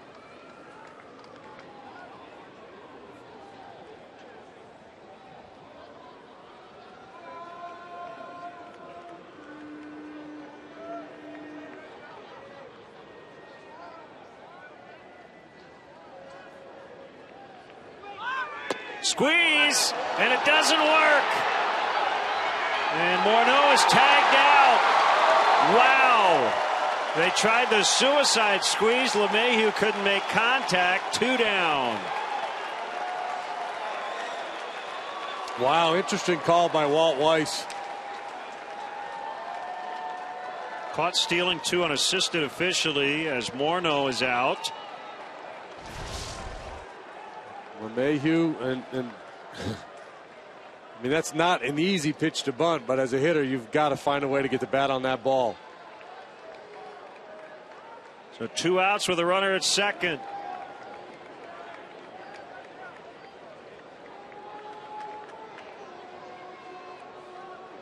Yeah, I mean, I'm with you. You got to make contact, but that's about as tough a pitch to do that on as possible, right?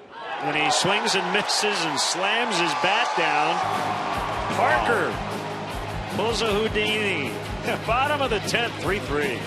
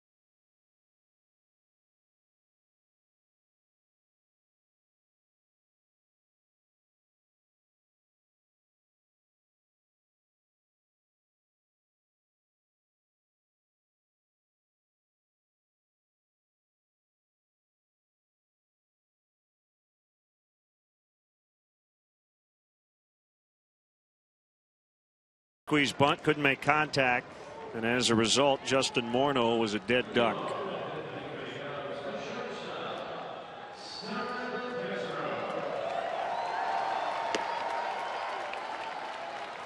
Yeah, for me, LeMahieu's a guy you normally count on to make contact, to put the ball in play. So that's why I was a little bit surprised that, well, you're supposed to be surprised when you put a suicide squeeze on. That's the nature of the play. It's supposed to surprise people. So to that end, Walt was successful. He surprised me. He surprised a lot of people, but they didn't get the bunt down.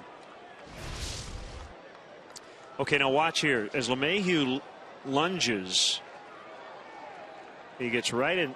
Yeah, see, he's pointing. I think, Morneau was called out there because he pointed at LeMahieu, I believe, for batter's interference. Same result, but.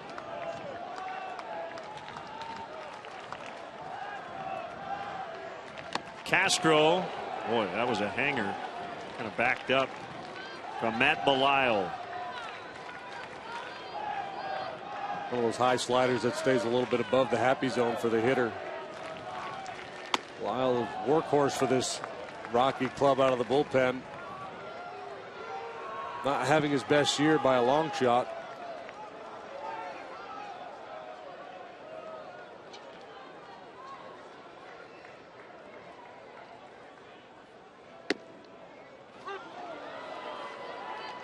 One and two.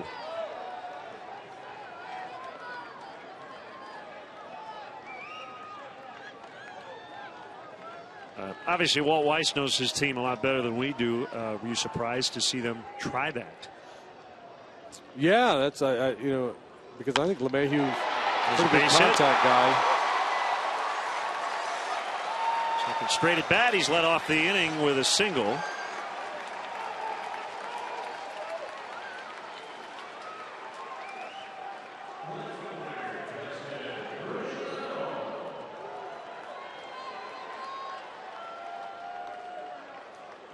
Well, the other thing, Cuzzy,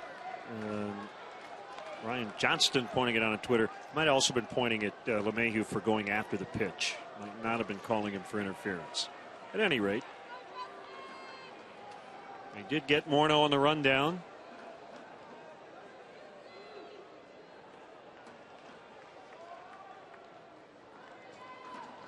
Morneau holding on Castro, and Belisle will throw over. Much to the chagrin of the faithful that have remained here tonight. Castro's not a base stealer, but you're in a tie game in the 10th. If you're the pitcher, you're going to be a little mindful of anybody on first base. Trying to see if Ruggiano would tip his hand as to whether he would put down a bunt or not.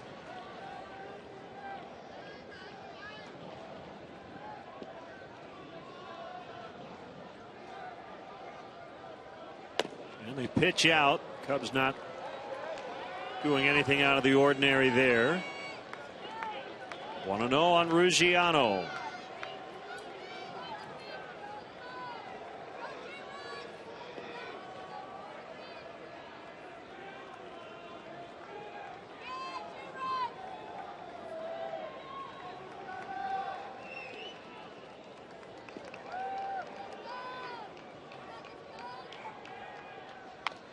Bunted by Ruggiano. Castro's going to make second. Little underhand flip from Belisle to LeMahieu. Successful sacrifice. It's been a rough night for Justin Ruggiano so far tonight, but he can contribute possibly to a win with that sacrifice bunt. He was 0 for 4 with 3 strikeouts prior to this, and well executed sack. The other thing in defense of Walt Weiss's decision there, Josh Rutledge is sick. Last I heard, he wasn't even at the ballpark. Drew Stubbs has been banged up. He was out on deck. So they called up the rookie Adames, putting him in that situation. If LeMahieu didn't deliver, that would be a lot to ask of him. So, you can understand from that point of view, Weiss is thinking that I got to get this run home right now. I can't, can't leave it to anybody else with 2 outs if LeMahieu doesn't deliver a base hit or a sac fly. Yeah, that's a good point.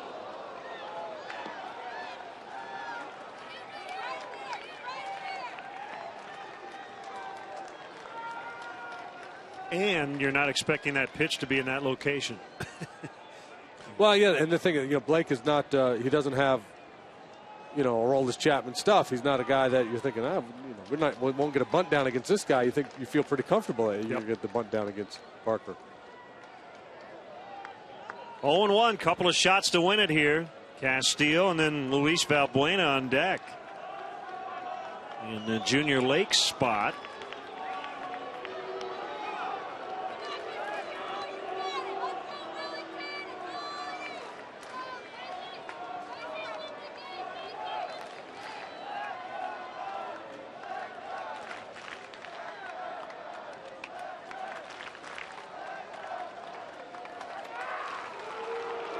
In Castillo's first at-bat tonight in the bottom half of the first, he was robbed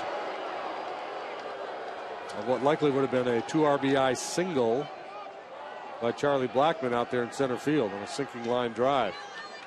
That would have tied the game in the first inning. Cubs would later even it up on the 2-run homer by Bonifacio.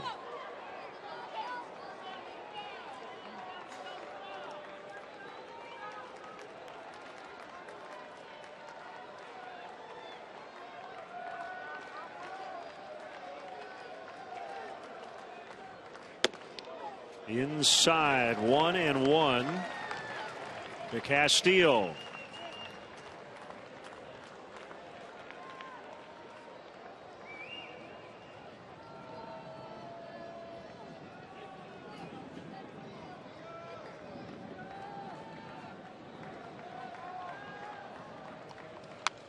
Ooh. Pretty aggressive with that fastball. Seemed to have a lot on it. But a late swing by Castillo.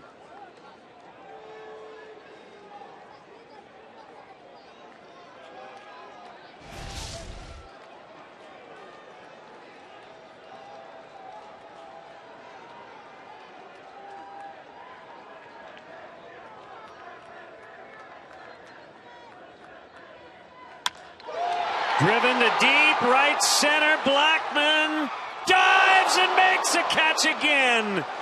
Wow. He just saved the game. Castillo cannot believe it.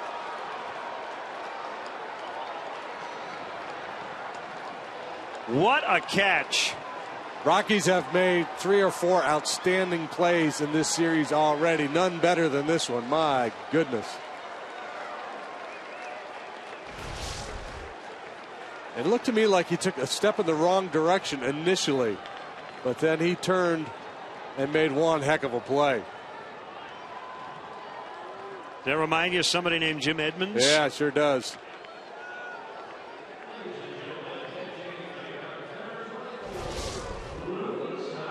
He will not be getting a holiday card over the winter from Wellington Castillo, I can tell you that. As Walt Weiss. Yeah, I'd love to have a mic on Welly the next time Blackmon comes up to hit and Castillo's catching. So Valbuena announced, and it's going to be Rex Brothers when we return.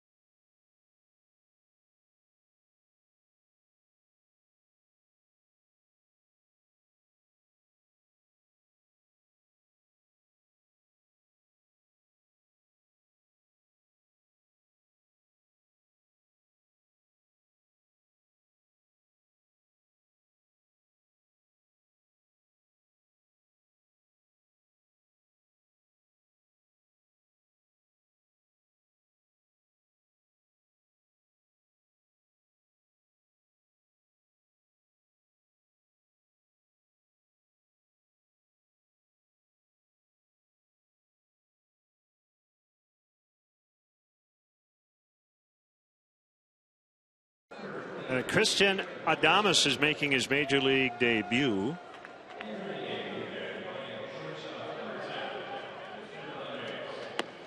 Rex Brothers is on. Interesting time to make your major league debut. Extra inning game on the road. Game on the line. So the question from viewers is, why didn't Castro tag? I don't think in that spot you're thinking about tagging. First of all, it was one of the best catches, maybe the best catch we've seen all year. But if you tag and somehow it's smothered out there and you don't score the winning run. Yeah, and the gain isn't that great. Right. You're already in scoring position. Yep. So I think going halfway is the right thing. No, you got to read this ball off the bat. So there it's caught as he goes back to try to tag, and it's too late. I got no problem with that. No problem with it. So he was going to tag, and then he realized, oh, he's not going to catch it. Now, you know, you could argue, well, if he's standing on the base and he leaves his feet to make that diving catch, it doesn't catch it, and the ball rolls to the wall, he's going to score anyway. Probably. But I don't think that's I don't think that's a bad play.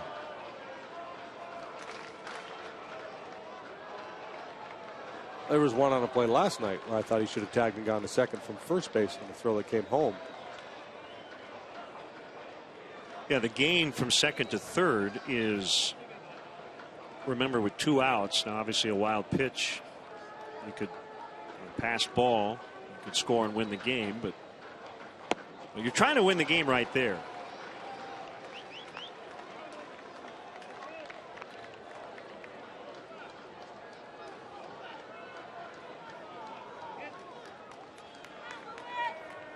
One and one to Valbuena. Now with 2 outs, he just run.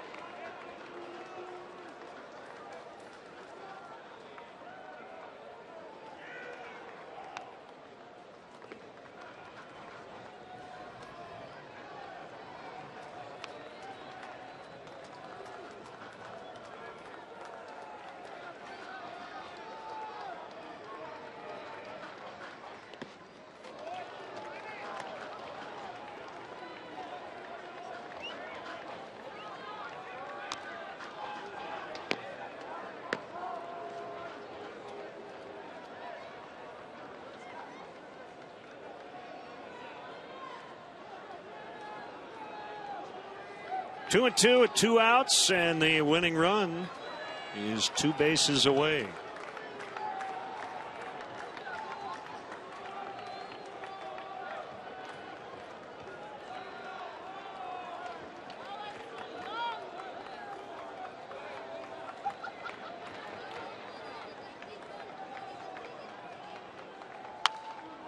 Fouled off.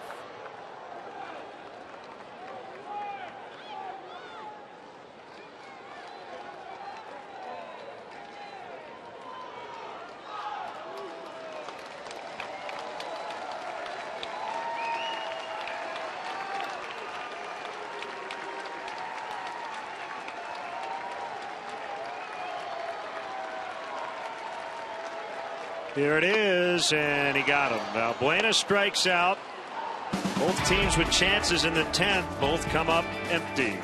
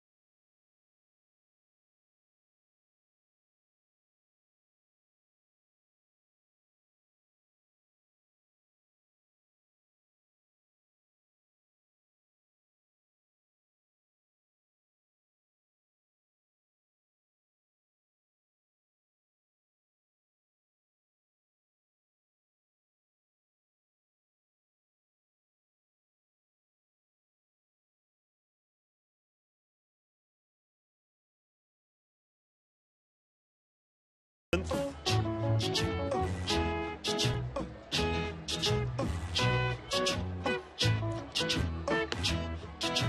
Jerry as we celebrate the 70s.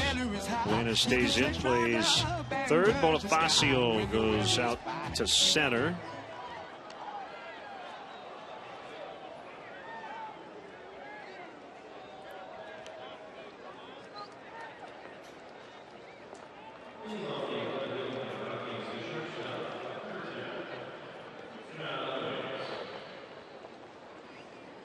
Christian Adames.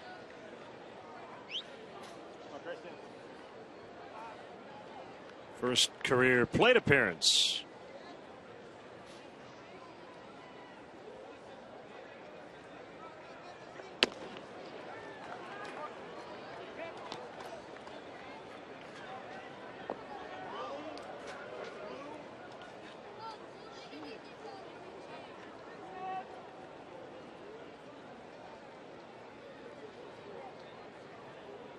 Parker from the stretch with nobody on a strike. It's 1-1.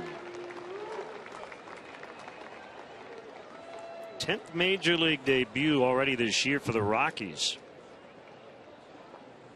The most among all major league clubs. He spent the bulk of the year at AA, where he was a .276 hitter. 34 plate appearances with their AAA club. .273 there. Hi, baby. He's not hit for power. It's 2 home runs this year. 4 all of last year in the minor leagues.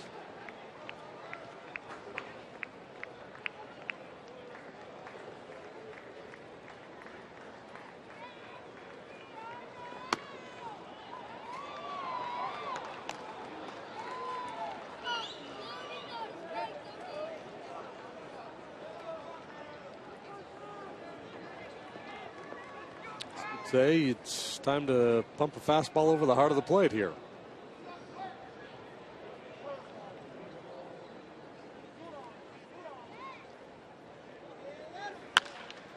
Sharply hit grounder.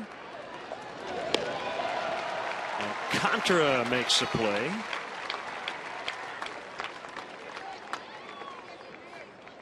Yeah, here comes Blackman. Castillo said, man, you're killing me.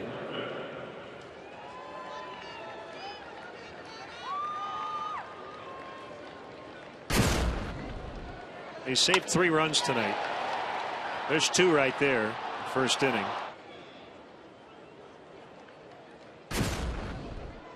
Off the same guy, too.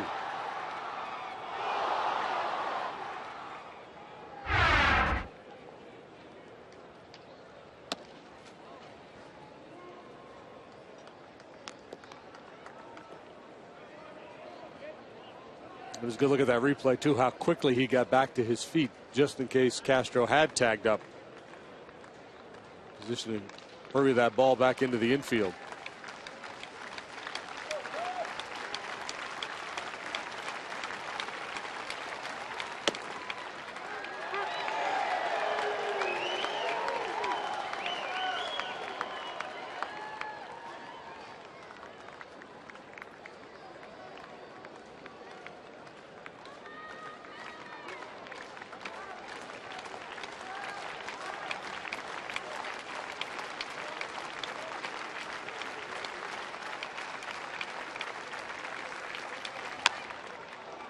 In the air to left field where Ruggiano makes a catch. So 2 outs. Here's Dickerson.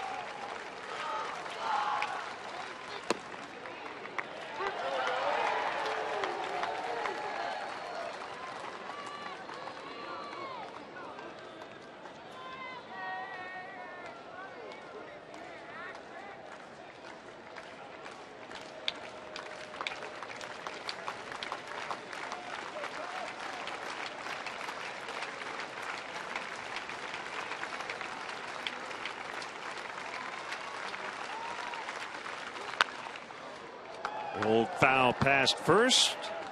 Or a former Cub is a first base coach of the Rockies, Eric Young, senior.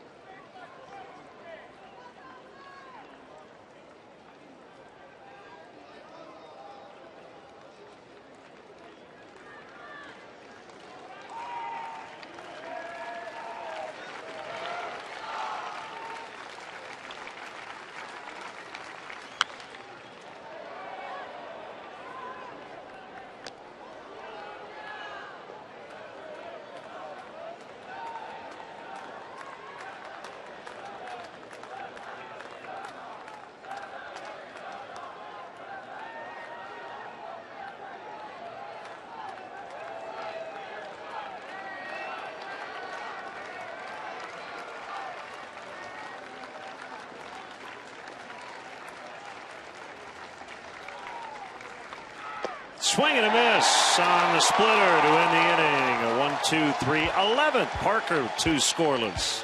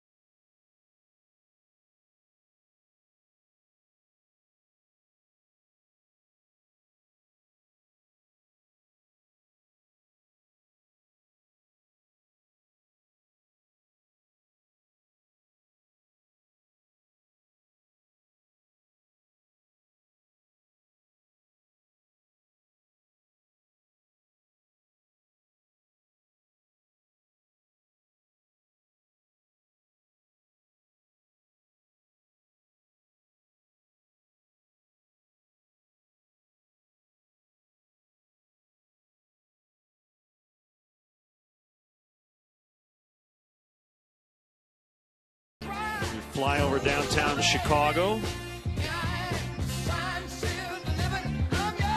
Here's Stevie Wonder. Hey, congrats to Jackie Robinson West, the 2014 Illinois State Little League champs.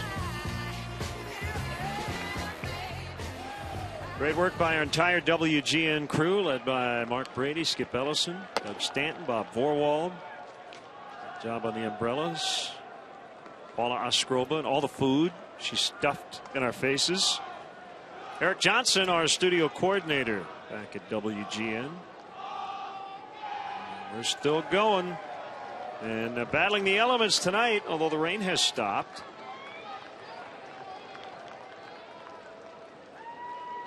As we play the bottom of the 11th.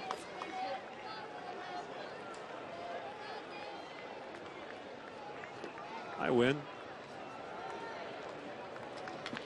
Nate Scherholtz takes a pitch off the plate in. A little up.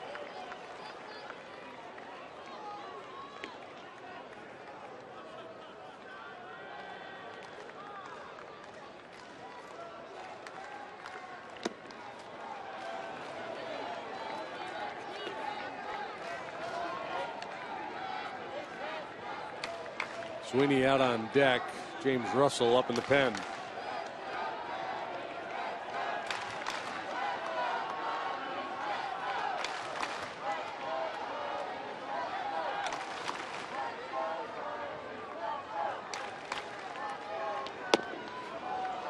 1-2.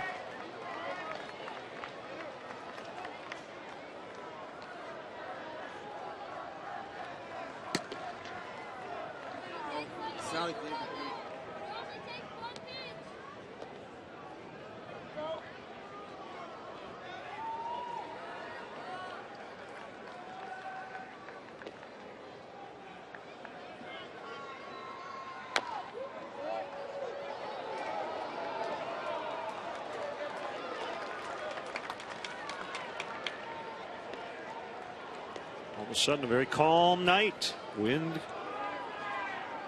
rain, gone.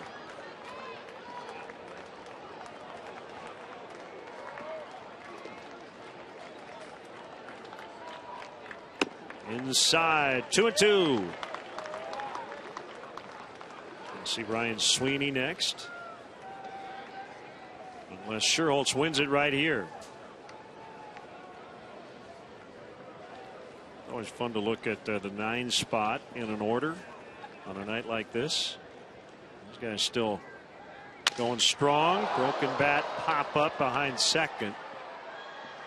It's kind of like if one's in out there in the bleachers, they're all in. All 4 guys. Yeah, you can't have CBS no, or CUB or UBS. Yeah, he's saying you is telling me I have to be here, Mom. So, Mom, I'm sorry, but I'm the B. The B. We got nothing without the B. If the B's not here, we're nothing. We're cuz.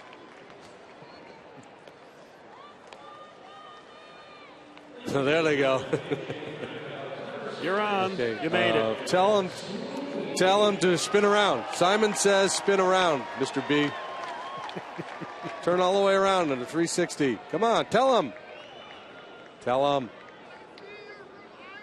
Just waving.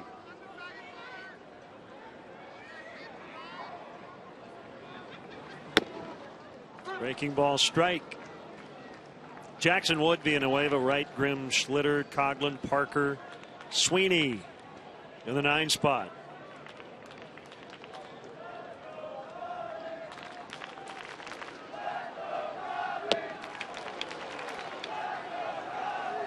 This will leave just Baker on the bench.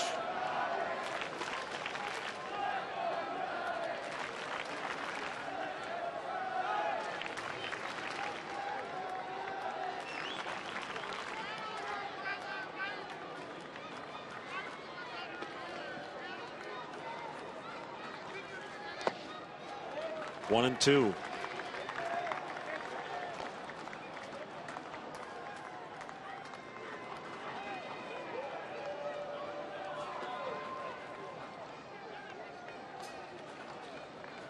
Well, the one thing, it's giving Bonifacio more shots at the cycle. It's pitch number 400 tonight.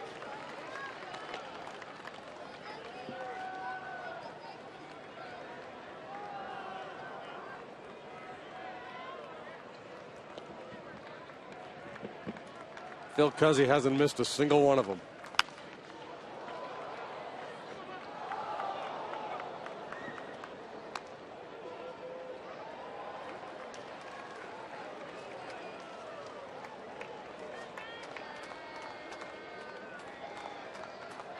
The back might be a little stiff tomorrow.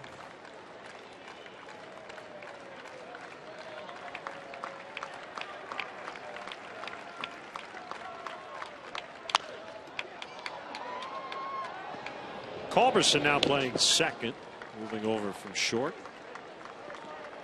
And 2 down.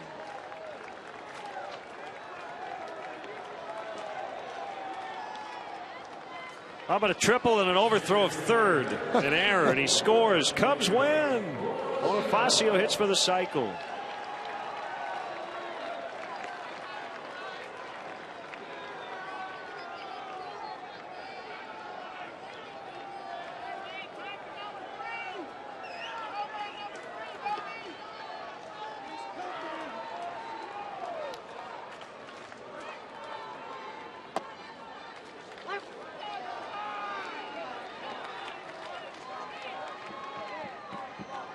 I'd settle for a ho-hum routine solo home run.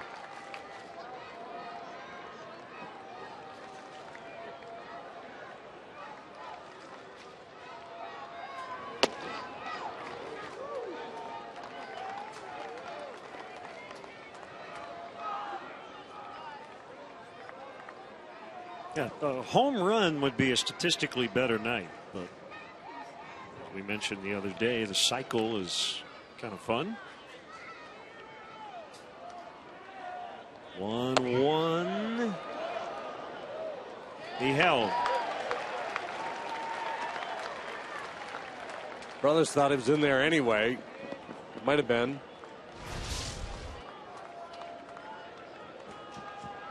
Could have been low. Let's take a look at our pitch tracks. Yeah, probably good enough. So Phil Cuzzy has missed one tonight. You said he hasn't missed any. I just thought you meant he's seen all the pitches, which is accurate.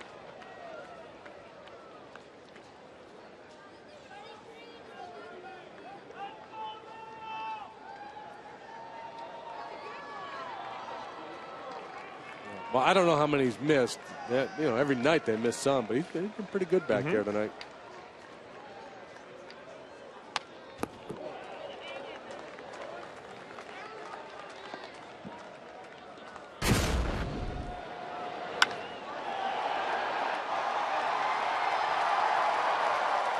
That tied it up.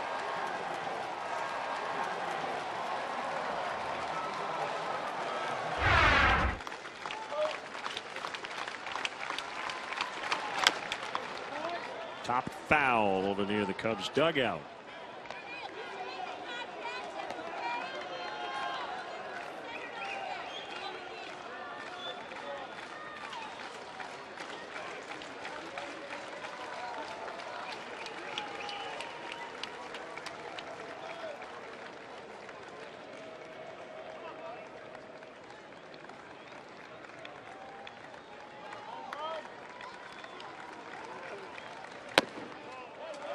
He's run it full with Alcantara on deck.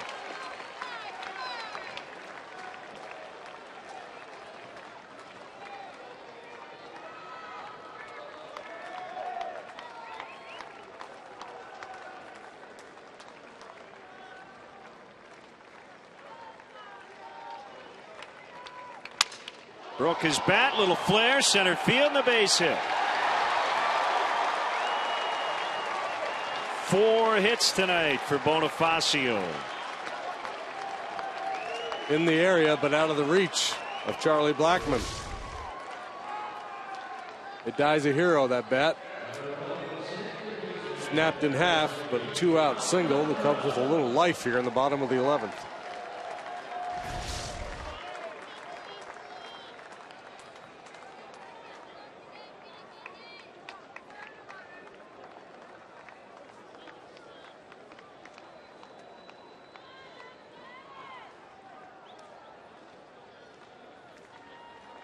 I think Anthony Rizzo just asked the 4 guys in the 3rd row if one of them wants to hit.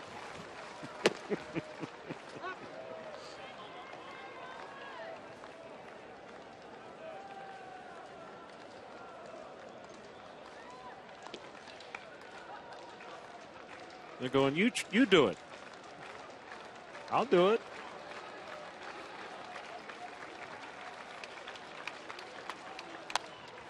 Bonifacio was running. Alcantara fouled.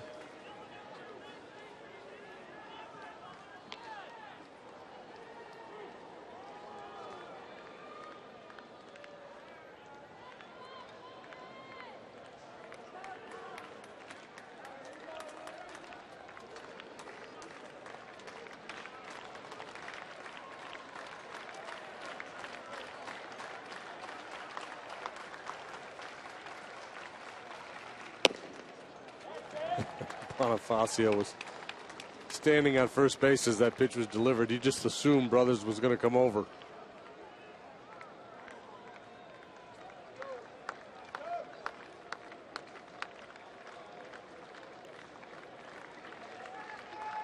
Usually when you say go on first move, you go to the second base, but he was going to first base.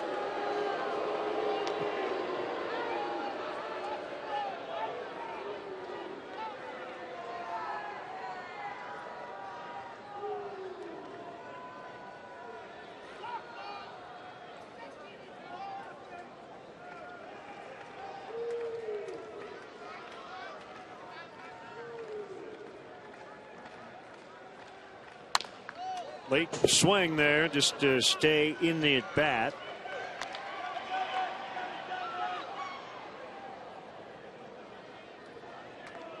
You mentioned 13 innings very early on tonight. You remember that? Yeah, I did. Yep. I think I said if we played 13 innings at the pace that we were on at the time, we'd be here at about 4 in the morning.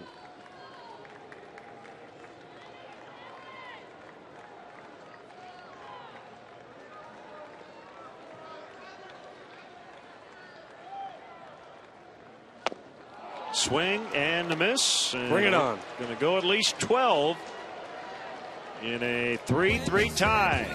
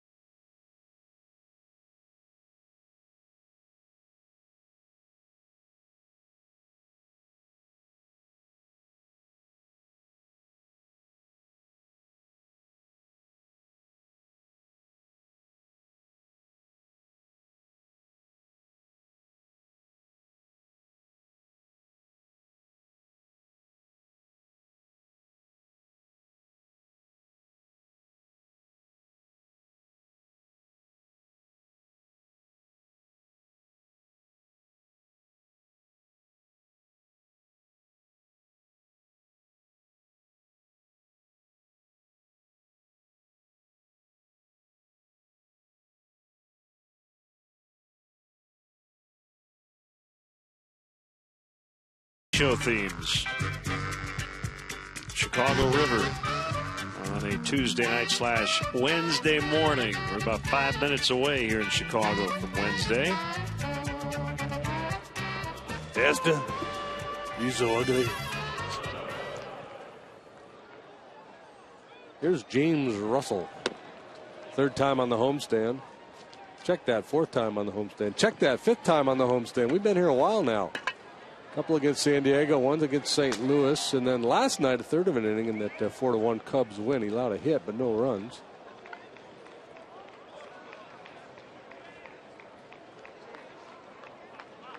And we play on.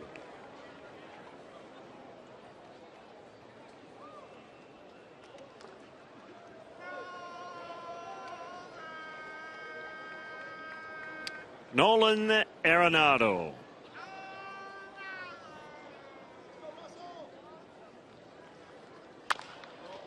Fly ball to left. Caught. Ruggiano, 1 out. First pitch swinging, an aggressive hack, but not much contact. Russell's been good against right-handed hitters this year.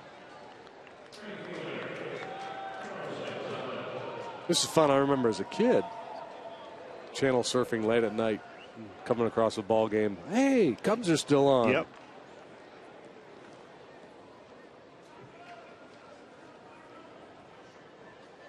That's what times were tough, when you had to get up and walk across the room and change the channel. You were your own remote control. Yeah. That's right.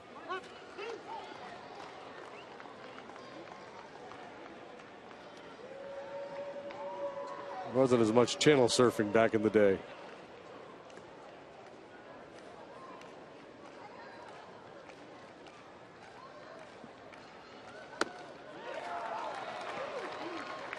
That's why people had children.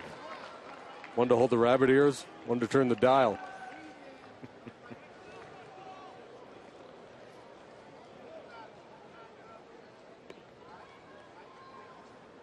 Outfield is deep. Rizzo is tight to the line, taking away the extra base hit.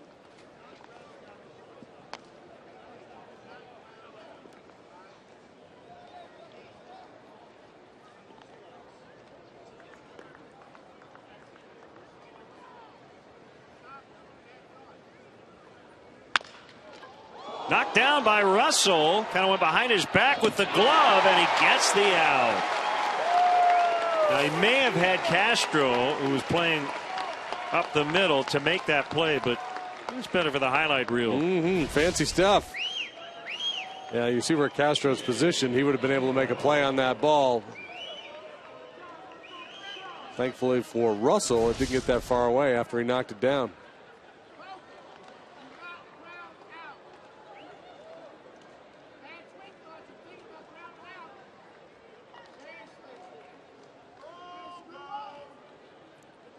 Morneau doubled home 2 in his first at bat off the DL. Ground out, strikeout, walk.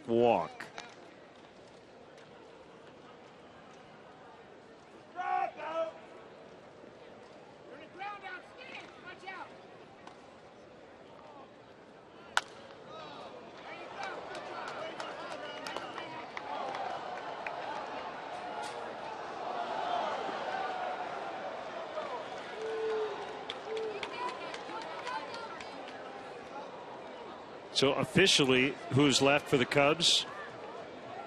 2 guys they'd rather not use. Rondon and Strop. It's interesting. I was talking to Ricky about this very thing before the game. And he had to do it last night.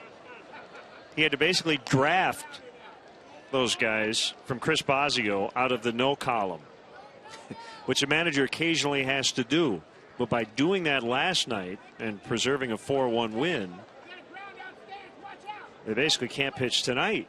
So Russell's got to go multiple innings if we keep going. But the Cubs will try to win it when we return. Russell with a scoreless 12th.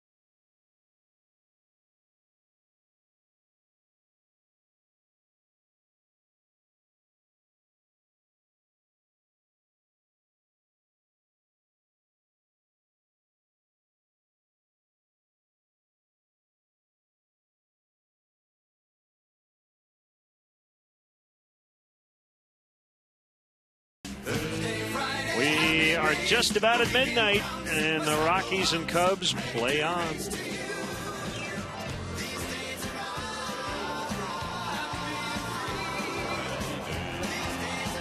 Bottom of the 12th. That is Anthony Rizzo. And he's going to lead off against Rex Brothers.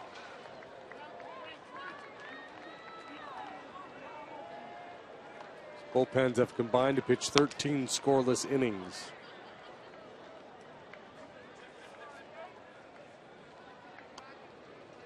The Rockies bullpen, the number I pulled up last night, prior to last night's game, had an ERA in the second half of 8-something. Able to chip away at that here tonight. Kane Lee, Ottavino, Logan, Belisle, and now Brothers, all doing solid work for the Rockies. Played so long, your cold is almost gone. Here's Rizzo. The trade deadline's in about 10 minutes. Yeah. National League home run leader Anthony Rizzo with 25.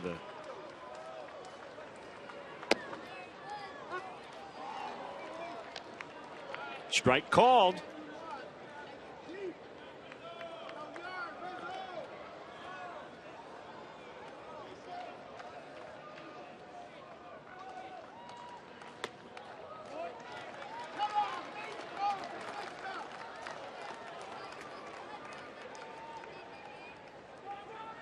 Night game tomorrow, that helps. Well, the day game Thursday, but 7:05 Wednesday night. Well, you mentioned Ricky having to draft Rondon and Strop for the game last night, so that brings us back to that conversation we've had frequently. If you didn't use your closer in the 3-run game, you felt like you could finish off that ball game another way, then you would have him available. Yeah, you might not have had somebody else available, and I think the way Wada pitched. Yeah, I mean, I know all the reasons. And I get it. That's what managers do. They get a chance to nail down a game, and they do it. And the most managers, not most, all of them, they manage to the stat. It's a safe situation, so the closer gets the job. And when you're having a year like the Cubs are, you just don't know what tomorrow's going to bring, whether you're going to have a chance to win that game or not. So that the mentality is, you get a chance to lock one down, you do everything you can to make that happen.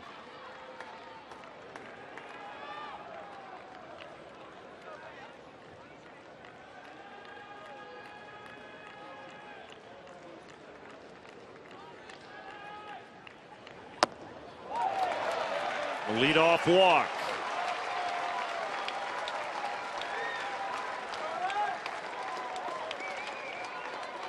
Well, the fact that De La Rosa gave his manager 6, Jackson only went 4. And you mentioned guys Ricky would rather stay away from. Obviously, Weiss has more wiggle room here, and he's going to make a change. Nick Massett will come on when we return in the 12th.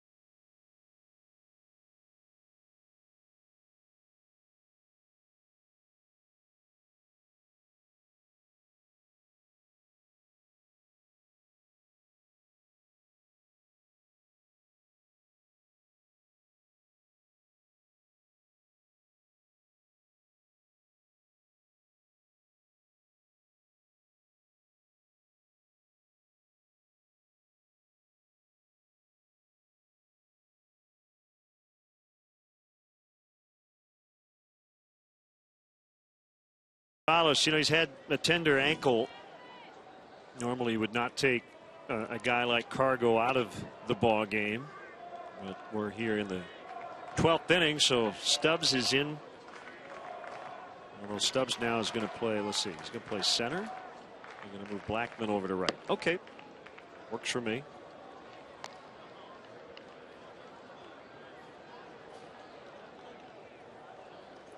Dickerson in left, Stubbs in center, Blackman in right.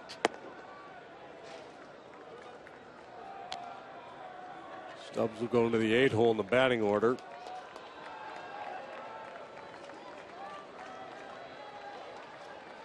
So he'll be up third in the top of the 13th if we get there.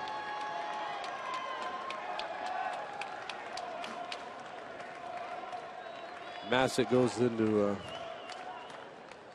the 4-hole that was occupied by Carlos Gonzalez.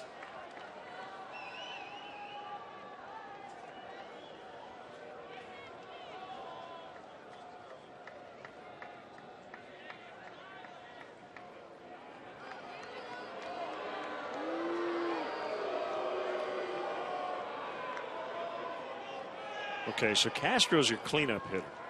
No, he's not necessarily your typical number 4 hitter. Do you consider a bunt here? Do you let him swing away? You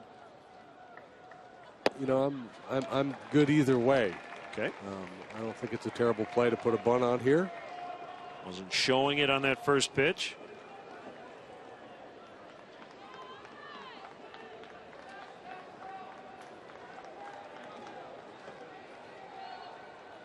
For my money, given the fact that he's had base hits last 2 times up, I'm probably letting him swing. Just don't swing at that one. Make him get the ball up.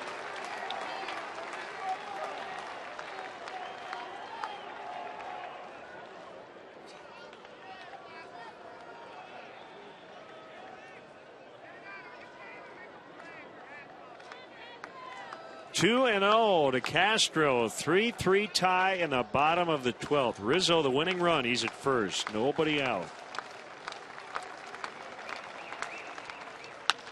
Double play ball. Flip. The turn. Yeah, of course, is the biggest downside to not bunting. But boy, he's in a hitter's count. 2-0, you'd like to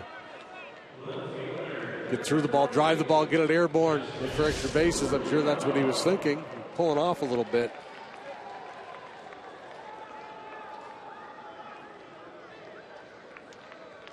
Good try by Rizzo to get a piece of the turn man there.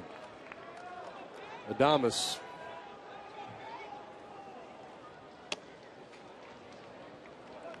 Well, 2 outs, nobody on, and 1 ball, no strikes to Ruggiano. It's one of those plays that's easy to second guess after the fact. Gee, he should have bunted there. Tie game, extra innings, just get him over. How many innings have we seen fizzle after a successful sacrifice bunt?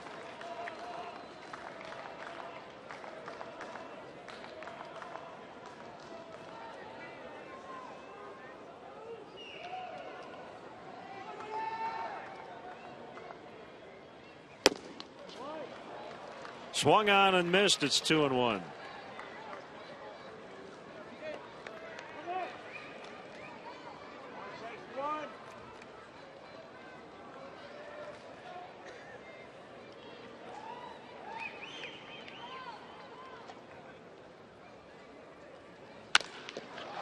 That deflects off the foot, I believe, of Massett. It goes right to second, where Culberson makes a play. 1-4-3. It hurt that he gets an assist.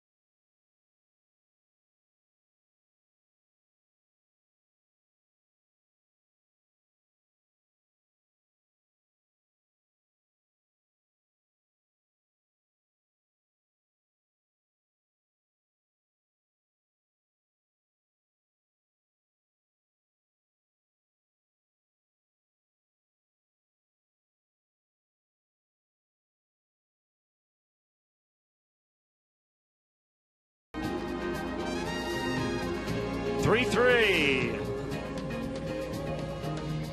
Here in the 13th. Exciting and new. Come aboard. James Russell continues on a 1-2-3-12 for him.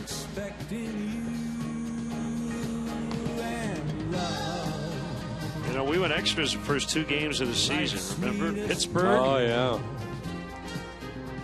Did not end well for the Cubs. A 1-0 loss in 10 innings in the first game of the year. And then in game 2, 16 innings, 5 hours, 55 minutes. Pittsburgh won that one as well, 4-3.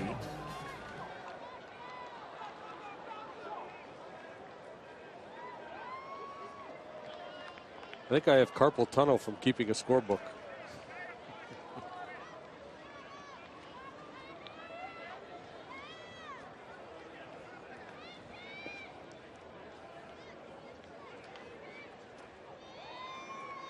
Russell to Rosario.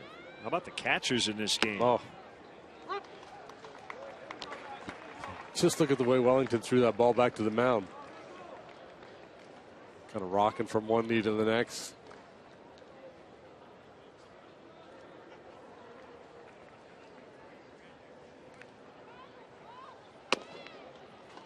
Inside 1-1.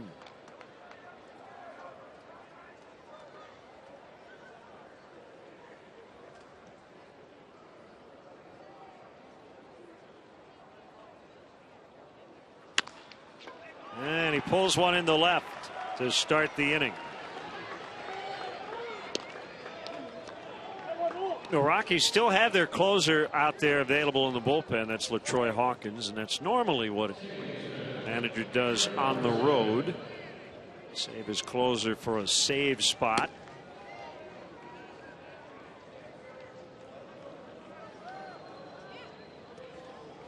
Yeah, he was up earlier in the ball game.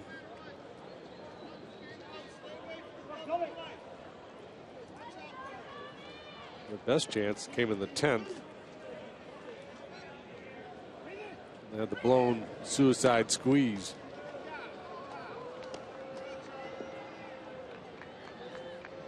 Yeah, remember the ball Culberson hit landed just below the basket. Looked like it was going to be a 2-run homer. Instead, it was a double.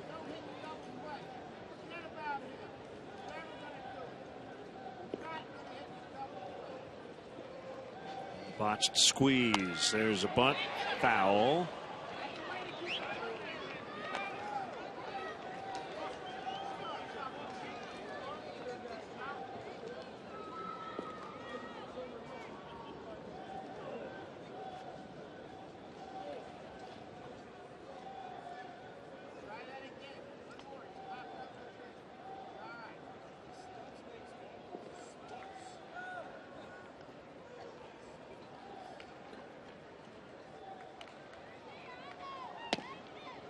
Strike called. Culberson obviously thought that was not going to be in there as he pulled the bat back.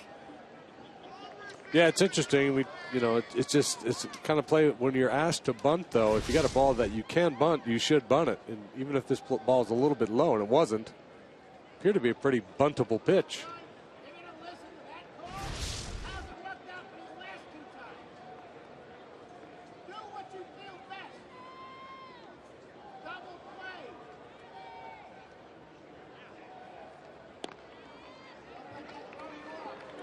Well, Russell wanted to start. He may have to go 5 or 6 tonight. Yeah, he has a chance to get stretched out right here.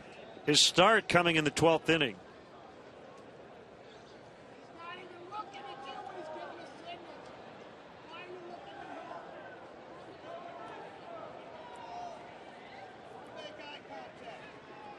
Has a sign out from Castillo, and the pitch. Strike 3 called, 1 away.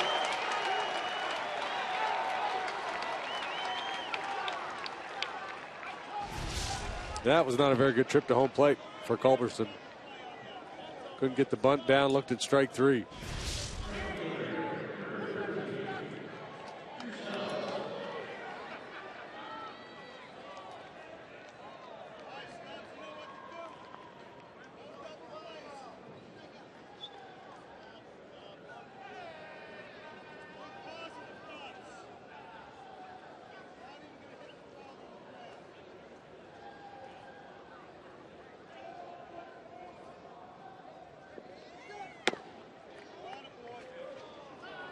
First at bat for Stubbs. 1 ball, no strikes.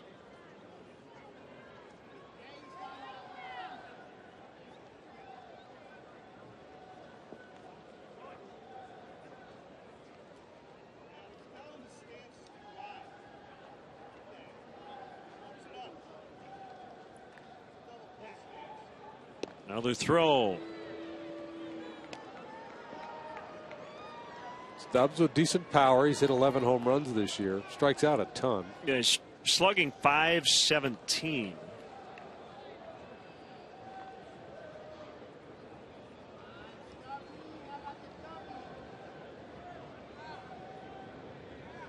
One of those when push comes to shove, he swings type of guys.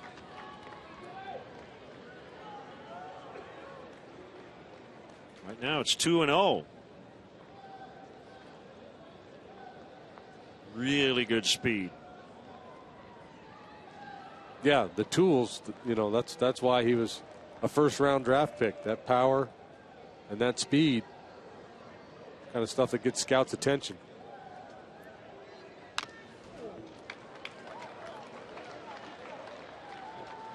Reds, Indians, and Rockies. Cincinnati, Cleveland, Colorado. I guess if he goes anywhere else, it has to be Chicago, right? Crossing off all the C's on his list.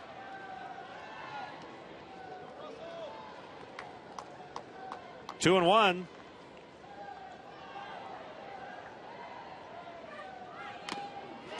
Two and two. Good let up.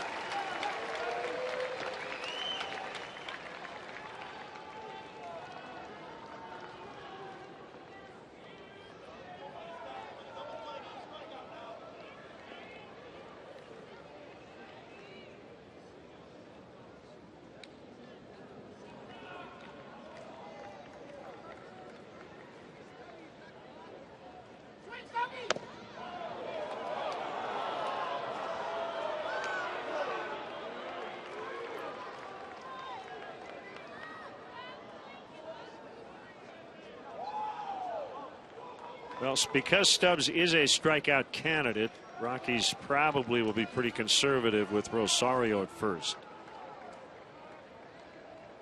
Yeah, Rosario's lack of speed and the swing and miss tendencies make it a dicey proposition to start Rosario here.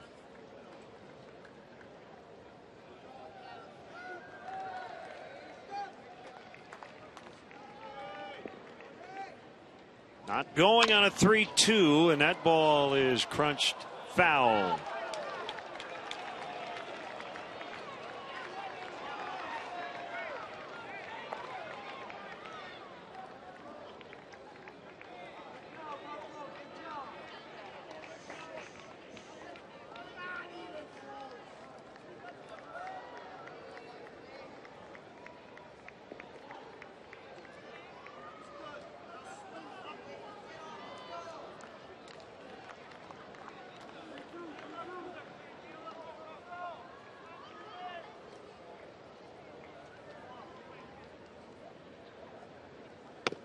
He got him. Back-to-back Ks for Russell. Both looking here in the 13th. 2 away.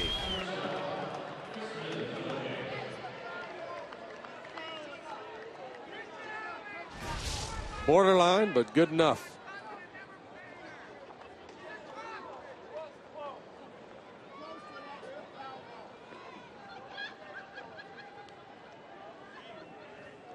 Just getting us ready for the West Coast.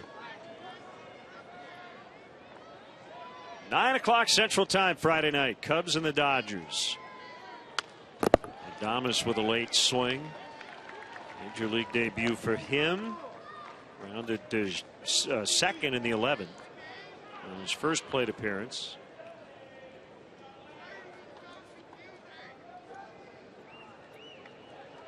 Christian Adames. Signed back in 07 out of the Dominican Republic.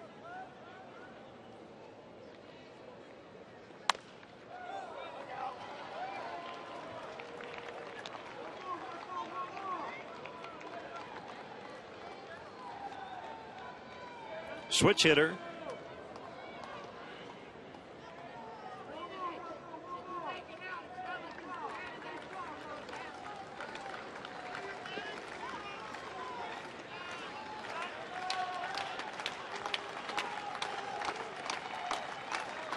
Oh, 2 pitch.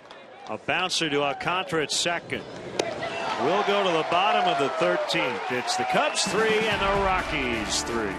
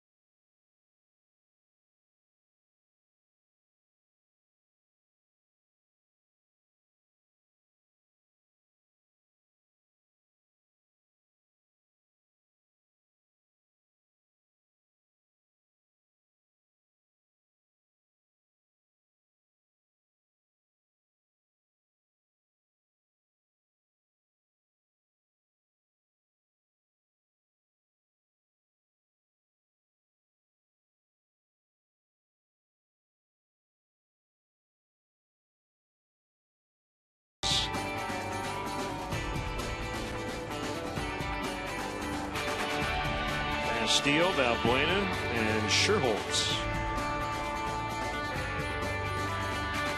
against Nick Massett.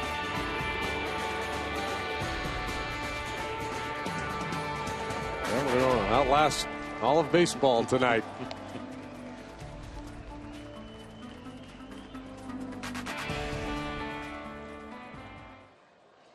Hey, we want to say hi to all those folks in Salt Lake that are watching the ball game tonight. That's right.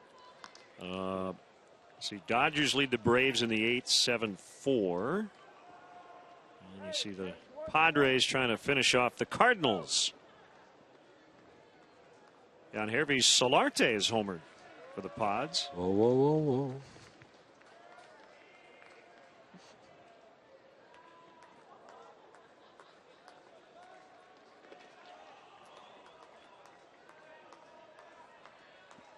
Pedro Strop is getting loose. I think he got drafted outside.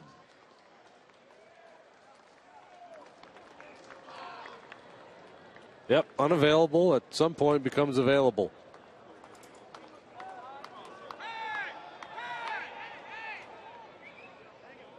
Ball gets out of the bullpen. So as we think about Strop, back to back. Not a lot of pitches though, 13 and then 7.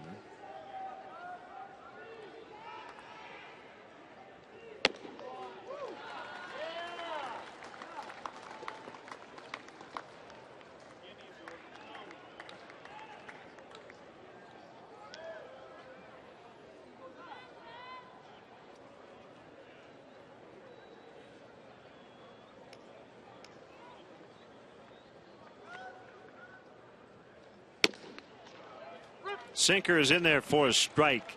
We mentioned Massett has had all kinds of injury problems last couple of years.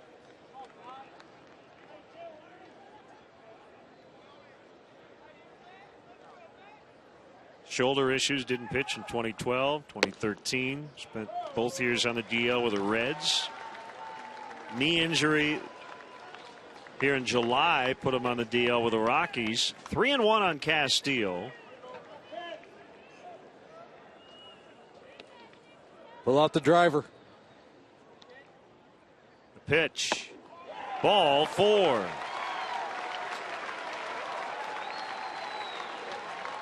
Back-to-back innings, a leadoff walk. Here's Valbuena.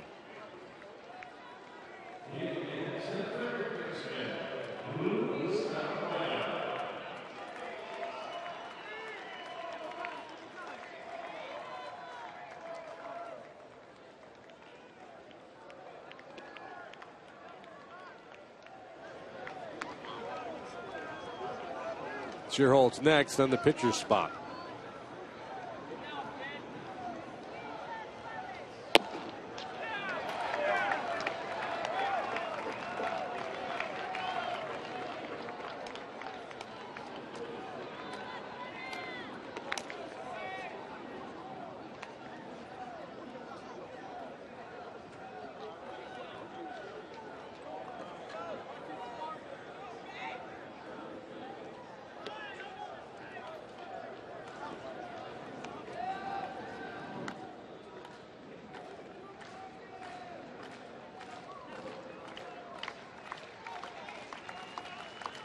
Mass, it's 1-0. 2-0. Didn't bite on the changeup on 1-0. Did he buy himself a fastball here? Get the head out, hit something hard, maybe exploit that hole on the right side. See if Castillo can get to third. Although those legs got to be feeling pretty heavy right about now.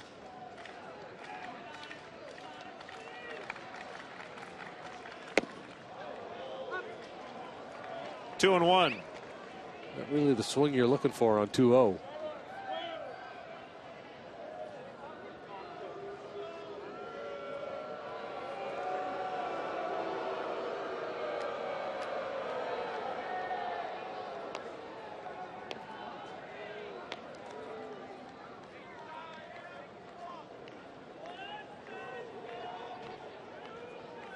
Obviously, most of the fans have headed for the exits.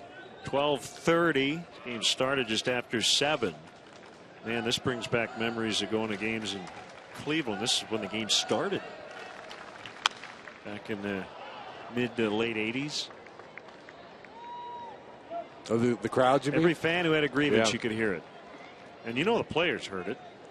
Yeah, I made my second ever major league start in Cleveland in 1984. And it was, about 5,500 people in the ballpark, maybe.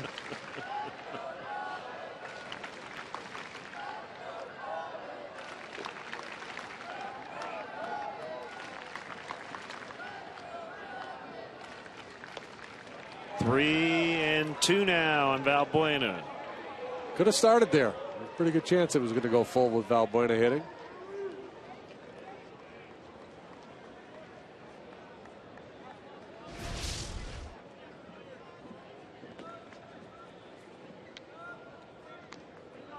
Rosario's showing a little bounce. Still really engaged.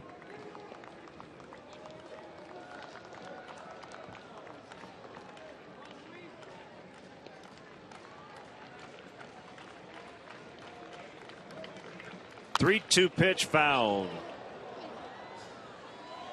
A reminder to our Chicagoland viewers, the WGN News does follow the game. They have been standing by for the last, 3 hours or so.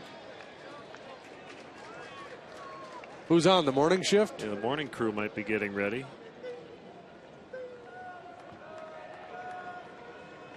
And Ron has invited us to the studio if we want to do a live hit after the game on a sportscast.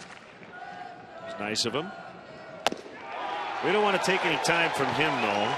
As Valbuena walks back-to-back, free passes to start the 13th.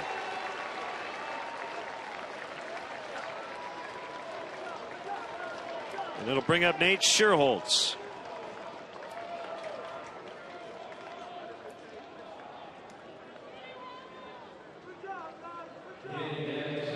I think you got a bunt here. What do you think? Well, I think they probably will bunt here. Just don't. for fear of that double play ball. Massett's a pretty good ground ball guy. He's about 50% ground ball rate.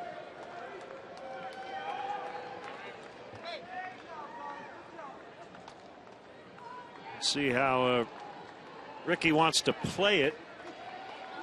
He has not laid down a successful sac bunt this year.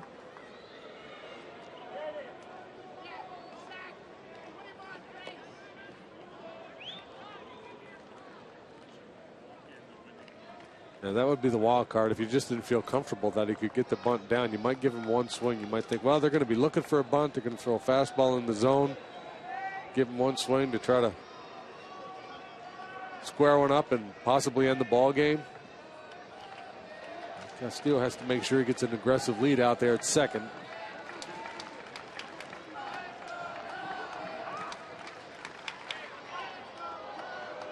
Castillo at second, Valbuena at first.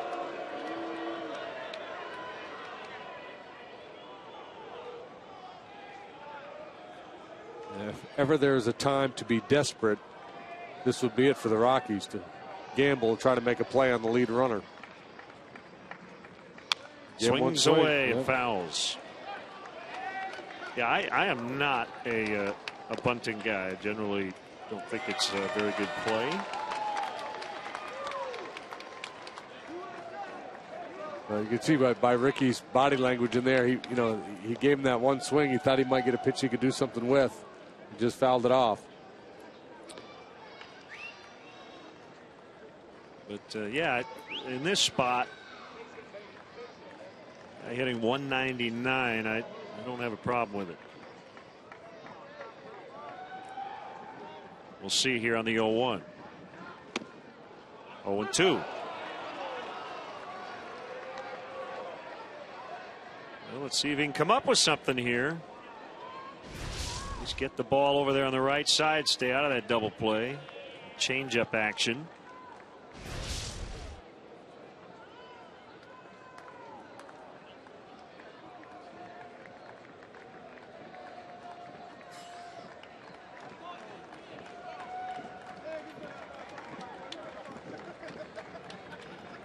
Here it comes. Pulled foul.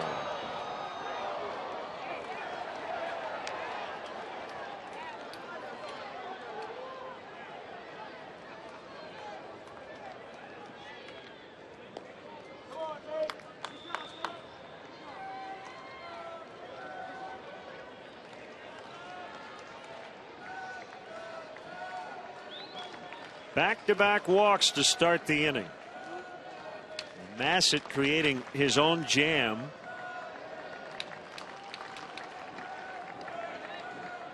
He's ahead of Scherholtz, 0-2.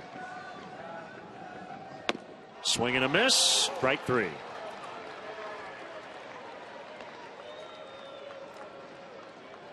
It's not a second guess. The way Nate had been struggling, maybe the best chance here was to move a couple of guys up. Jake Arrieta is going to bat. They had John Baker in the on-deck circle, but it'll be Arrieta. I would imagine he will try to bunt. Although Bonifacio is on deck. Interesting.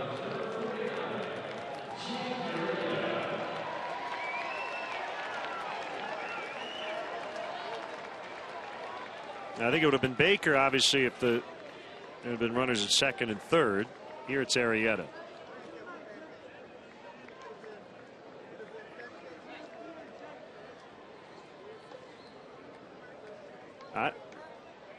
Is he going to swing? I think he's swinging away, right? What does a bunt really do here?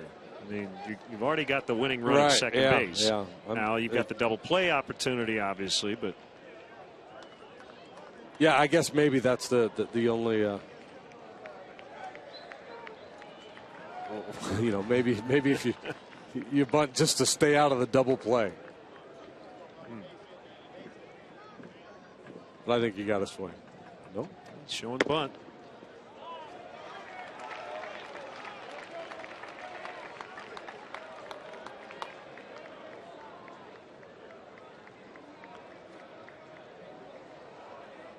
Well, we've mentioned this in the past. You know, managers get put in spots where there are times you've got 2 or 3 bad choices. You got to make one. You got to pick something. Yeah, and we don't always know what they know about their personnel. Right. Who's healthy, who's not, who's, you know. Sometimes they sit on information because they don't want the other club to find out about it.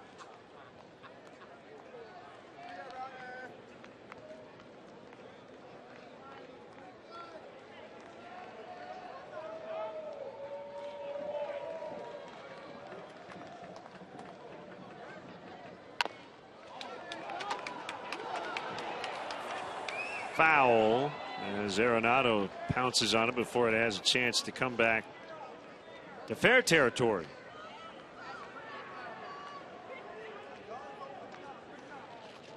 So Baker's the last position player. If you use him here, you run the risk of being, you know, stuck with one catcher if, you know, something were to happen to Castillo or to Baker if he were to stay in the game and catch. Then you'd be really hung.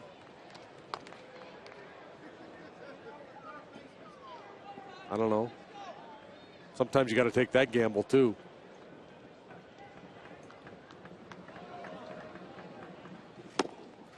Showing bunt again with 2 strikes. Sometimes I think you got to be willing to take your best chance to win the game, and then if you don't, you realize that your odds have gone down significantly if something bad were to happen.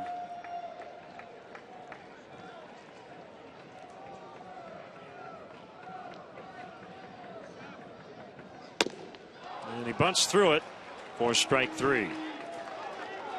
He did not hit into a double play, though. And here's Bonifacio, who already has 4 hits tonight. He's got 2 singles, a double, and the game-tying home run. We're calling it last night. Same ball game. 4th inning, he tied it. We have not seen a run since. Walk, walk, strikeout, strikeout here in this inning. Well, and that's the other advantage. If Arrieta gets the bunt down, obviously you stay out of the double play, but there's no guarantee Castillo scores on a base hit.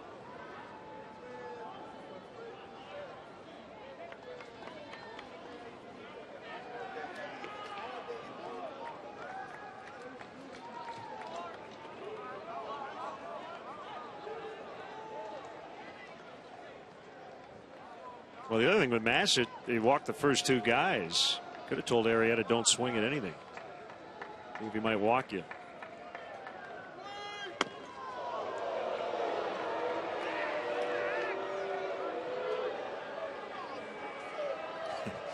Our buddy Joe Sheehan's aggravated.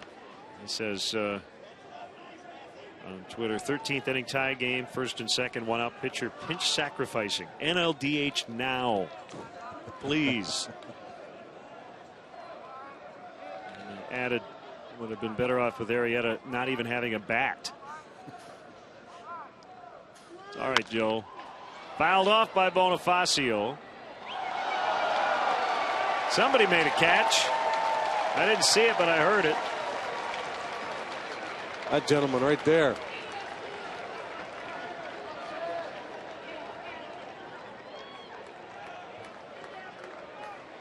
Instead of 10:30, we're staying. About 12:40, I'm going to make a great catch. 1-1. Ball 2, 2-1.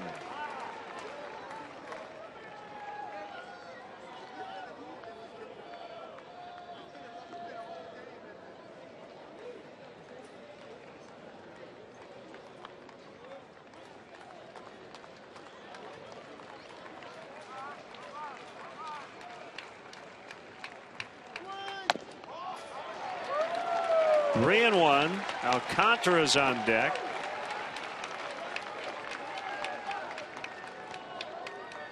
And they've tightened up Dickerson out there in left field a little bit. Line drive base hit to left. You have a pretty good shot at making a play on Castillo at the plate.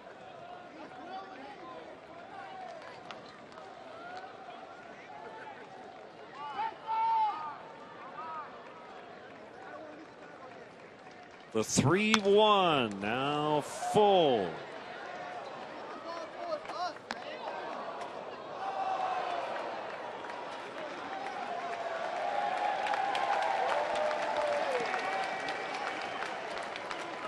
That round of applause signifying the fact that everybody in the ballpark now has a souvenir baseball. Well, I was just thinking about this inning, the way it's gone. Time to reload. Sherholtz didn't bunt. Arrieta tried to. I think Bonifacio has to do his little slug bunt where he just pops one over Culberson into right to win it. Drag blooper.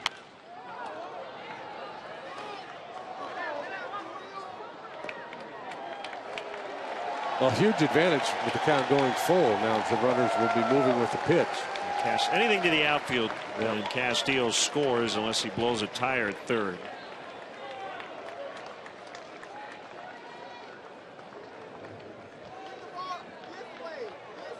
We were out on the Budweiser patio tonight, but we have been in the booth for about 2.5 hours.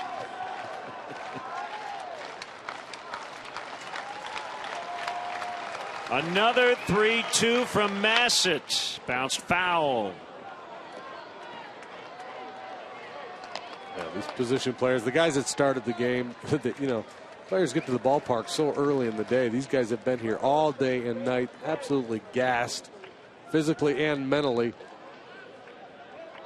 So these games tend to drag on. The pitchers that come out of the bullpen, they're getting their 1 or 2 innings of work. They're fully engaged. Position players that have been out there so long, it's understandable that they would be a little fatigued and maybe not quite have the focus.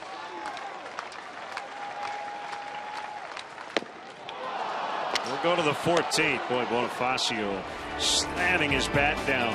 3-3.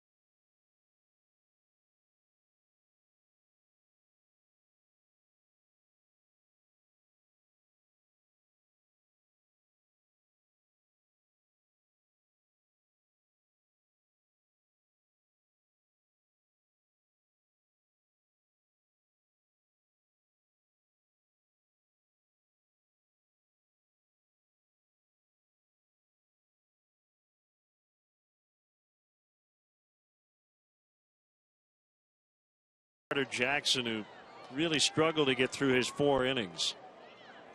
Just a smattering of hits. Yeah, that's a complete game shutout by the bullpen. 9 innings, 3 hits, no runs, 3 walks,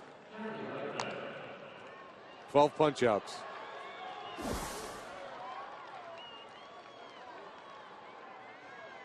And Pedro Strop, who was not available, pressed into duty here tonight. Or not available is probably not the right term. Maybe just Ricky Renteria was hoping to stay away from him, and he did for a good long while, but ultimately calls on him here in the 14th, and he works for the 41st time. Tough to hit. League batting just 188 against him.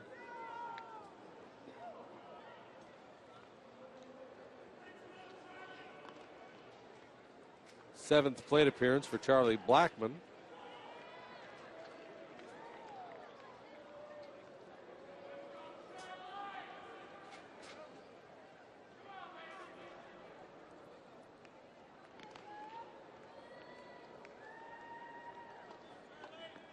So top of the order for the Rockies: Blackmon, Dickerson, and Arenado. And Carlos Gonzalez taken out as part of a double switch earlier.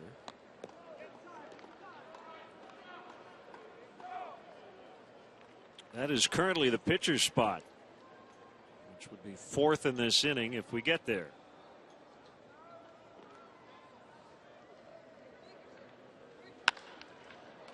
In the air to left field, where Ruggiano will come over and make the play.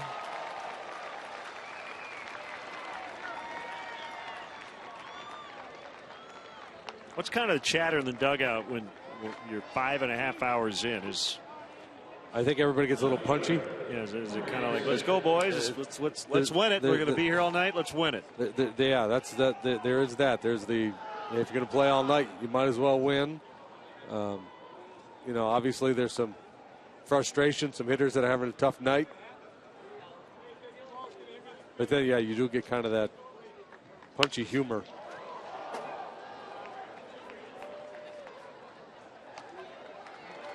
Look at these guys, they're losing their formation.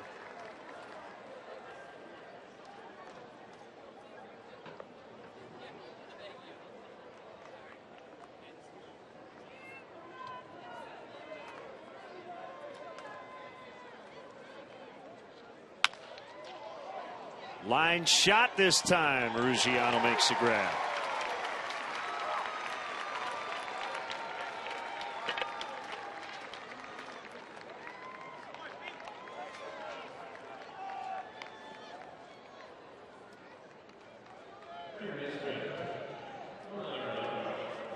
I invented the twirl.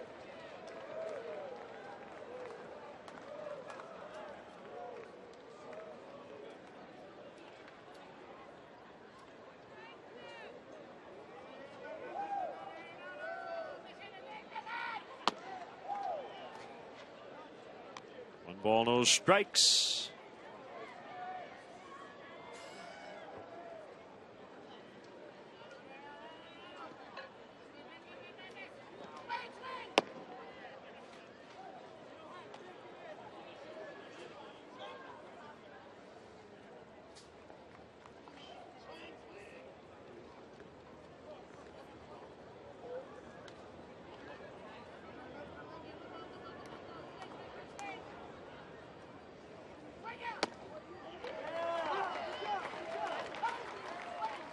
Two and one.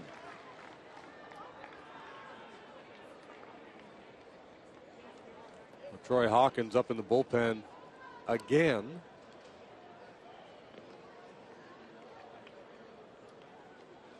Swing and a miss. 2-2.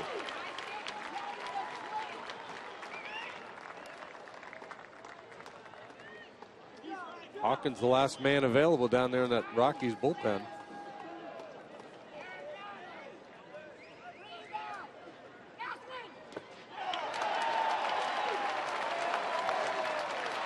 So Arenado strikes out.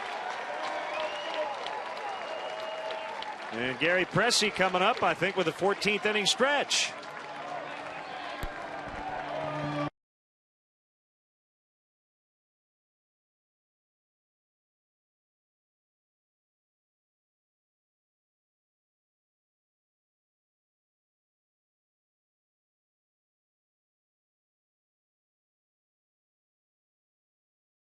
Take me out to the crowd.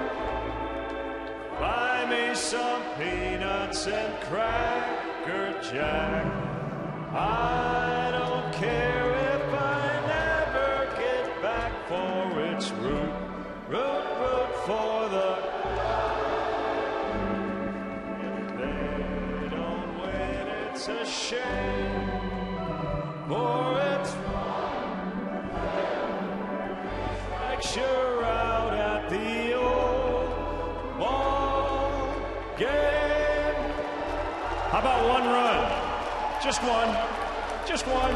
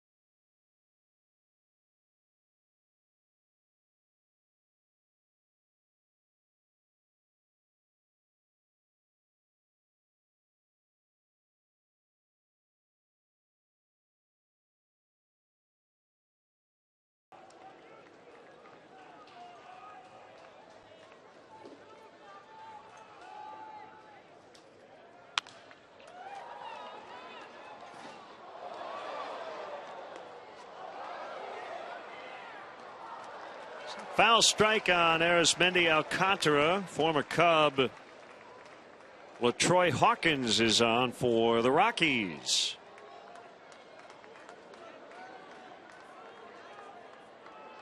Well, the veteran, last man standing in the Rocky bullpen.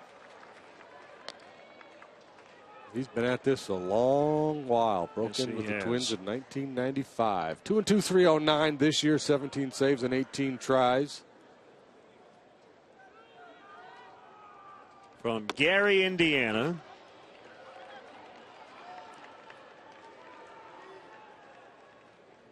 It did not end well here as a Cub. We know that, and it was a long time ago. But he has long been one of my favorite guys off the field. And every story you read about LaTroy Hawkins, it just gets better and better.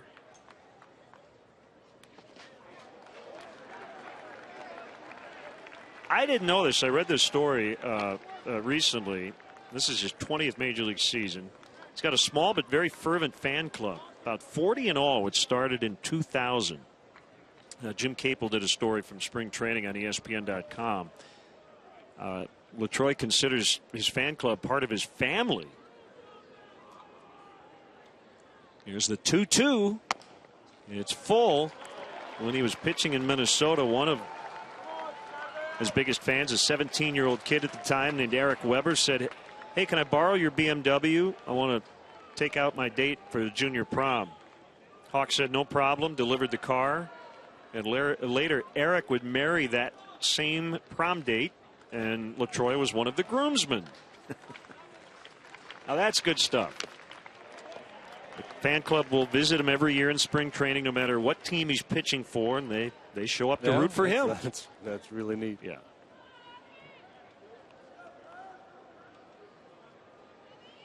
Strikeout rate is way down, but still, after all these years, still can, better than average in terms of velocity. Not what he used to be, but still pretty good fastball.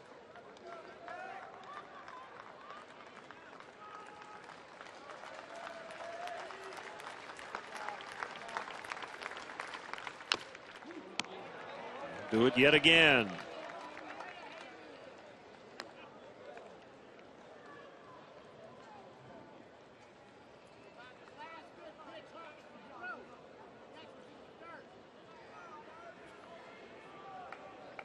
By the way, this comes on a day or a night or a morning after which the Rockies earlier had sent out 2 relief pitchers, right-handers Brooks Brown and Chad Bettis. So they had an extra arm in the bullpen. A pop up for Arenado, and he's got it.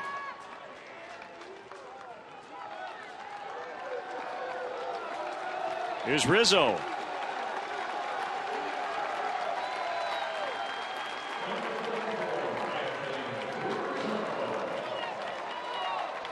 How about a long one here? This reminds me of one of those schoolyard fights kids used to have. They just kind of wrestle and scuffle and punch each other, and then they just both get tired. Nobody could do anything anymore. And they just kind of, all right, you had enough? Yeah, I've had enough. Can't do that in baseball. Somebody's got to win the fight.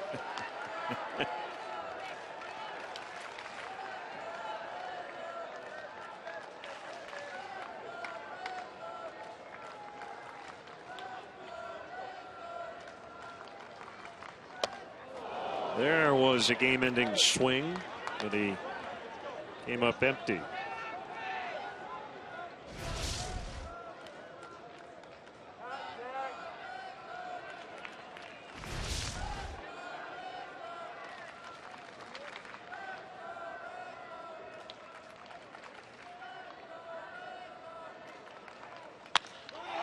Fly ball high in the air out in the deep right center, but it's not going to go far enough. Wind, by the way, now blowing out again, if you care. Some of the flags aren't moving at all, but the ones that are out in center field pointing out toward the lake. It has shifted 3 or 4 different times tonight.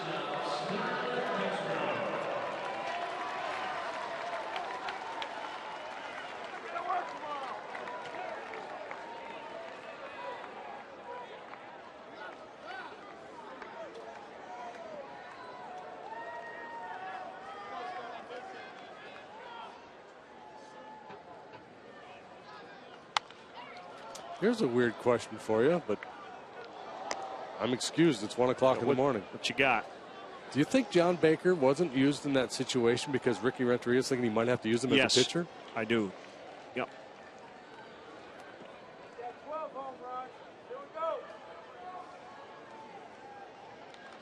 Luis Valbuena's name came up. But I think, I think Baker might have volunteered.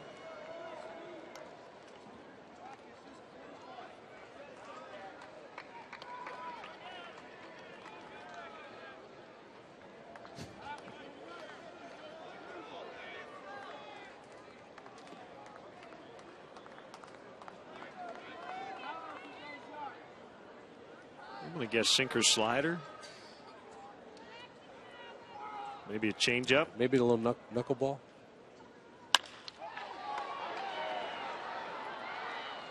Well, we're headed to the 15th inning, folks. Don't go anywhere. Don't go to sleep. Stay right with us.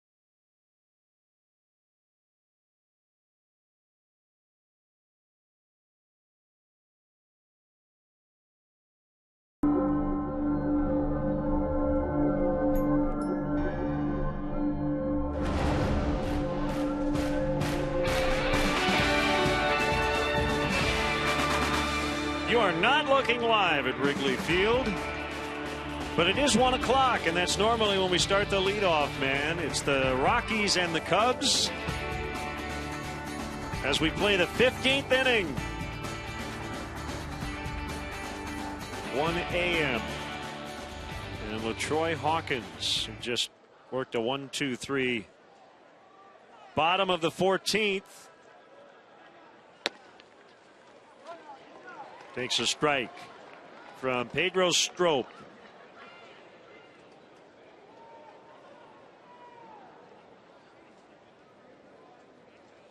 He's not going to swing, is he? Knock appears to be in take mode.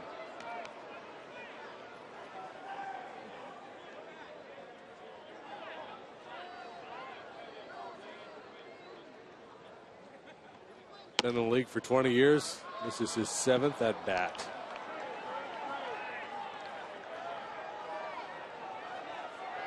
That doesn't seem like a lot to me. A third of a plate appearance per year. Ooh, boy, lucky he got that call.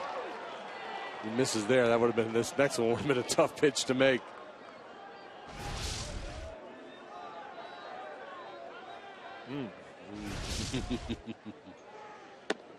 Strike 3 called. LaTroy should have gone up there without a bat. That would have really freaked out Strop.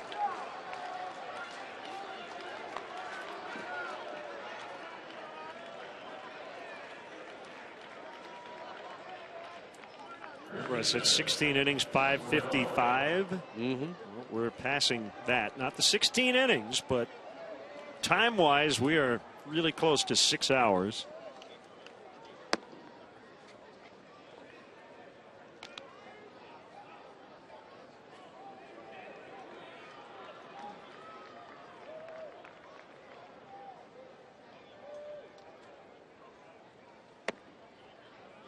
Pretty good pitch.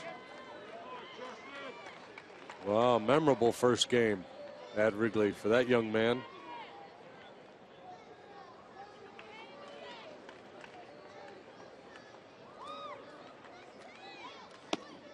Swing and a miss.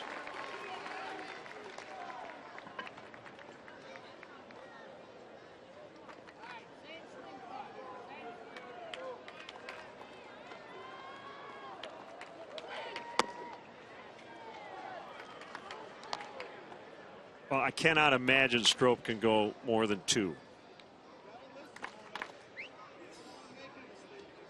And we could be looking at John Baker as Morneau walks if we get to the 16th.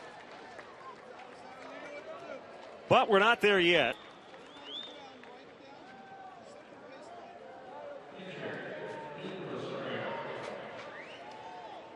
So Hector Rondon is the only guy technically left in the bullpen, but I don't anticipate that he would come in. We'll see. I guess anything's possible.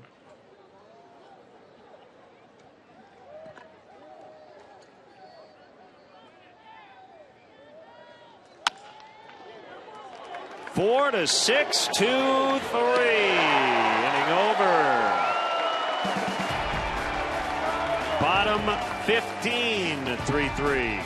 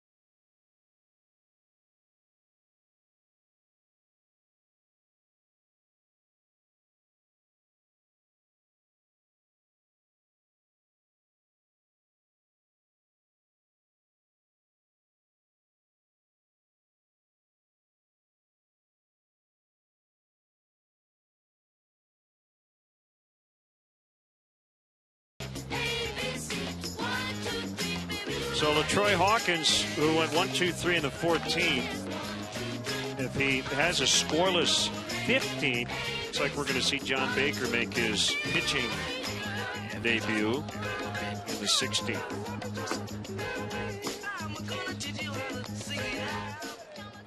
Wacky stuff.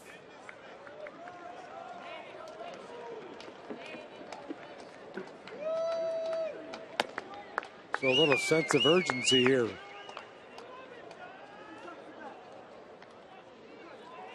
I don't know. I'm kind of curious. It'd be kind of fun to watch Baker pitch.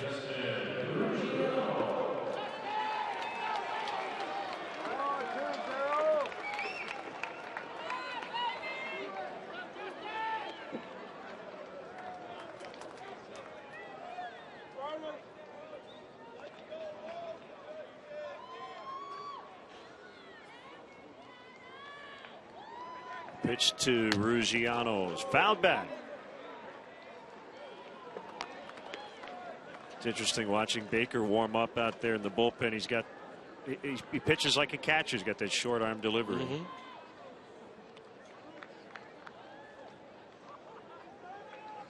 Notice Lester's not going over the scouting report with him. Yeah, I mean, probably don't want to fill his head with too much, right?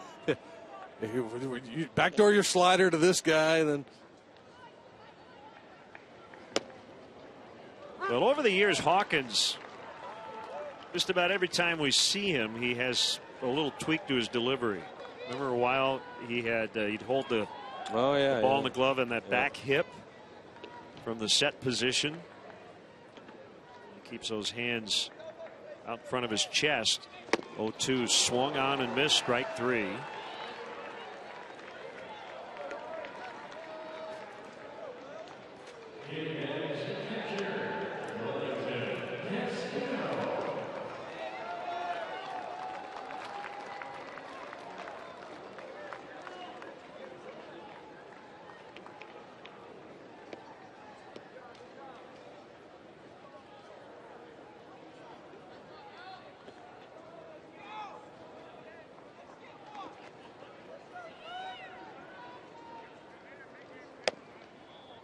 It's only 8:15 in Hawaii. Ricky Harvey's watching us. It's early there. Probably just finished dinner.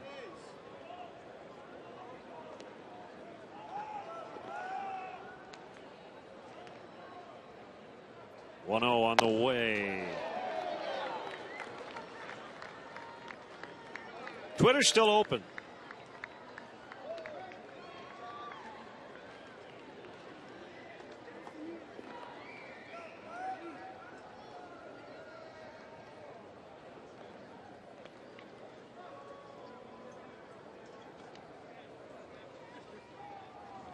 The 2-0 hit to deep right. Way back, and it's going to be caught on the warning track. Guess who? Blackmon. Yeah. So wherever Castillo hits it, Charlie Blackmon appears. Stop Two it. great catches to rob him. This time just tracks down a deep fly ball. Sounded good off the bat, just not enough.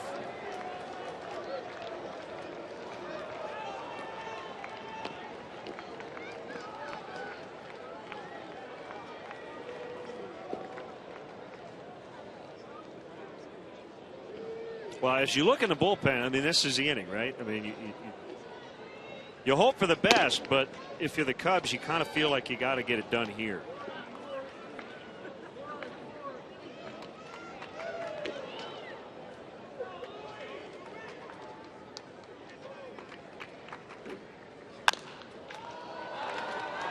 Off of third.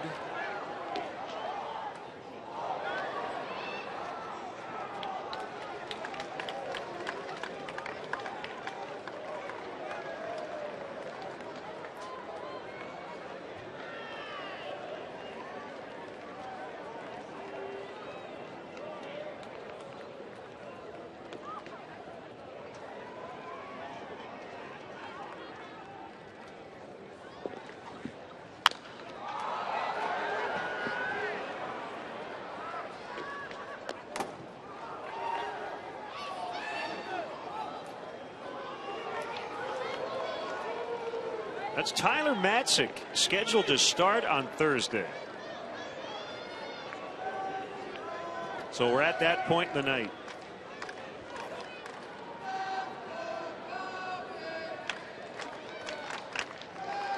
Let's see, the Cubs have used 3 starting pitchers tonight, right? Jackson, Wood, Arrieta. Wada pitched last night. Yeah, and again, I think, you know, given the club's circumstances, is going to drive how you manage a game like this. And I think the Cubs just decided they don't want to ask their starting pitchers, the young guys like Hendricks especially, and Arrieta. I don't think they want to mess with him by using him, you know, in a bullpen role in a long game like this. I mean, he's already hit, so he couldn't. But I don't think that was even a consideration earlier in the night. But that. It's typically what you do. You take a guy who's a day or two, you know, maybe tomorrow starter, or a guy who this was his throw day in between starts. Try to get an inning out of him.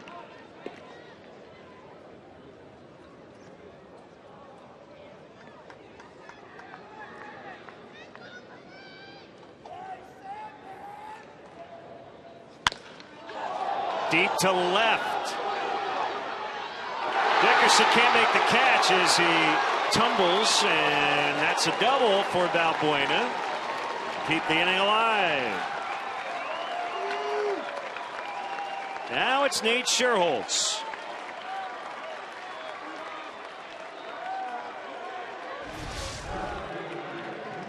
Running fastball, but not a lot of sink on that pitch, and Valbuena rides it over the head of Dickerson in left field.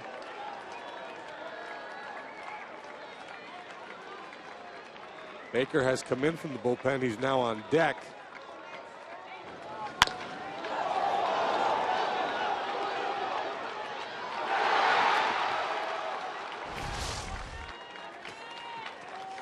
It'd be funny if Baker comes up there, he's thinking, I want to win the game. I don't want to pitch and maybe get the win. I think he'd rather win the game right here. He'd like to see Nate do it. What a night / morning. Runner at second, 2 outs. Scherholtz is going to line out to left. Hit it hard. But John Baker will go to the mound in the 16th.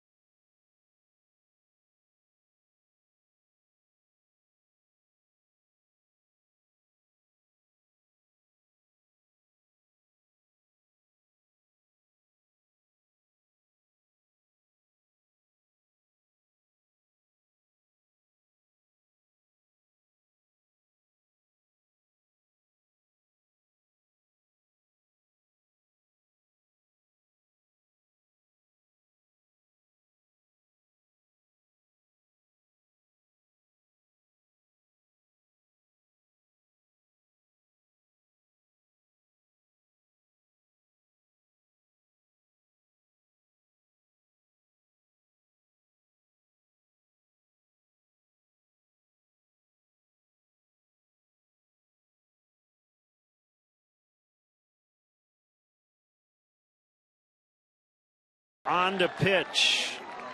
Joe Mather was the last Cup position player to pitch. 2012.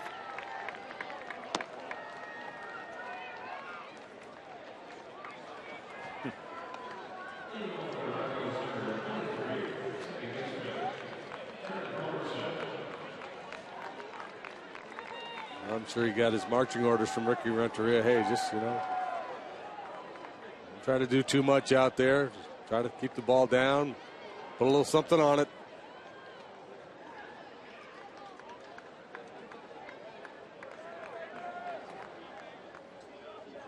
Culberson takes a 76-mile-an-hour sinking fastball for a strike. Hey.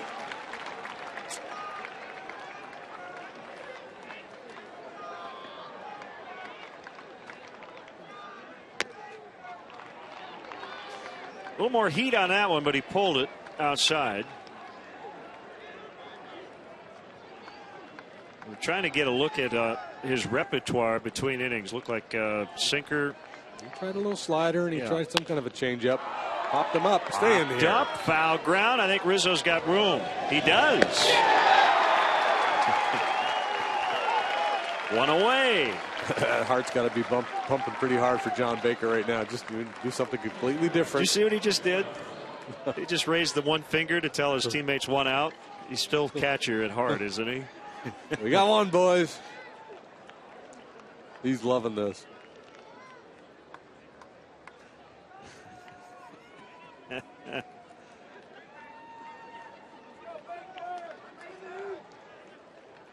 know John's dad's still up watching.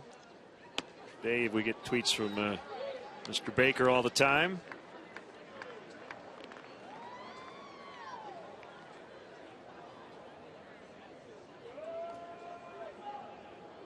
Here's a 1-0 to Stubbs.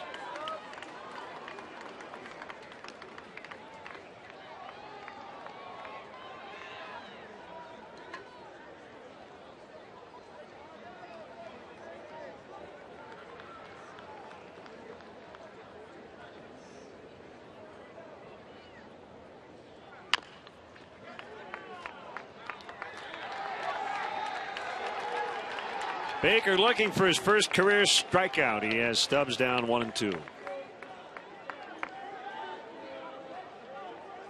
Yeah, that's one thing. You know, the hitters, it's one thing to make it now, but they do not want to punch out.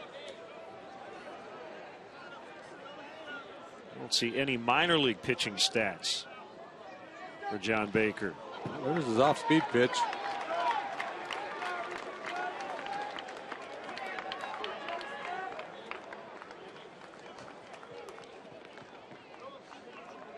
It's funny, we thought earlier in the season in a couple blowout games that Ricky might use a position player.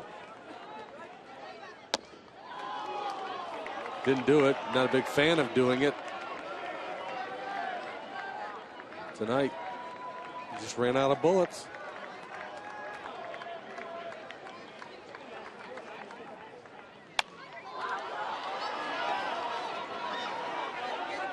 Castillo. Oh, you got to catch that ball. Got over there and just couldn't get to it.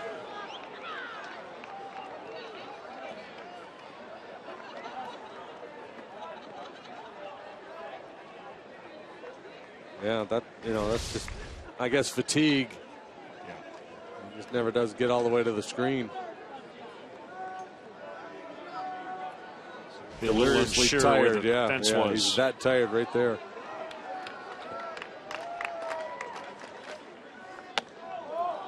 Ball 4.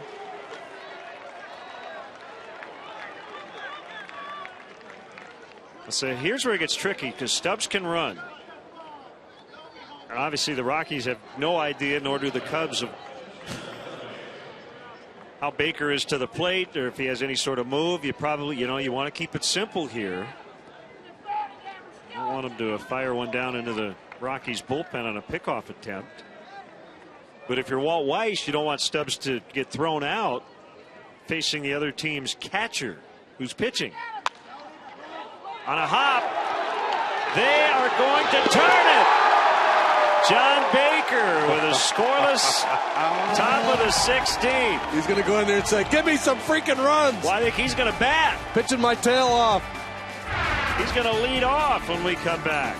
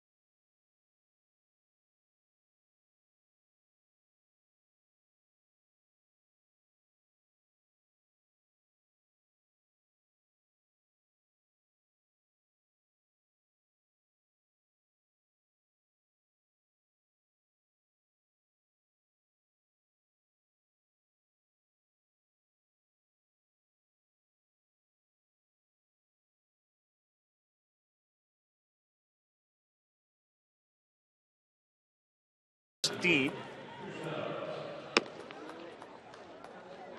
I don't know why they're announcing Drew Stubbs in center. He's been there since he came into the game. But it's late for everybody.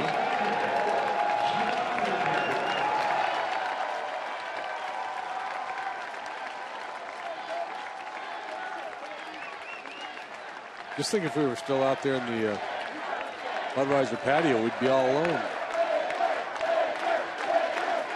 There's a rookie left-hander, Tyler Matzik, a starting pitcher, 2-4 with a 4.28.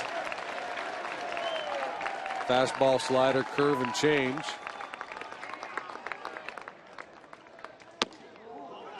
Sends that one up there at 94. They like this kid. He's only 23 years of age. Hey, there they are. They've moved in.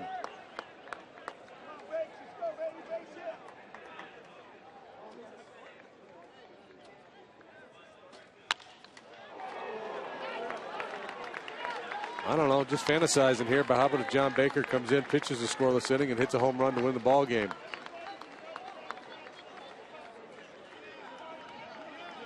Yeah, it'd be his first in quite a while. After hanging out in the dugout for 6 hours plus.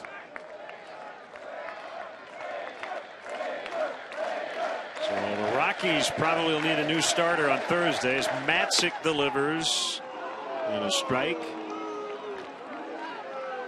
John Baker, very popular guy in the Cubs clubhouse, and he's becoming a very popular guy here at Wrigley Field. Folk hero tonight, scoreless top of the 16th.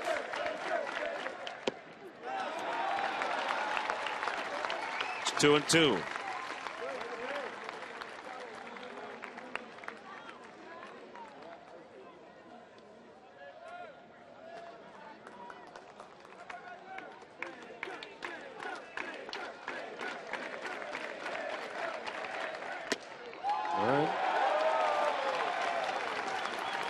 Well, if the pitcher gets on base, though, might it take away some of his energy if he has to go back out for the 17th? That's the question.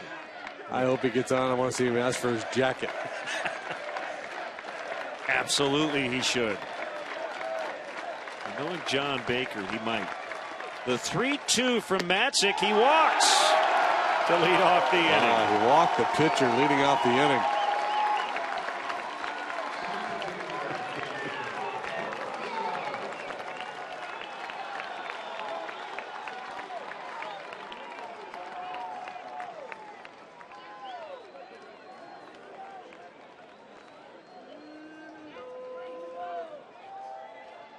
Here's Bonifacio.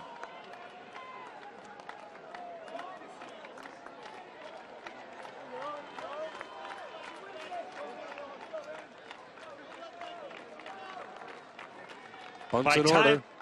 Sorry, JD. By time, this is the longest game in Cubs and Rockies franchise history. High throw, but they get him on the sacrifice. 1-4,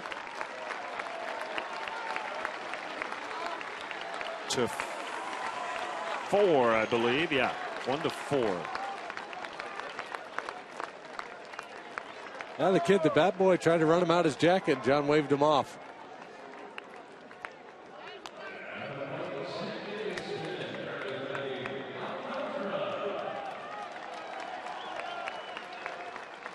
I'm guessing somebody in the dugout went to the bat boy and said, hey, he's pitching now. You probably ought to bring him a jacket.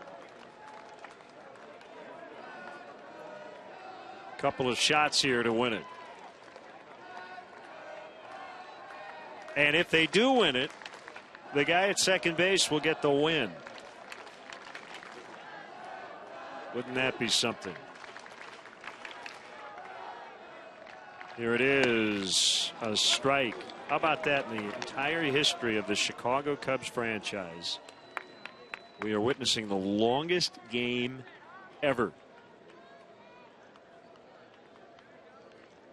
Well, we were almost 2 hours in the fourth inning. The pitch hit him. Oh, man. He's been hit twice tonight. He's been on 1, 2, 3, 4, 5 different times.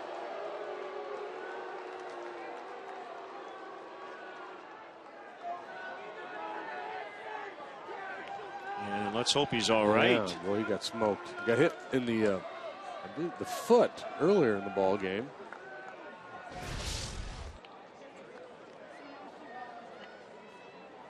Now the protection he has on that shin is for a foul ball, not for that. Oh, man.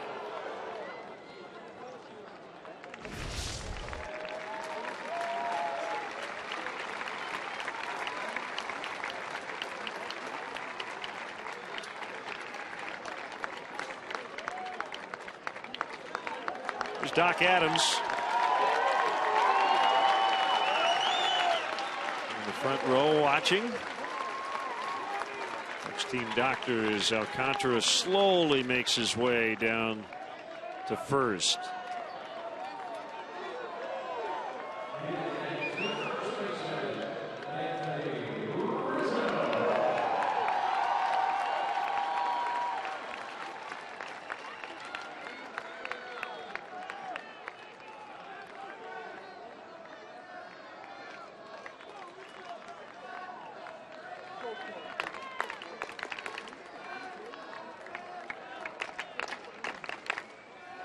First and second, one away.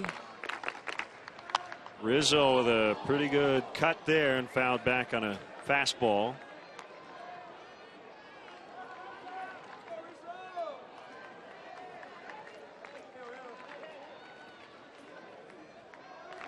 So Mickey Renteria goes with a position player.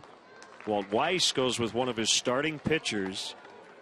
The position player doesn't give up a run. The starter is in some trouble here. First and second.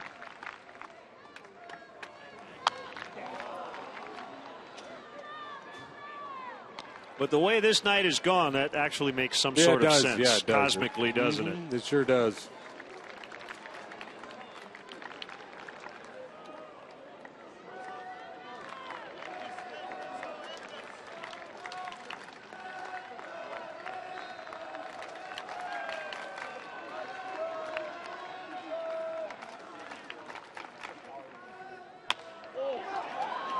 Little blooper. It's going to drop down. Baker can only advance one as the throw goes all the way to the plate. Dickerson not taking any chances there. They are loaded up. Bases loaded for Castro.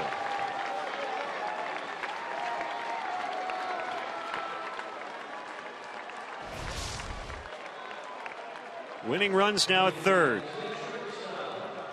It's a beautiful thing about baseball.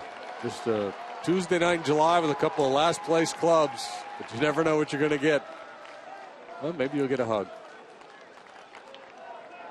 16 innings, winning run 90 feet away, in the person of a catcher turned pitcher for tonight anyway, with the chance to be the winning pitcher.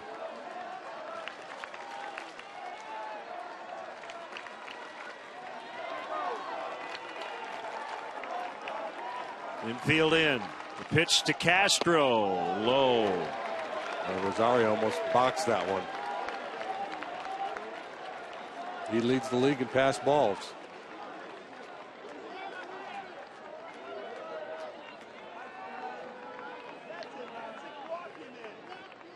It's funny, Baker just goes out there and he's winging it.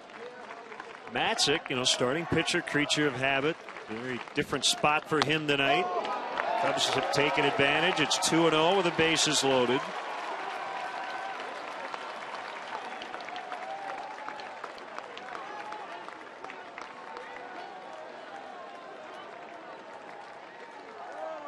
Infield in, not all the way in. They're kind of hedging their bets about halfway. Outfield very shallow.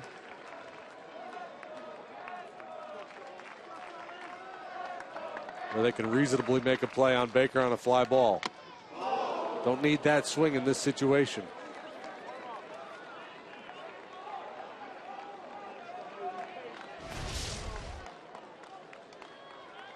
Now the danger with a swing like that. Roll over and hit one to short. Or pop it up to the pitcher. Just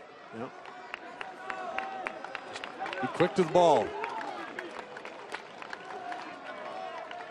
2-1 on Castro. The pitch. That should win it. Line drive. Caught by Blackman. Throw to the plate. Cubs win. John Baker wins. There you go. Starlin Castro with a sacrifice fly, making a winner out of John Baker. The longest game in Chicago Cubs history is finally over. No scrum on the field. They're just going to head to the clubhouse and celebrate. A hard-fought win.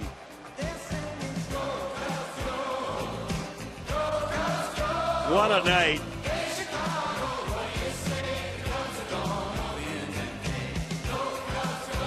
Nice going fans who stuck around to the very end. Even our guys out in the bleachers as the Cubs in 16 innings beat the Rockies 4-3 the final. We'll be right back.